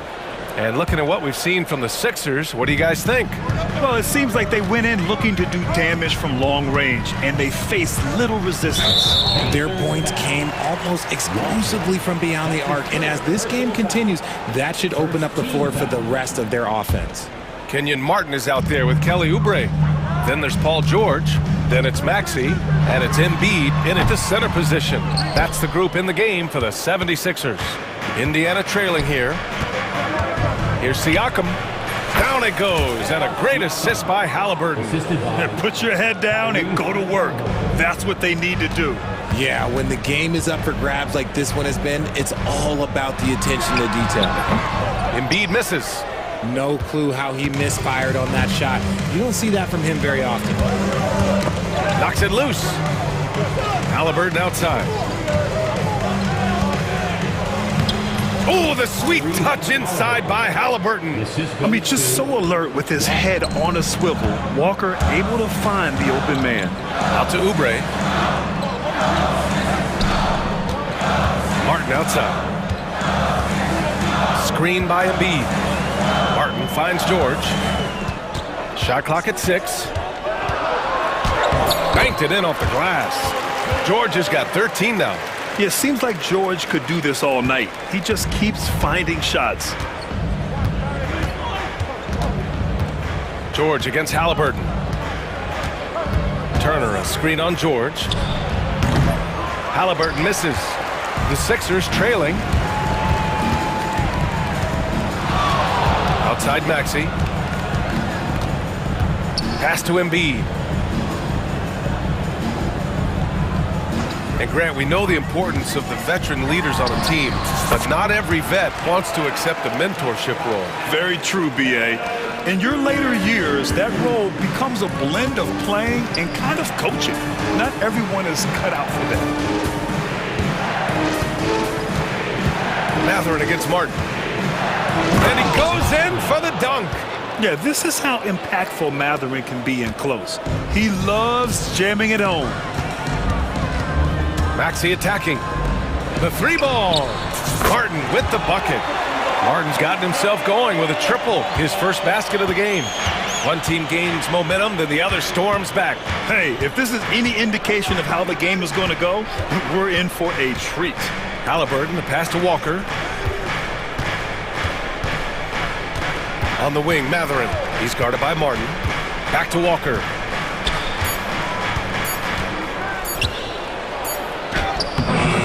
Rebound by Embiid. And here's George. He'll bring it up for the Philadelphia 76ers. Going inside, and the jam by George. Gotta like the momentum on George's drive. Cutting into the defense and clearing himself a path. With an MVP trophy under his belt, Joel Embiid has only become more dominant, RJ. I think that 2023 MVP increased his confidence. It allowed him to feel like he really was the best player in the world. And I think it motivated him to keep pushing himself. And the results speak for themselves because the stats, they back that up. And this is how competitive Halliburton is. Doesn't allow some contact to distract him from scoring. Out to Oubre. Back to George. There's a minute 26 left in the second. Pass to Embiid from behind the arc. Oh, Embiid knocking it down from downtown. Look, and he knows he has the green light. Embiid's kind of attitude in these moments just makes him even more lethal. That's his first personal foul. First team foul. We've got 1:13 left in the first half of this game. Halliburton, the pass to Siakam. Puts up a three, and the three-pointer goes. Siakam's got 7 points for the quarter. Yeah, how about Siakam right there, coming right back and sinking the three? Fires from the wing, and the 76ers tack on 2 more. You know the coaches hated that shot, but guess what? Some of them go in. Halliburton goes. Oh, what a finish by Halliburton! Oh, Tyrese. That is how you complete a drive. George with it. Siakam covering. Mathurin against Martin. Over Halliburton. 8-second difference between the shot clock and game clock. For three. Rebound by Philadelphia. Embiid's got 4 rebounds in the game. In transition, here come the Pacers. And the jam by Walker. Go up and get it, young man. Walker's terrifying when he's attacking the rim. George with it. Embiid, a screen on Siakam. The three, George. Oh, no good on the last second attempt there. And a pretty tightly contested game here as we end the first half. Indiana ahead, leading by just 2. And we'll be back with you shortly.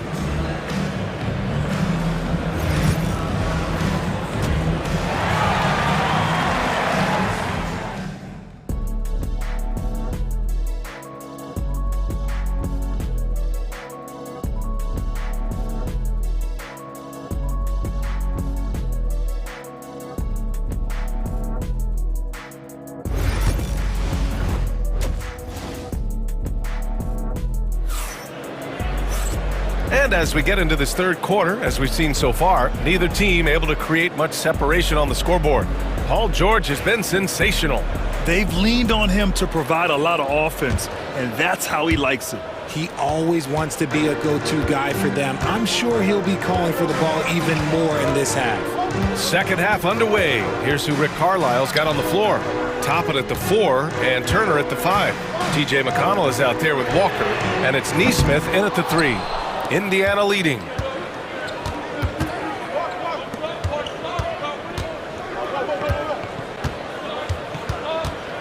Turner, a screen on Martin. Takes it up with both hands and rips it down.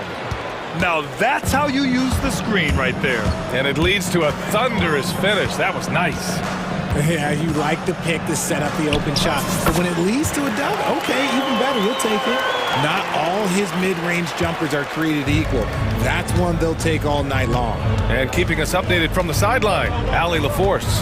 Joel Embiid is setting records with his scoring, but he said, when I get stuck into just being a scorer, that's not the best version of me. I like sharing the ball. As you've seen the last couple of years, the teams that have won, they move the ball. Nothing is static. So that's how we should play. Pretty simple, Brian. Yeah, great understanding, right? Thanks, Allie. Philadelphia's gone 4 of 8 from 3, a nice percentage. Embiid's got space.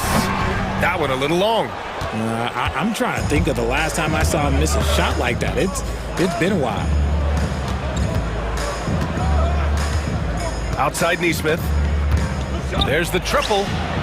Counted from distance. Nesmith's got 5 points. No, it's just ridiculous. He is just an absolute surgeon when he has the ball. This man is surgical. There is no way to slow him down when he wants to score. In a tight game, they wanted to make sure of that possession. Indiana leading by 3. McConnell passes to Nesmith. Turner, a screen on Martin. Turner inside. He's guarded by Martin. And the bucket counts. And he is on his way to the line. He'll try to make it a three-point play. Some changes for Philadelphia. Andre Drummond is checked in for Joel Embiid. Martin comes in for Oubre. And it's Gordon in for Martin. And so it's Maxey with it. He brings it up for the Philadelphia 76ers. Lets the three fly. The rebound by Nesmith. Indiana has gone 3 of 6 from deep so far. And the jam by Walker. Nice slam by the big man Walker, making his presence felt there inside. Martin with a screen on McConnell. Martin outside. Pass to Maxey. 5 on the clock. From deep. The rebound by Turner. Turner's got 5 rebounds in the game. Left side, Nesmith.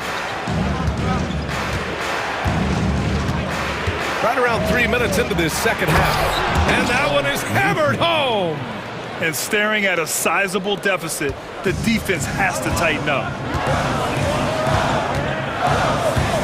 Lowry against McConnell. The kick out to Maxey. Looking to win the run. Oh, and they immediately answer back with a dunk on the other end. He's a small guy with big hops. Maxey goes up high for that finish. Outside Nesmith. A minute 31 left in the third. Nails it from beyond the arc.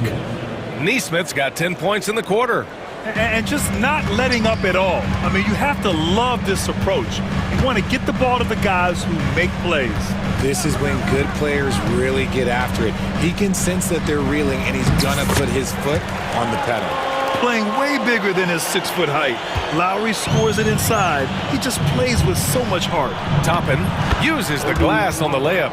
And trust me, when the D's slow to react, he'll be the first guy to make them pay. Yeah, they're going to do a much better job of putting a little bit of pressure on him on his way to the hoop. Walker.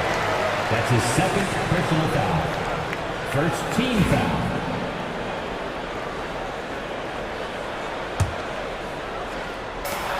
.54 seconds left in the third quarter. A shot from the high post. And the 76ers tack on 2 more. Pacers leading by 9. Toppin passes to Nesmith. Up and over Gordon. The rebound by Maxey. Philadelphia's got nothing to fall from outside in this third quarter. Sweet little floater. Maxey's got 8. Maxey just completely disregarding the defense because he can. Toppin passes to Nesmith. Oh, and a beautiful feed leads to a monster jam. Ooh, he's earning his keep offensively, a key part of their winning effort at this point. Not sure why he committed the intentional foul. No purpose. I think everyone's a little confused, but weird plays happen. You don't want to stop the clock right there. I'm not quite sure what he was thinking. That free throw good from Lowry. So he gets them both.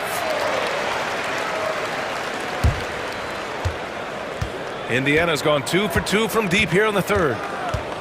McConnell passes to Toppin.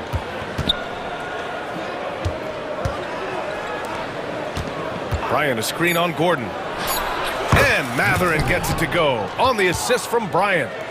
He's got 9. Pick works well there, but the defense left a lot to be desired. Yeah, that just comes down to a lack of effort. The defender has to do a better job fighting through the screen. Points coming in bunches as we wrap up the third quarter. It's been a good one. Indiana ahead, up 9.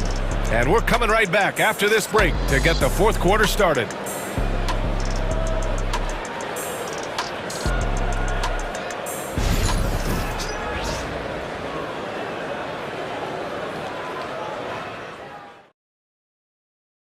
And now we have a moment to reveal our State Farm assist of the game.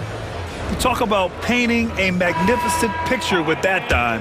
Just a great decision and a perfect delivery. A lot of times a spectacular pass is more impressive than a spectacular shot. This is one of those times. And this is it. Glad to have you along for this fourth quarter. Maxey out there with Kyle Lowry. Then it's Andre Drummond. Then there's Eric Gordon. And it's Martin in at the four-man position. That's the group in the game for the 76ers. Maxey surveys. On the take. Oh, a big finish with a one-handed jam. You see how creative Maxey is, just dissecting the defense with his handles. Bryant, a screen on Lowry. Halliburton. And a big bounce off the rim, but it sinks right in. Halliburton's got 4 points in the quarter. Lowry against Halliburton. Lowry, the pass to Drummond. Out to Lowry. Drummond, a screen on Halliburton. Here's Lowry. And it's Tyrese Halliburton with the rebound. Pacers leading by 11. Bryant, a screen on Lowry. Puts one up from 19. Again, Halliburton missing. Philadelphia shooting it at 61%, a terrific average. Lowry left side. Off the mark from 16 feet. And so it's Halliburton with it. He brings it up for the Indiana Pacers. They lead by 11, largest margin of the game. Kicks it out to Bryant. Fires the three. Rebound by Philadelphia. Maxey on the wing. He's guarded by Nembhard. Philadelphia with another miss. The Pacers have gotten half of their attempts to fall in the fourth. 2 for 4 now. And an intentional foul right there. A big group substitution here for Philadelphia. Joel Embiid, he's checked in for Drummond. Oubre comes in for Martin. Martin, he's checked in for Gordon. And it's George in for Lowry. And the basket by Halliburton. And we're seeing a great mindset from Halliburton on offense. He's attacking relentlessly and getting well rewarded for it. George passes to Embiid. Back to George.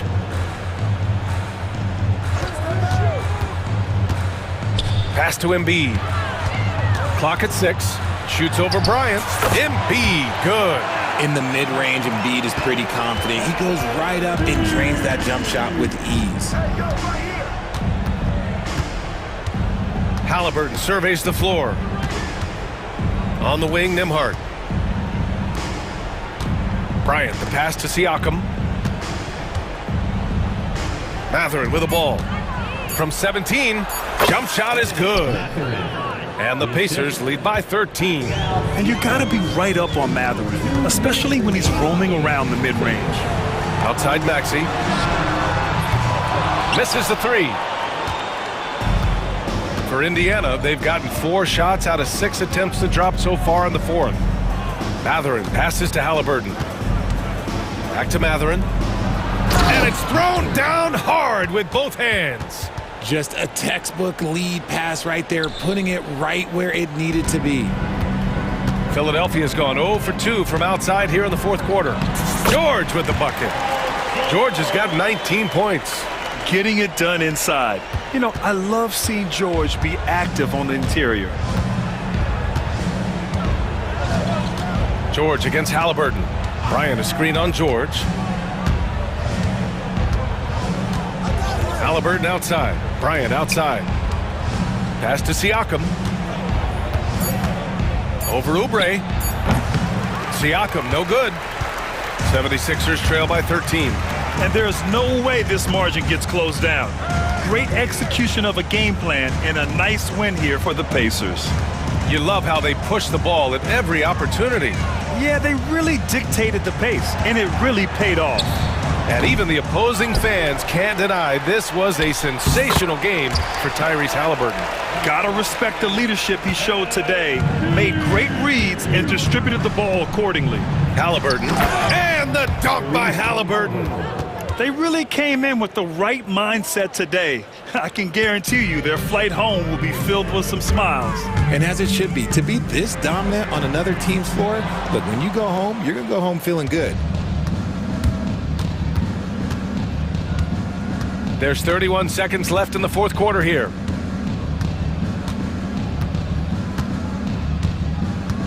On the wing, Mathurin. Pass to Bryant.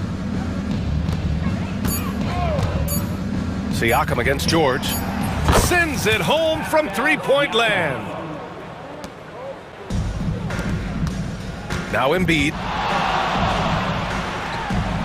This right here, whew, this is how you want to play the game. With passion, with energy, just great hustle play right there.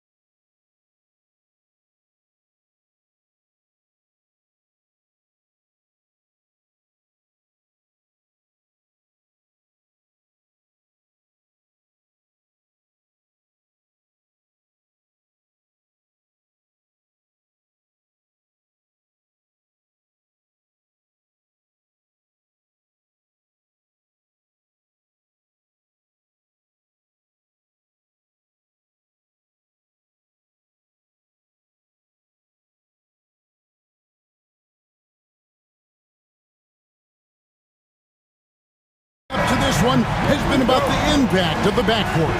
And that's where it all starts. When you have a confident and competent backcourt, it just opens up a lot of things for you offensively. Well, look at the 76ers starting group. Martin is out there with Kelly Oubre. Then it's Paul George. Then there's Embiid. And it's Maxey in at the 2 spot. Now Maxey, after Anthony Edwards missed from long range. Maxey kicks to Embiid. Shot is good off the back rim and in. Yeah, spotting the open teammate there. Nice work by Maxey. Edwards against George. Randall no good. Well, I'm surprised that didn't fall for him. We know that's a shot he can hit, and there wasn't much resistance either. Maxey, that's in, coming off the assist from Embiid. Take your focus off Maxey for 1 second, and he will let it fly from out there. And what about the evolution of Tyrese Maxey? Greg, according to him, he's just getting started. Well, Kevin, I'd have to agree. I mean, he's got some big shoes to fill with James Harden leaving, but each year this guy has just gotten better. And not only has he matched Harden's production in Philadelphia, I think he's exceeded it. Quick start here for the 76ers in this one. Embiid, the pass to Maxey. From deep three-point land, Embiid, no good. And you don't want to give up that kind of look too often. Here's McDaniels, banked in off the glass. Just setting the tone with an aggressive move to the rack. And where's the help defensively?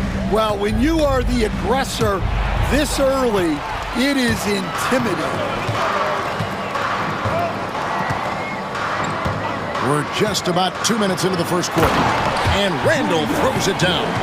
And on the drive, Randall gets a ton of momentum, and that turns into airtime for the slam. And there's Paul George on the assist by Maxey. Just such a well-rounded offensive player. He's got a little bit of everything. Here's Edwards, and he goes right over Paul George and slams it down. Yeah, Edwards has some big bounce in his step. McDaniels against George.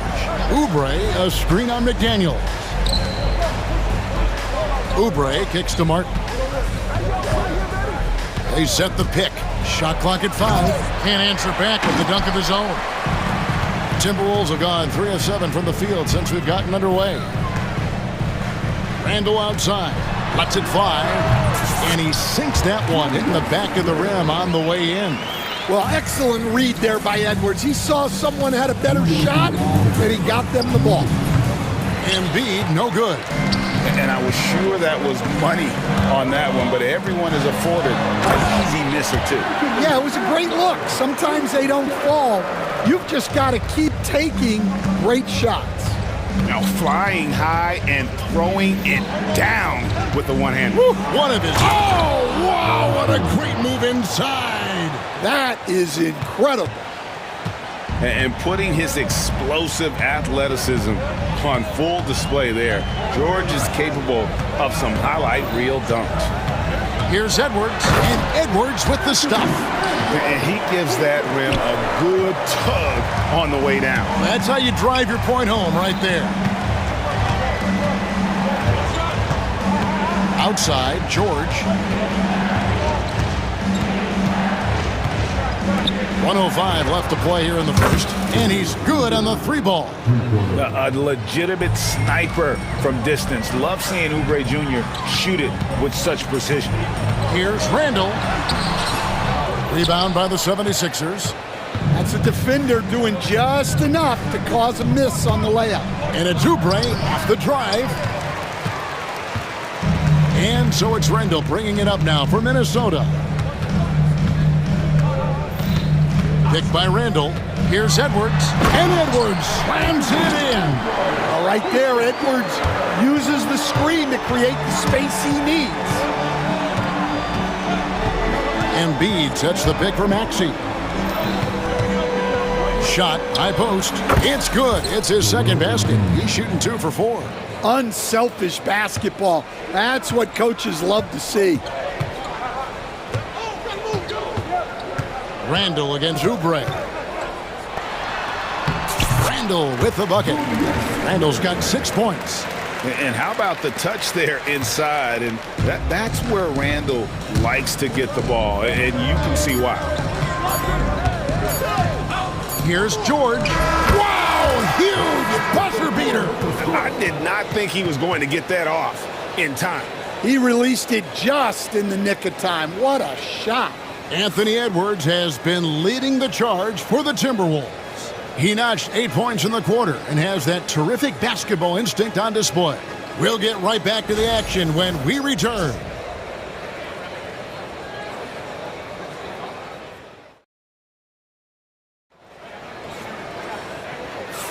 And getting going again here in the second quarter. Fairly close game so far.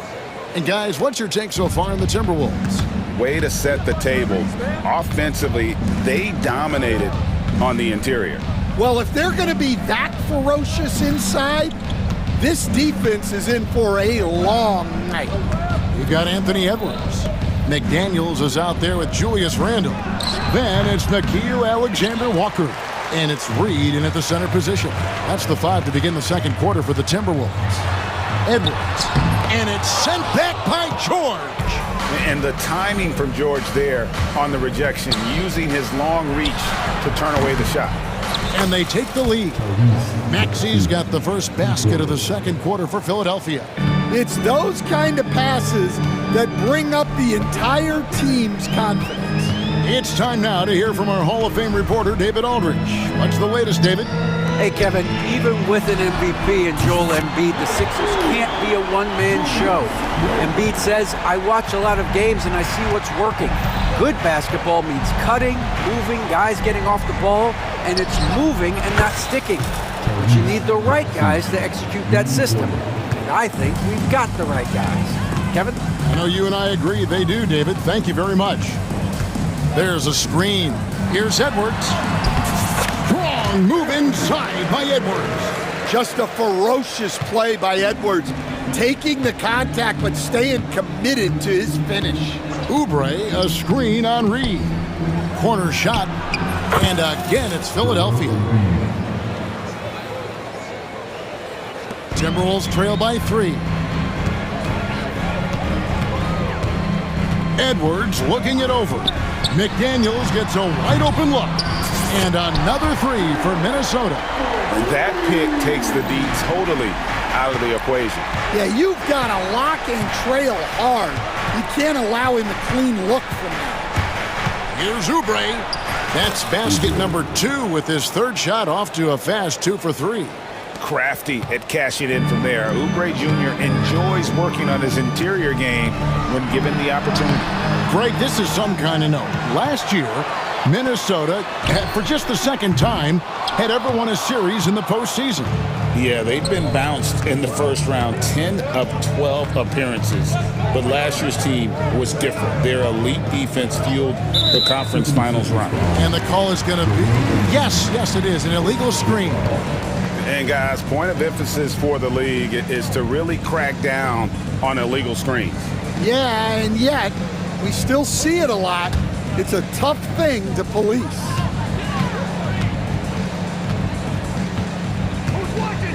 And we're now a little over 2.5 minutes into the second quarter. And here's Edwards from the arc. And the rebound goes to Martin. Philadelphia's gotten both of their 3-point attempts to go down here in the second quarter. Pass to Embiid. Martin with the screen for Embiid. And it's good off the back rim and in. Now it's a 4-point 76ers lead. Outside Edwards. Randall with a screen for Edwards. Now here's McDaniels. Covered by Oubre. And finished off by McDaniel. Those plays can make a difference in a game like this. Well, you know it's going to fire up, Greg, everybody on that bench. And guys, you cannot allow that in a close game. You have to make it harder than that. Let's quickly check out the scoring breakdown here for the 76ers. Well, the coaching staff's game plan is very clear. Move the ball on the perimeter and shoot the shots with no hesitation. And also give them a lot of credit for that attack mode mentality off the dribble, getting a lot of points off the penetration. McDaniels against George. And George with the stuff. And the speed of George on the drive, amazing at attacking the rim. 55 seconds left here in the second. Edwards goes back up. A beautiful finish inside by Ant. Yeah, that's a nice hustle play, but boy, it drives a coach crazy to concede second chance points. And George gets it to go. And we know George can score from all three levels, which is why he's capable of catching fire. Edwards against George. Randall. And Randall throws it down. Well, when you move the ball, you open up the defense. Great job to make the unselfish play. Here's Maxey. And he makes good on the layup. Maxey's got 11 points. And Maxey plays with so much energy. That time he wills that one in off the contact. Edwards a screen on Oubre. Here's Randall, and Randall throws it down.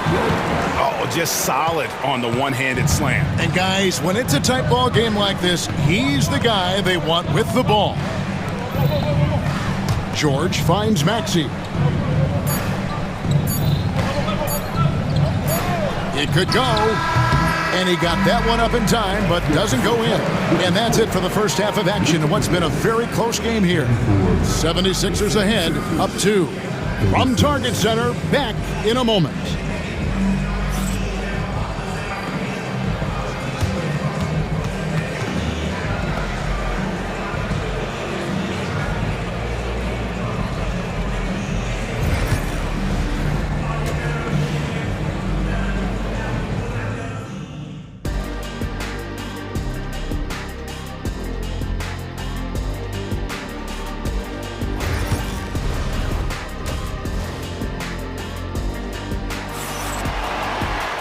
We've got second half action for you, and if the next couple quarters are similar to the first, this one could go down to the last possession.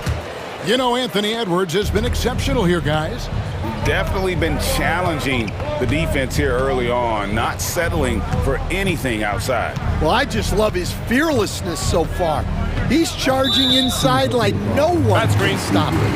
And on the floor for Nick Nurse as we get into the second half, we've got Maxey. Embiid is out there with Kelly Oubre. Then it's George, and it's Martin in at the small forward. George against Edwards. Here's Gobert, and Gobert throws it down. Boy, you can see their confidence growing. They have reason to believe. Yeah, they're in this one. They have some momentum on their side, and they just need to keep up the intensity. Embiid sets the pick for Maxey. Pass to Embiid. From outside, off the mark. Timberwolves shooting 61%, showing all the indications of an offense that is locked in. And now we've got some time to check in from the sidelines. You got for us, D.A.? Kevin, thanks. At this point in his career, Paul George says he's in bully mode. He said, every night I'm on the floor, I'm there to dominate. Whether it's being more physical or going right at whoever I got to go at, you're going to feel me. I'm having that approach every time. I'm there to destroy you. Kevin? Wow. I love it, though, D.A. Got to admit it. Awful powerful. Thank you. Nice fake, but the layup off the mark. Timberwolves have gone 1 of 3 since starting the second half. McDaniels, a screen on George. Stolen by George. And now Maxey pushing it up, and no one back there to stop him. And great hustle from Maxey in the open court, getting there on the fast break. Doubled by Maxey. Gobert, the screen.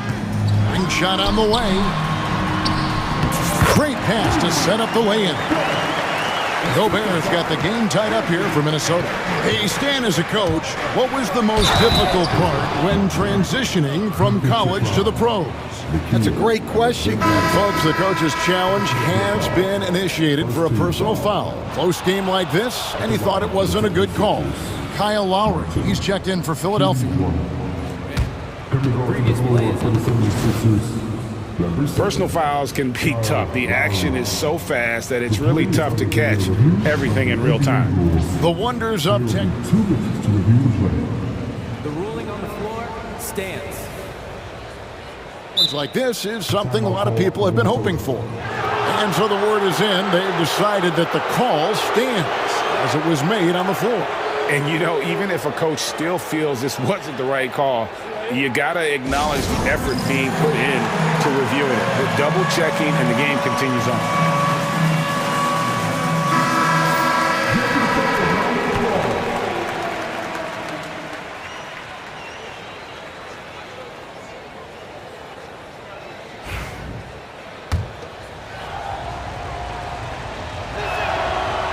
Free throw, no good for Martin. Hey, Stan, think of it. How many teams could use the defensive versatility that Caleb Martin brings to a team into the floor? Yeah, look, Kevin, he's capable of guarding 4 positions on the floor, plays a lot bigger than his size would indicate, and gives his team a lot of flexibility with rotations. He brings such great energy, doesn't he, Stan, off the bench? I know he has started, but his bench play can really affect the game. Yeah, and that's a great thing, too. He can start, come off the bench. This guy will give you whatever you need. Well, when Edwards gets this hot, all an opponent can hope to do is limit the damage. Outside Maxey. And slam dunk by Maxey. Just rubbing it in their faces with that dunk. He is never going to take his foot off the pedal. Yeah, they're not pulling any punches here. Even the guards are attacking the basket. Here's Edwards. Drops in the layup for 2. Edwards got 4 points in the quarter. Well, I love when guys like Edwards work inside. Don't settle for jumpers. Get a solid look close to the rim. Embiid sets the pick for Maxey. Now here's Embiid. He's got 11. Gets it to go from 18 feet away. Embiid's got the lead up to 5 now for the 76ers. Launches it. The shot's good from Alexander Walker. Alexander Walker's got himself on the board with 3 there. Well, those go down for him in his sleep. And it's Lowry penetrating. Martin dishes to Gordon. Outside, Maxey. 5 on the clock. Here's Embiid. Embiid powers it down. And talk about effort. Embiid staying with that one. Gobert with it. Lowry picks him up. And he gets it to go as they call the foul. He's on his way to the line for 1 more. And some kind of switch must have been flipped at halftime because both teams are getting after it. Yeah, and you can feel the pace picking up in this second half. Both teams have dialed up the intensity. Minnesota making a switch here. DiVincenzo's checked in. And Gobert knows his role on this team. Rebound, block shots, and look to score near the basket. And it's Nick Nurse calling timeout here. This will give him a chance to discuss some potential alterations.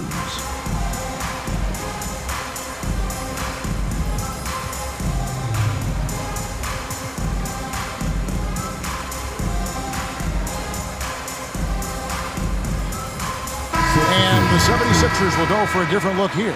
Andre Drummond's checked in for Embiid. Oubre comes in for Martin. Martin's checked in for Gordon. And George is subbed in for Maxey. George looking over the floor. Over to the wing. Drummond passes to Lowry. Drummond sets the screen for Lowry. Goes up to the stripe. Rebounded by the Timberwolves. Reeves got 4 rebounds now tonight. Here's Alexander Walker. It's stolen by Lowry. Now running. Here comes Lowry pushing the ball up. And Andre Drummond, the bucket on the assist by Lowry. Well, he knew the contact was coming. Drummond took it anyway and finished. It's Randall with the drive. Can't hit from in close.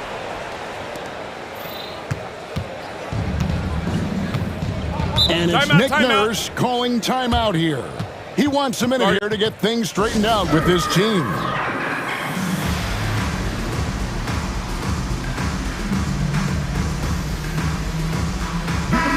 And it's Nick Nurse calling timeout here. Looking for a breather and maybe just one or two things to talk about.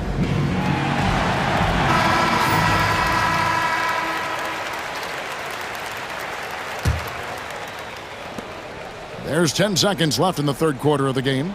Hey, yo, right here. Drummond with a screen on McDaniels. Lobbed up there for Drummond. He can't get that one. And as we conclude the third quarter, what a game, neither team giving ground. 76ers lead by 3. We'll take a quick break, then get you back to the action.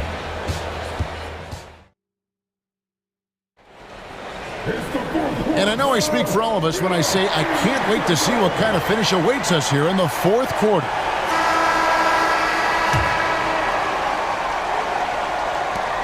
So it's Minnesota now. They trail by 3.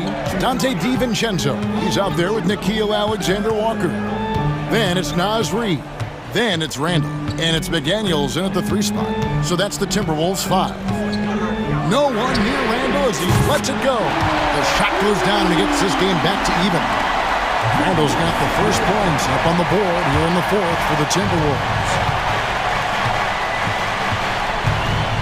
George against McDaniel. Left side, George. 6 on the shot clock. Back to Drummond.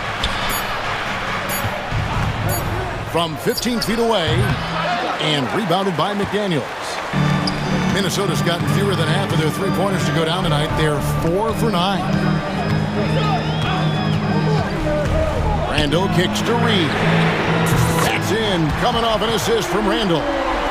And it's a 3-point Timberwolves lead.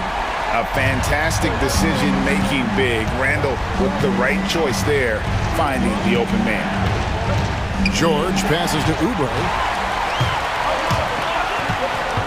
Randall from outside. Rebound by the 76ers. Lowry feeling it out a bit. From past the arc. And rebounded by McDaniels. I can't believe he missed that 3. Regardless, that's not a shot the defense should be given. And Randall throws it down. Not enough defense there. Allowing Randall to get that close is a recipe for disaster. Drummond sets the screen for George to the middle. Looking to end the run. Count that one. And the Timberwolves lead has been cut down to just 3 in the basket from Drummond. And you want him taking big shots for you in big moments. That one was as easy as it gets. Well, with him, he's dangerous because he's so confident. He wants to deliver in these moments. Here's DiVincenzo, and he comes up with the deuce. And the Timberwolves lead by 5. If you came to watch a scoring battle, you're in the right place. Yeah, and how great have these offenses been for these teams tonight? Just fantastic execution. And it's Nick Nurse calling timeout here. He's very aware of the timing here and the significance of getting things squared away with his team. Edwards has come in for Minnesota. Then for the 76ers, Embiid comes in for Andre Drummond. And Maxey subbed in for Kyle Lowry. A moment now to hear from our sideline reporter, Hall of Famer, David Aldridge. David. Hey, guys. During the last timeout and listening to Nick Nurse talk to his team, he told his players, I need you to play smarter out there. You're in a rush right now. Back to you guys. All right, David, thanks. Kept alive. Pass to McDaniels.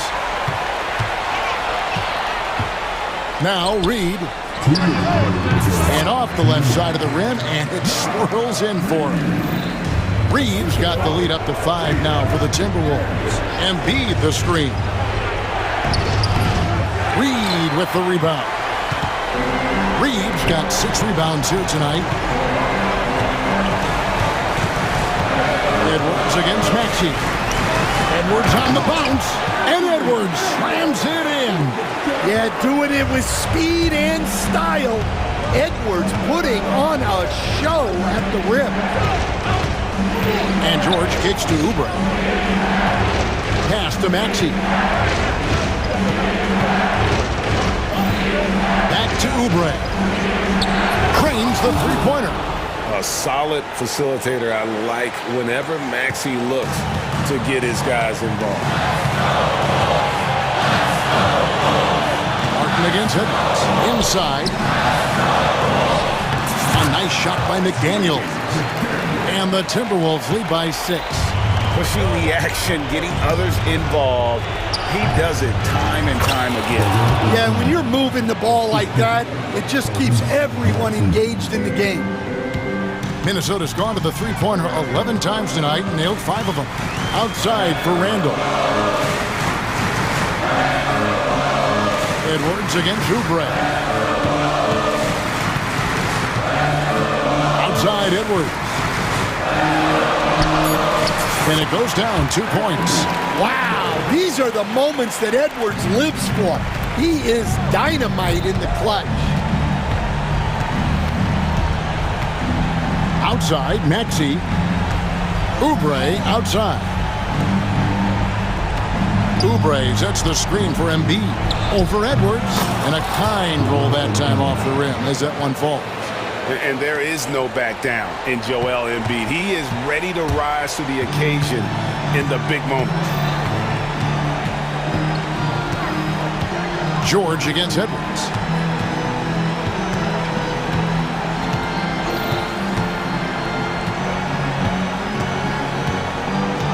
Randall with a screen for Edwards. From downtown. And that's an intentional foul. Second personal foul. First team foul.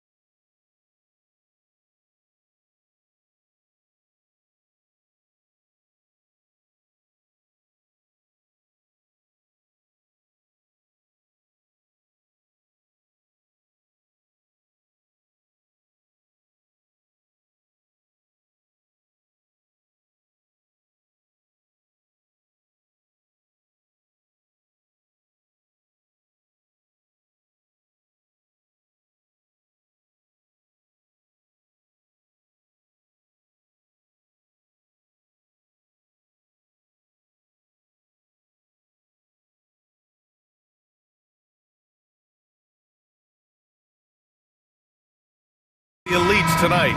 Two Titans clashing in this one. Oh my, BA, I mean, there's no shortage of stars on either side of the ball. These tend to be statement games, sending a message by imposing their will. So here's the Clippers starting group. We've got Kawhi Leonard, James Harden out there with Chris Dunn. Then it's Mo Bamba, and it's Jones in at the 3. And the bucket is good. And you know he's so good coming off the pick and roll, but what do you have to take away? There's so many ways Leonard can hurt you offensively. Randall, a screen on Leonard. Inside. And it's Randall with the jam. Good decision making. Scopes the situation, puts the pass right on the mark. Harden against Reed. And he's going to the line for 2. The official saw contact while he was going up. And Grant, the success of teams like the Timberwolves showing that size still matters. Yeah, in this pace and space era, that may have come into question just a bit, but size and skill combined has always been your best bet at winning. Now here's Edwards. Randall, a screen on Leonard. Edwards, a pass to Randall. He shoots. And that one makes him 2 for 2. He's in his rhythm. Defensively, you can't afford to get stuck on the pick. That's one that the coaches will watch tomorrow with that player. You hate to see him give up in that situation. Here's Harden. Here's Bamba. Outside Jones. Fires from deep.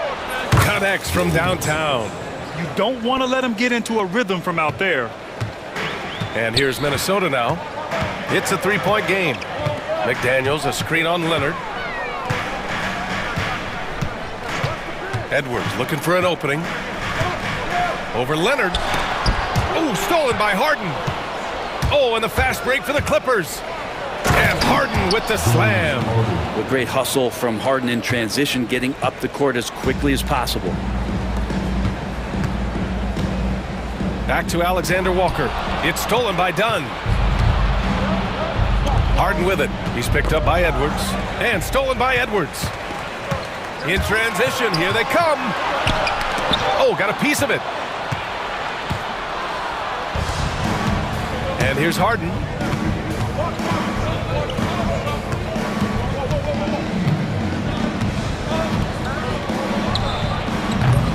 The rebound by the Timberwolves. Won't see him miss that one too many times. Yeah, that happens. Important thing is for players, just don't beat yourself up and make a miss like that cost you another play. Now here's Jones. Pass to Leonard. Just over 2.5 minutes played here in the first. 6 to shoot. Here's Harden. Knocks down the 18-footer. Harden's got 6. Well, a master from the mid-range, Harden's so good at finding available space from that distance. Here's Edwards. Oh, a clear foul there on the missed shot. So he'll get a pair at the line. And even from where we're sitting, you could clearly tell it was a foul. It's his first trip to the line. The first one falls. Well, we know Edwards has an impressive skill set, but what really separates him is the competitive edge that he plays with. And here in the first, about 3 minutes in, the Clippers lead by 5. Now here's Harden. Pulls up. And the Clippers again with a bucket. Starting to find his rhythm. He's cooking, and he knows it. Yeah, right now I don't see any let up. I think he's going to just keep putting his foot on that gas pedal tonight. Now here's Randall. The layup off target. I'm not going to see that very often. The defense in the vicinity, but still, he's not one to blow layups. Edwards against Harden. Pass to Leonard.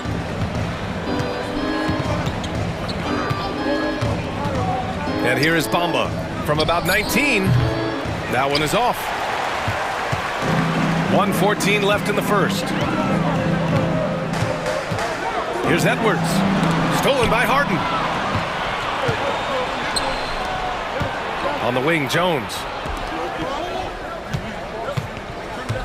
Harden surveying the D. And timeout called by Ty Lue. He wants a few moments to regroup with his players.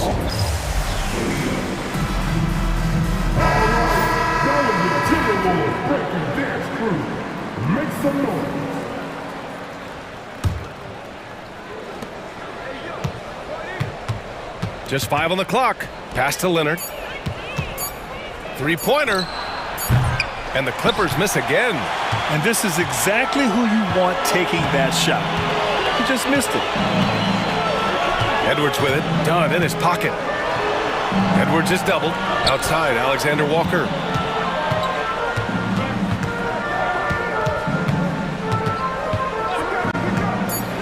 The Timberwolves need to get off a shot here. It's an even 3-on-3 break. Now Harden. 6 points for him.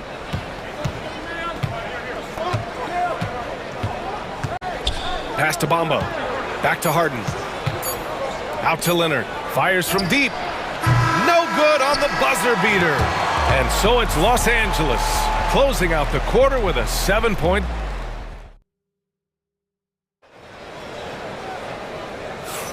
If you're just joining us, we played through 1 quarter in this one. And let's quickly break down the game we've seen from the Clippers guys. Well, you have to look at the advantage they have in the turnover department. I mean, that's a huge advantage for them in this game. Yeah, hopefully the opposition can recover, because that first quarter defensively was unbelievable, just crippling defense. We've got McDaniels, Julius Randle out there with Naz Reid. Then it's Nickeil Alexander-Walker, and it's Edwards in at the point. That's the 5 to begin the second quarter for the T-Wolves. If given the space, Harden's not afraid to take it to the rim. Edwards for 3. No luck on that one. And lockdown defense against one of the best three-point shooters in the league. Whew. Bamba, a screen on Edwards. Gets the 3 to fall. Harden's got 11 points. Well, you better be right up on James Harden, or else he's going to bury these threes, and he will do it in bunches. Randle on the screen. Here's Edwards. Driving to the basket. Taking it right down the lane. Edwards. Now, that play never gets old. The pick and roll will still be an offensive staple 100 years from now. Trust me. Harden against Edwards. Pulls up on the wing. Harden misses. Oh, that mid-range, Jay, usually pretty much on the money. Maybe the timing just a little bit off on that one. It's hard to believe now, but Julius Randle has been in the league over a decade now, Brent. Yeah, it's been an interesting ride for Julius Randle. A lot of different roles, but he's evolved his game quite a bit.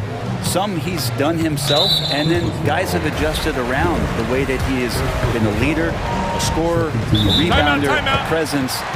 Julius Randle continues to impress and make strides. And Ty Lue has called a timeout. He wants to give him a breather and talk things over.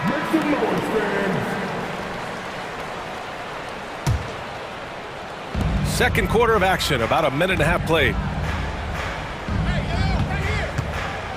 Here's Edwards. Shot clock at 6. Shoots from 12. No good there. And so it's Jones who brings up the ball for Los Angeles. Leonard's got room. That's good. And it's Jones with the assist. 6 points for him.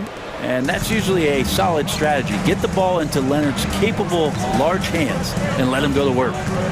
Here's Edwards. Leonard pulls down the board. Outside for Randle. McDaniels, a screen on Jones. Randle.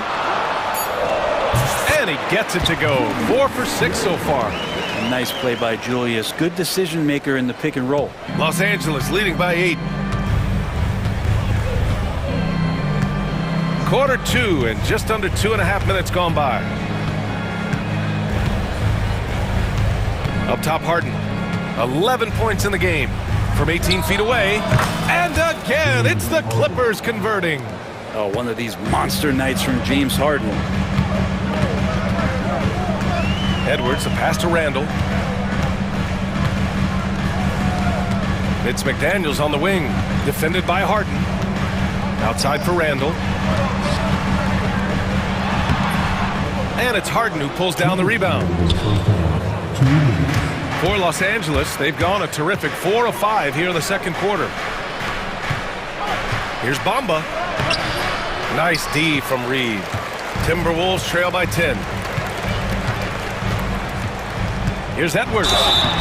So it'll be 2 free throws. He was fouled in the act of shooting. James Harden picks one up. Grant, there's a huge difference between talent on paper versus winning. You're right, B.A., and it comes down to coaching, chemistry, and sacrifice. But I think the biggest thing is effort. All things being equal, the team that plays the hardest is going to win. And so he makes both from the line. And in the second quarter, a little under 3.5 minutes played already. Harden with it. 13 points in the game. Leonard with a screen on Edwards. The drive by Harden. And Harden with the slam. It was a finesse from Harden there. That's great stuff. It's stolen by Dunn. Tipped away. And he goes strong with the one-handed jam. And that's what happens when you don't take care of the ball. Hey, that makes the turnover hurt even more. And the gamble paying off. Now here's Leonard. He's got 6. And slammed it home. And a foul. A chance at another. And coach doesn't like the call at all. He's out. First team foul. At the line for the Clippers. Slow the action down. But with so many close calls in every game, the NBA was smart to adopt this challenge policy in 2019. You know, one thing this does for a coach is let his players know he's got their back. If they're adamant that the call was wrong, he'll back them up and make the refs take another look. And they've made their decision. The call will stand. And as much as it hurts to lose a challenge, I think Coach would challenge that call again if he could. He really disagreed with the foul, and he's still peeved.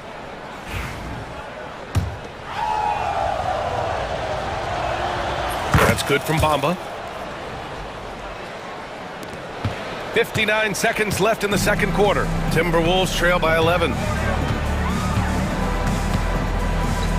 Up top, Edwards. Leonard defending. Edwards, no good. And he just hasn't been able to get it going this period. No, I haven't seen him in comfortable spots, or at least spots we've seen in this offensive set that are allowing him to settle in. Here's Leonard. Rebound, Minnesota. Outside Edwards. To the paint. And stolen by Bamba. And Ty Lue has called a timeout. He's going to gather the troops and talk it over.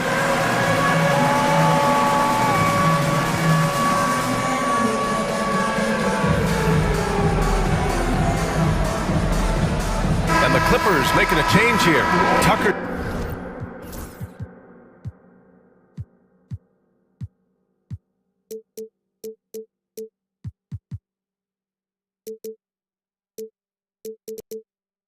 Checked in.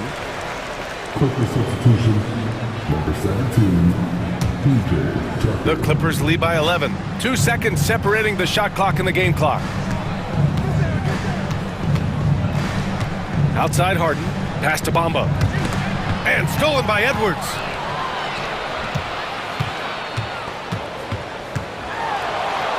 Oh, the finish inside by Edwards. Outstanding work in close. Edwards is just so confident from this area. Here's Harden. And he drops in the layup off the glass. Harden's got 17 points. Like a matador. Olay! There was no defense. That has to be one of the easier shots I've seen tonight. Yeah, feels like Christmas right now, just gift wrapping points. James Harden, he's been the guy making things happen for the Clippers. 11 points in the quarter. He's on fire. All right, we'll get back to the action after this break.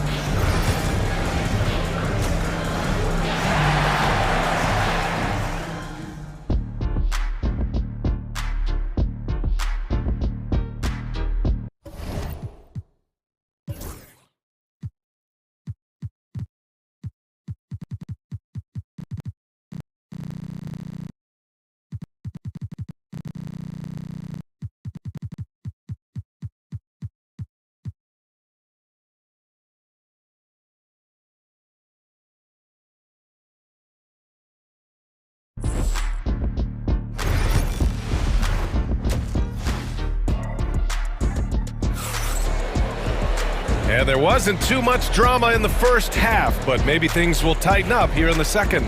We are seeing an outstanding game from James Harden. Can they come up with an answer for him coming out of the half? They have to change something defensively. Yeah, just way too easy out there, and I'm sure coach is going to make that a priority at halftime. On the floor for the Clippers, we've got James Harden, Mo Bamba out there with P.J. Tucker. Then there's Derek Jones, and it's Dunn in at the two-guard position. Los Angeles leading by 11. Pass to Bamba. And Ty Lue has called a timeout. He's going to talk it over with his guys. And things are always changing throughout a game. Teams have to adjust on the fly. And timeouts are a wonderful opportunity to just settle in and recollect the thoughts of your entire team. Not just the guys playing, but the entire team.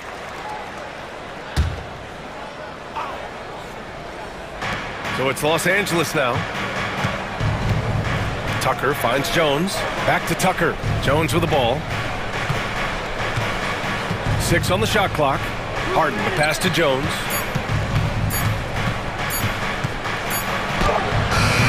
Edwards pulls it in. And it's Edwards with the ball for Minnesota. They trail by 11.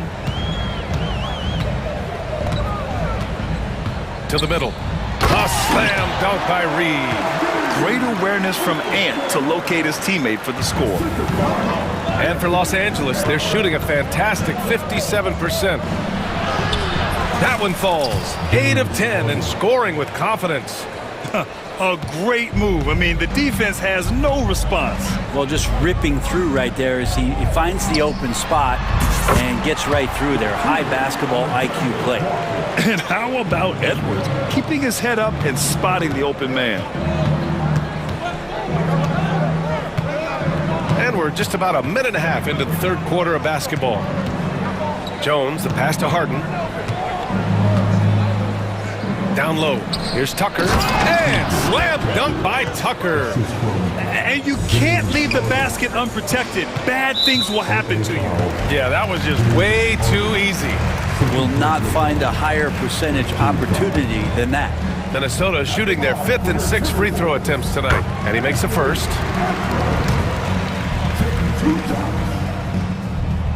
And both free throws good for Edwards. Kawhi Leonard's checked in for Los Angeles.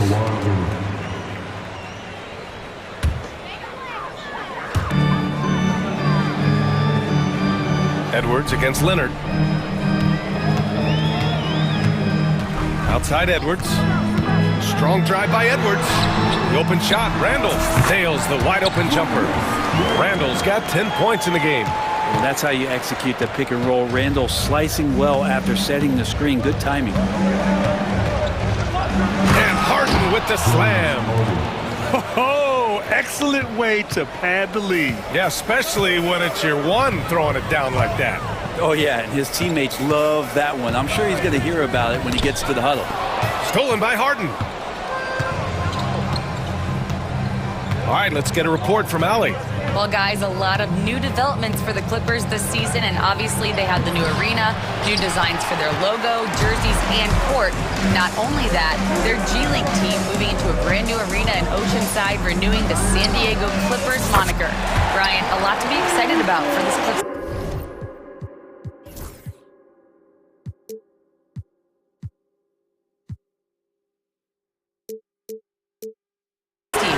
No question. Good stuff, Allie. Thank you. He really hooked the defender with that pump fake. It worked to perfection. Jones with a screen on Edwards. Ooh, and he took a hard foul on the shot. So he'll head to the line to shoot a pair. It's on Anthony Edwards. So good at drawing contact and literally winning trips to the free throw line. Harden feasting on any chance to draw a foul. DiVincenzo, he's checked in for Anthony Edwards. Well, when he gets into a groove at the free throw line, it doesn't just last for tonight. This might be 2 weeks, 2 months, something like that. Alexander Walker with it. Bamba covering. Reed for 3. And again, it's Minnesota with a 3. They're being put to the test, and he's doing everything he can to keep them in this game. Here's Harden, and he drives in. It's good. Harden's got 8 points here.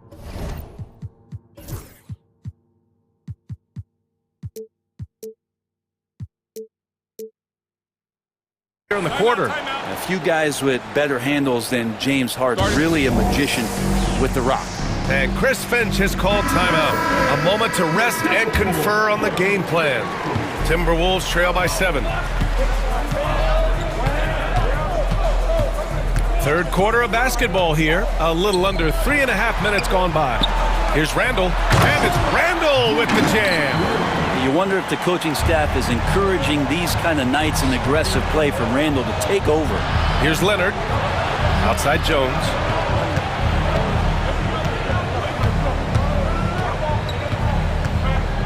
Leonard with a screen on Randall. Jones drives in, and he bangs it home with one hand. Just great offense. The screen freeing him up for the slam. Hey, without that screen, he doesn't get a clean look at the rim. Yeah, why settle for the layup when you can attack the rim and rise up like that? Outside, DiVincenzo. Outside, Alexander Walker. Clock at 4. Over Leonard. Misses off the left iron. The Clippers lead by 7. Right side, Jones. Here's Harden. That's in. Coming off an assist from Jones. Harden's got 10 points in just the second half. Well, Harden just outworking them inside. Could we say he wanted it more? Outside McDaniels. 17 seconds left in the third. And he'll draw the foul. He'll head to the line for 2. Yeah, you never want to let shots at the rim go uncontested. Minnesota shooting their 7th and 8th attempts at the foul line tonight. First free throw is good.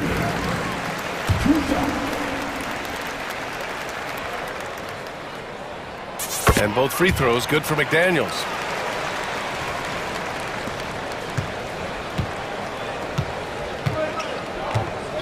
And here's Leonard. Screen by Bamba. Puts up a 3. That shot off. And Chris Finch calls timeout here. And we might see some changes. Coach potentially looking to adjust.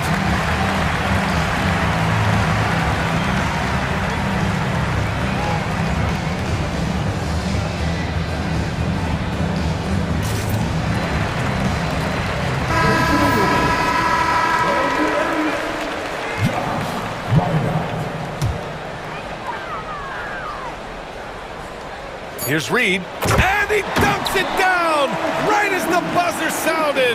Wow! Strong finish to cut into that lead a little. Man, left no doubt with that one, Grant. And that'll do it for the third quarter. Clippers ahead. They lead by 5. After a... Well, what a terrific game it's been so far. With this fourth quarter sure to bring more pressure-packed basketball.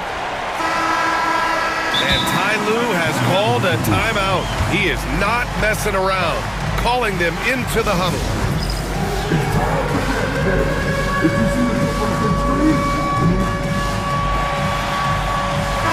And from the sideline, let's catch up with Allie. During that last break, Coach Tyronn Lue had some advice for the team. Despite the lead, Coach was stern with the guys, mentioning to the team, do not let up. I've seen some big comebacks in this league, and this is not over. An interesting message. B.A.? Great work, Allie. Thanks. Anthony Edwards out there with Nickeil Alexander-Walker. Then there's Naz Reid. Then it's Julius Randle. And it's McDaniels in at the 3. So that's the Timberwolves 5. And Edwards slams it in. The tenacity from Edwards. I mean, I love when he attacks the basket like that. Pass to Leonard.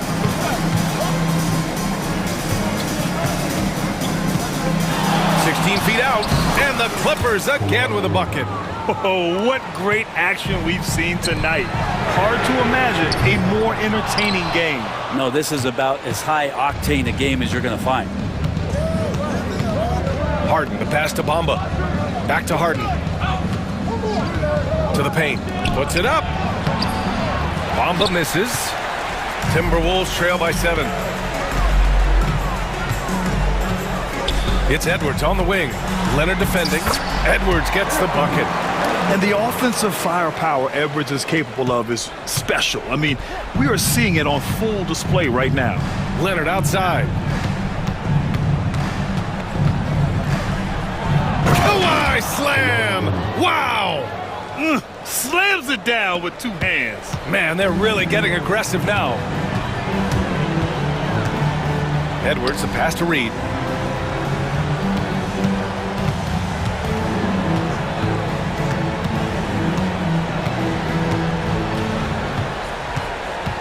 Shot clock at 5. Here's Randall, and it's Randall with the jam. Well, Randall can get up there with the best of them. It's a quick move. Edwards against Harden.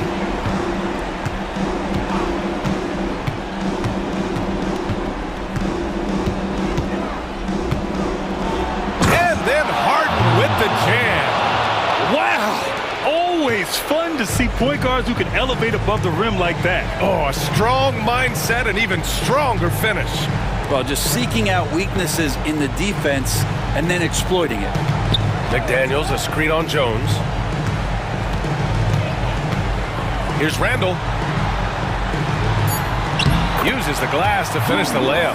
Randall's gotten 4 this quarter. How about Randall? Dependable big in a big moment. And Harden's got the ball here for the Clippers. They've led by as many as 11. Leonard passes to Bamba. Now Jones.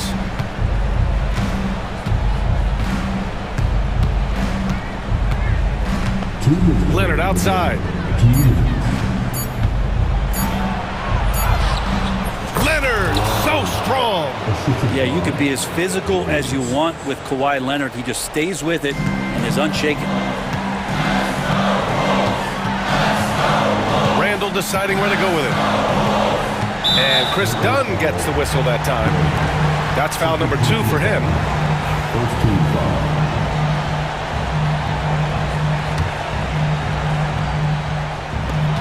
There's a minute 47 left to play in the fourth quarter. To the inside. Here's Edwards. That's in. Coming off an assist from Randall.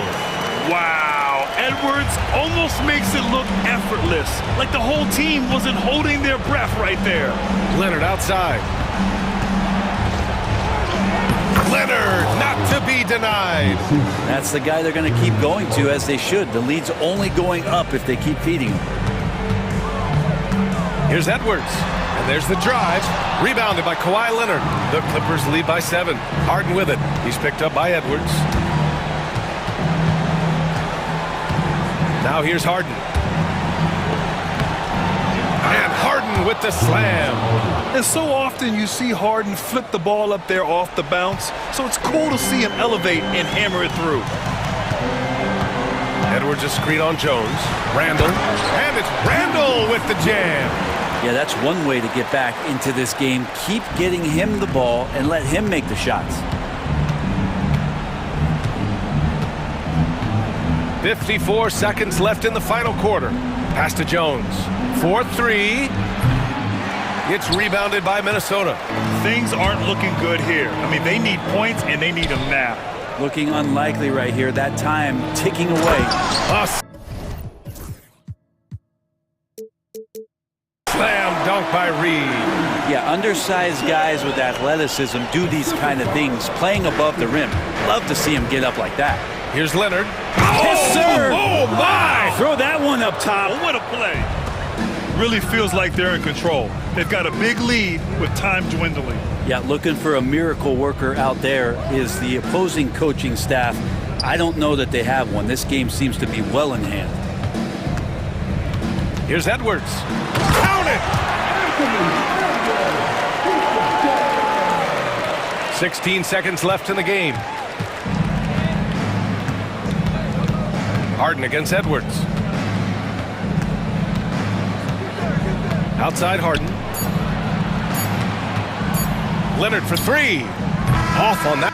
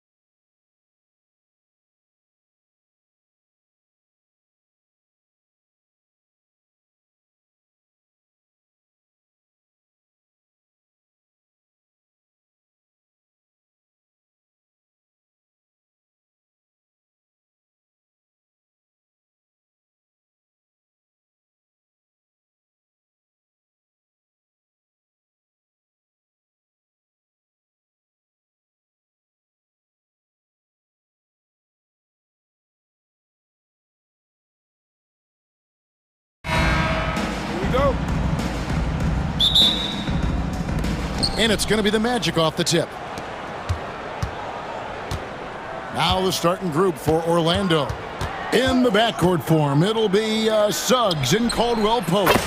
Isaac in the front court along with Wagner. And it's Banchero in at the center, locking down the middle. So the Orlando Magic able to put the first points up on the board. And here's Harden. Jones with the screen on Suggs. Good on the bucket. Man, it's fun watching Harden use the pick and roll to his advantage, getting space off the screen and letting it fly with ease. Wagner with a screen for Suggs. Wagner against Jones. And finished off by Banchero. Seems to have a knack for hitting guys in their spots. His vision excellent. From Rookie of the Year in 2023 to an All-Star grade in 2024, Paolo Banchero. And Kevin, that really says it all, doesn't it? Few players hit the ground running like Banchero has. Becoming an elite competitor, people fear almost instant. Boy, I tell you, Bamba's wingspan and his standing reach is ridiculous. This dude was born to throw it down. Suggs passes to Caldwell Pope. Off to a good start as he hits his first shot attempt. First 1:30 gone here in the first quarter. Harden against Suggs. Harden dishes to Bamba. Can't get it to fall, and he's missed the second after making his first. Magic have gotten their first 3 shots to go in for to start off this game. Pass to Banchero. Banchero, a screen for Suggs. Back to Banchero, and finished off by Banchero. Oh, love that. Banchero moves so well with and without the ball. Let's check in with our reporter, David Aldridge. Hey, Kevin, I was able to talk with Tyronn Lue for just a minute. Now, we spoke briefly about how critical it is to slow down Paolo Banchero. Coach said he can be a force on offense when he gets a couple to fall. The energy and effort from our guys has to be high if we want to contain him. We'll see if that team can contain Banchero out there, guys. Back to you. All right, thank you, David. Clippers with the ball. After the Magic pick up 2. Leonard attacking. Basket good. That's what this coaching staff has encouraged Leonard to do. They want him in attack mode. Isaac with a screen for Banchero. And finished off by Banchero. The finish was nice, but the setup was better. Yeah, G8, the pick working to full effect before the stuff. And, you know, not enough help from the defense there to compensate. He gets a clean look, and that's exactly how you draw it up. And we've got a whistle. The refs are indicating it's a transition take foul. It's going to be a shot and the ball. And the future Suggs has is certainly promising, an effective combo guard who can really get it going at times. Wagner with a screen for Suggs. Pass to Wagner. Stolen by Bamba. Here's Harden on the wing. Jones with it. And stolen by Wagner. Down low. They get a hand on it. Caldwell Pope on the wing. A minute 50 left to play in the first. Isaac finds Banchero. And play stops. Whistle on what looks to be an illegal screen. And not the most common call you'll see in the NBA, but hard to argue that pick wasn't illegal. Yeah, you know, the officials aren't nearly as lenient as they used to be on that call. As a matter of fact, I know I got away with a lot of those in my playing days, but that was 40 years ago. Harden's shot is off. Magic leading by 4. Here's Suggs. Caldwell Pope with a wide open look, and Bamba pulls it down. Boy, defense non-existent there, but they catch a break as he whiffs it. It's Harden with the drive, and they call the foul, so he's got the and one chance here to make it a 3-point play. Boy, I like the understated focus that Harden brings to the table. Despite getting knocked around, his concentration allows him to play through the bumps. Now, here's Banchero. He has 6. Wagner has screen on Jones. Here's Banchero. Clark, I know you'd agree, Paolo Banchero has certainly lived up to the hype, being a #1 overall pick. Yeah, you know, I loved him when he was in college. Loved his size, his athleticism, his IQ, his tenacity. I mean, I don't think there's anything on the floor that he can't do. And a big man who can do a little bit of everything. Banchero's future is certainly bright. Leonard with the screen on Suggs. Suggs against Leonard, and finished off by Leonard. Oh, big finish, emphatic. He hangs on the rim just for good measure. Well, I guess there's nothing wrong with a little bit of showboating here and there. Taking matters into his own hands. Yeah, we didn't expect to see that. And here we go with the coach's challenge. Not surprised in a competitive game like this. And he's disputing the personal foul call. James Harden. Taking 2 shots. The play is under video review. The action is so fast that it's really tough to catch everything in real time. The wonders of technology. We've seen replay reviews so effectively, and involving the coaches by being able now to challenge like this is something a lot of people have been hoping for. And so the word is in. They've decided that the call stands as it was made on the floor. And, you know, even if a coach still feels this wasn't the right call, you got to acknowledge the effort being put in to reviewing it. The double checking, and the game continues on. They throw good, James Harden. Talk about confidence. Greg, what do you think about Harden's quote from a couple years ago when he said, "I'm not a system player, I am the system"? Kevin, I laughed when I heard it because most guys couldn't say that, but Harden absolutely can. He's an elite scorer turned elite passer. Your offense has to orbit around him when he's on the floor. And Tyronn Lue calls timeout. He's made the decision. He wants to huddle up with his guys. 6 seconds separating the shot and game clocks. Inside, here's Jones. Oh, and the dunk by Jones. And, you know, we can't measure Hart. I mean, he's not as big as the other power forwards, but his jumping ability and mindset is incredible. Banchero is screened for Caldwell Pope. Banchero against Jones. Fires the 3. Bangs home the trifecta. Banchero's got 11 points. And the lack of effort to fight over the screen there timeout. makes that an easy shot. Well, I'm going to credit the screen. I mean, that's a good, strong pick he lays there. And the timeout called here by Tyronn Lue. He wants to check in with his team and regroup.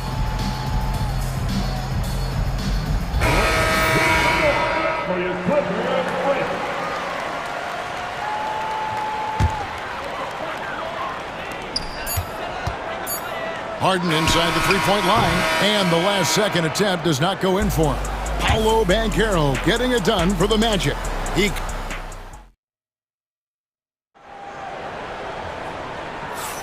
And some good action in the books as we get back to the game that's been pretty close here so far. And when you consider how the Magic are doing, what do you think? Well, the offense is clicking, and they seem to have seized the momentum here early on. Yeah, you know, I agree. No warm-up needed. They came in on fire and have already built a nice lead. This is how the floor looks for the Magic starting the second. In the backcourt form, it'll be Suggs and Caldwell Pope. Isaac in the front court along with Wagner. And it's Banchero in at the 5, roaming the paint. Banchero finds Wagner.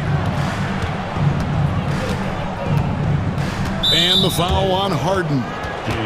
That's his first foul. Clark, we've got some incredible talents in this league, and you know how skilled big men are today. Wow, it is something to watch. It really is, Kevin. I mean, you almost feel like every 7-footer in the league is a capable perimeter shooter that can consistently make threes. Man, the game has certainly changed, and I actually enjoy it. I mean, the evolution of big guys being able to stroke it that consistently is pretty fun to watch. Harden the pass to Bamba. It's good. The assist that time from Harden. Harden's got 5 assists in the game. Orlando leading.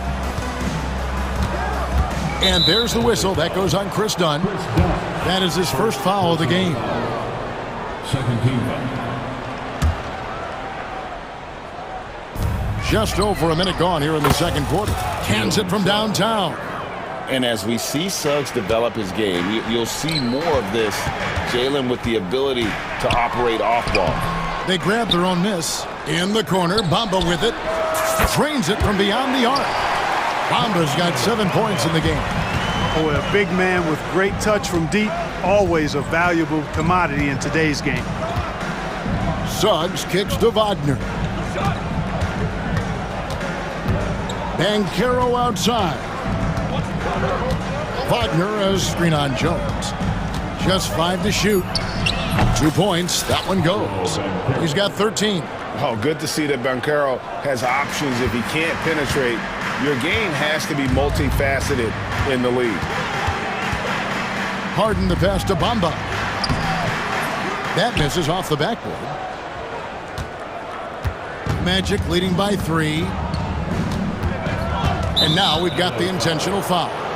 Really no idea why you're fouling in a situation like that. You know, maybe there's some bad blood between those two. Yeah, but that's no excuse for that kind of foul. I mean, that might be an explanation for it, but certainly doesn't justify it. And even then, it's just not a good play. Suggs passes to Wagner. Orlando needs to get off a shot. For 3, Caldwell Pope. The rebound by Harden. And so it's Harden bringing it up for the Clippers. To the inside. Bamba dishes to Harden. It's in. That's his 3rd field goal of the game. He's 3 for 5. Orlando's gone 1 of 2 on 3-pointers here in the second quarter so far. Caldwell Pope kicks to Isaac. Wagner with a screen for Suggs. Banchero outside. 2 minutes remain in the first half. 2 minutes. And finished off by Banchero. Excellent work in the screen and roll. Banchero solid at knowing when to shoot in those sets. And that one's good, Leonard. Watch out now. When this guy gets into a rhythm, it is something to behold. For Orlando, they've gone 4 of 6 from the field here in the second. Wagner passes to Banchero. Wagner has screen on Jones. Banchero with the ball. Bamba picks him up. Back to Wagner.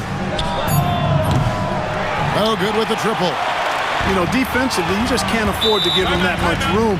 They're fortunate that he missed that one. And Tyronn Lue calls timeout. He wants to talk to his guys.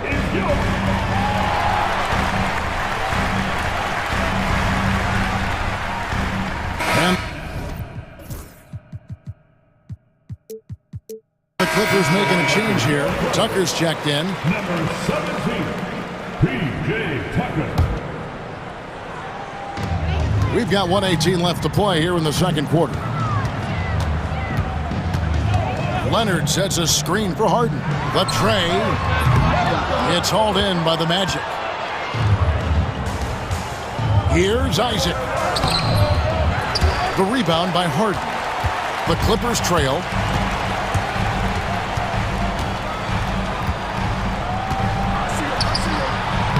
That one goes. Count it. Harden's got 4 points in the quarter. Anytime you can get Harden to look down low, that's good offense. Wagner has screen on Dunn. Caldwell Pope against Dunn. Tries to save it, and it's out of bounds. Last touch by Dunn. Great instincts from him to get a hand on that pass and tip it out. And, you know, even though they didn't come up with the steal, that's still a nice defensive play. Caldwell Pope finds Wagner. And finished off by Wagner. Good decision that time by Wagner, taking it straight line to the rim. The defense had no chance to stop it. Suggs against Harden. Leonard with a screen on Suggs. Here's Harden, and the jam by Harden. Oh, an aggressive move and fantastic finish. Trying to send a message with that slam, I think. That's exactly how you send it. 2 hands and down. Dunn right side. Leonard, that's for two. And a close game so far through the first 2 quarters as we reach halftime. Thank you, David, and we'll be back after halftime as the third quarter gets underway. Fans, please bring your attention to center court and get ready for the fan half-court shot.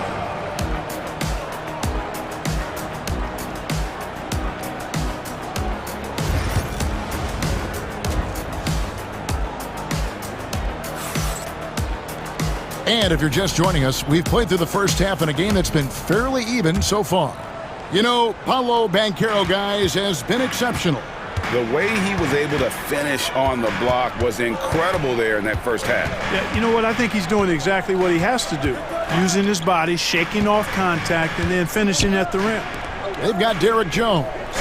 PJ Tucker is out there with Kawhi Leonard. Then it's Chris Dunn. And it's Harden in at the point. That's the group starting the second half for Tyronn Lue. Caldwell Pope kicks to Wagner. Wagner with a screen for Caldwell Pope. Wagner outside. Back to Caldwell Pope. Isaac outside. Timeout. And we've got a timeout called by Jamal Mosley. Wants to regroup and go over the strategy.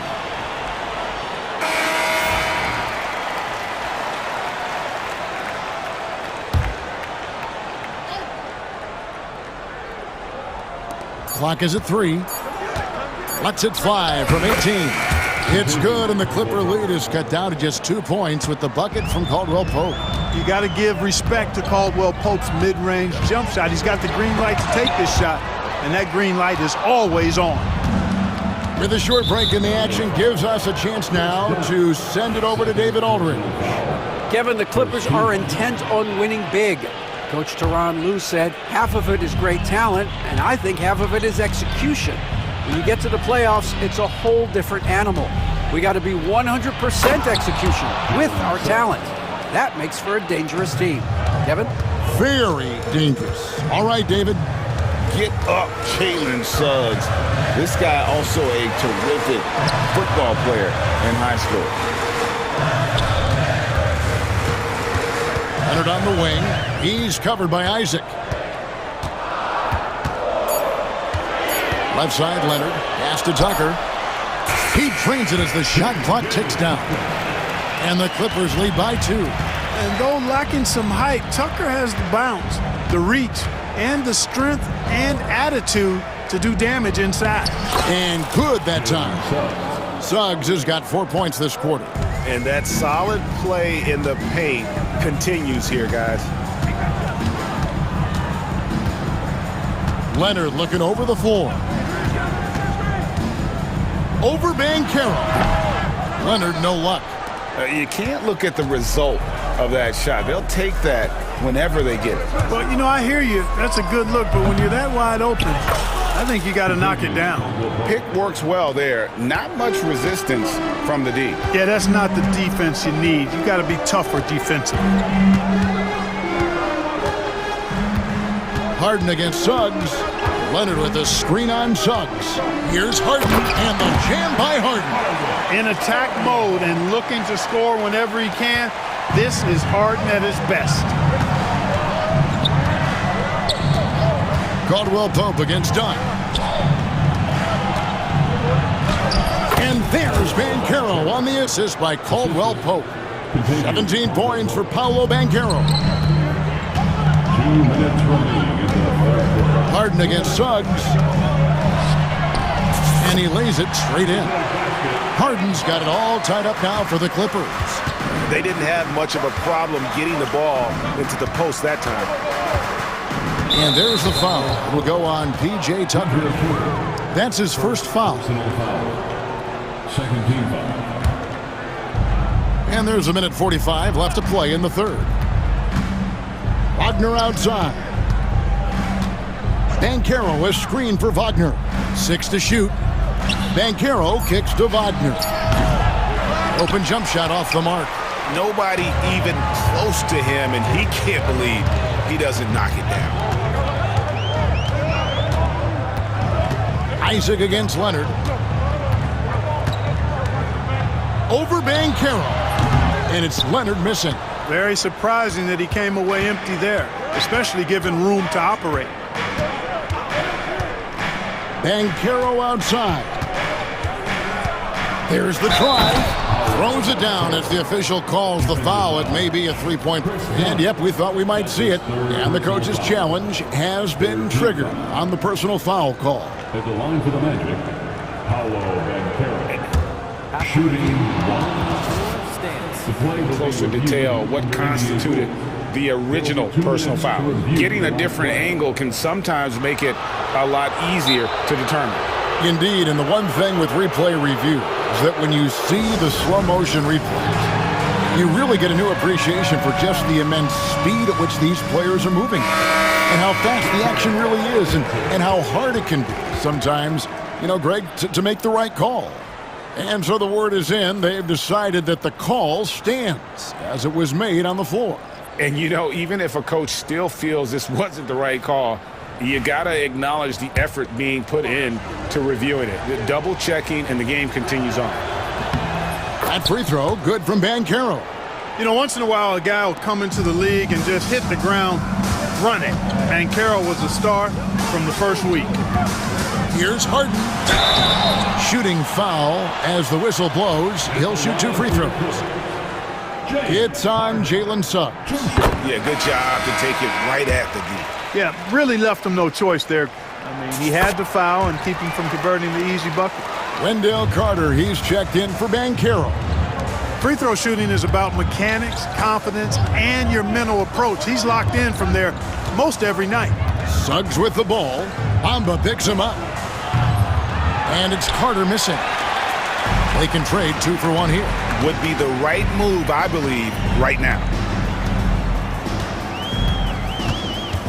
Leonard against Suggs. Outside Leonard for the lead. And he's fouled pretty hard on that shot, but he's got the chance to pick up the points at the line. It's on Jalen Suggs. Kawhi has a subtle and quiet way of consistently keeping the pressure on. And they now lead as the free throw drops for him.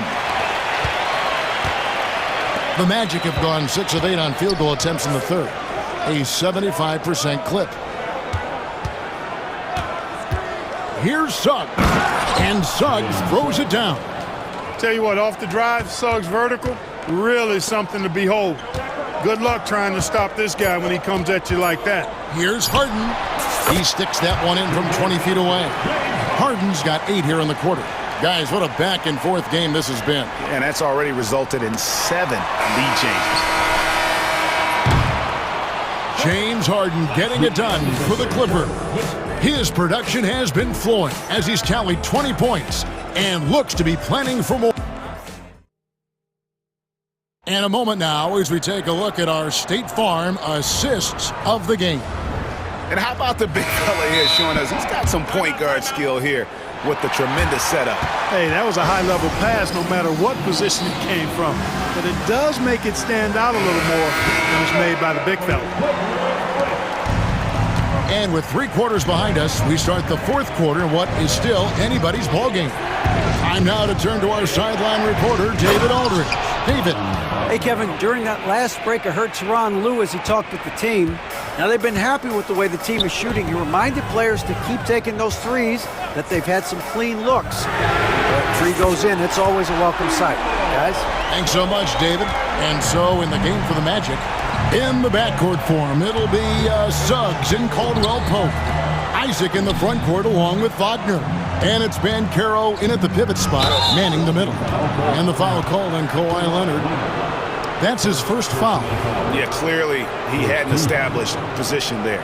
Yeah, and I like this call because you want the refs in that situation. If there's any doubt, err on the side of giving the benefit of the doubt to the offensive player. That should have been a block, and it was.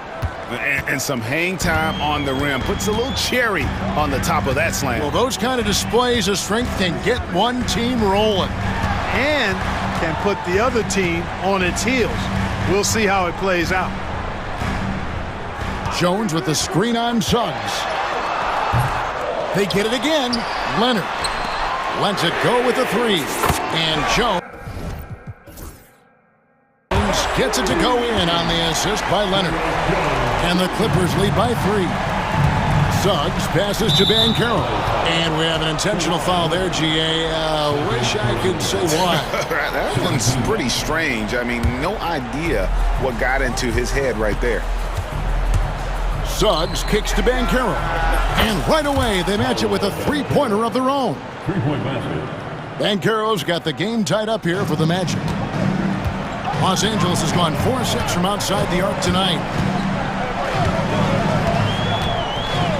Suggs against Harden. Over Suggs. Rebound by Paolo Banchero. And Wagner's got the ball here for Orlando.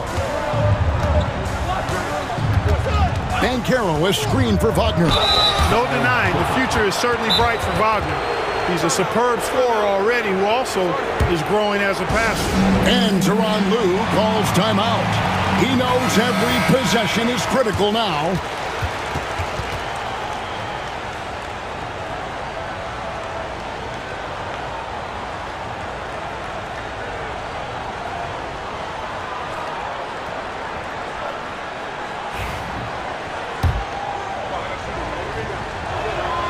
First free throw is good.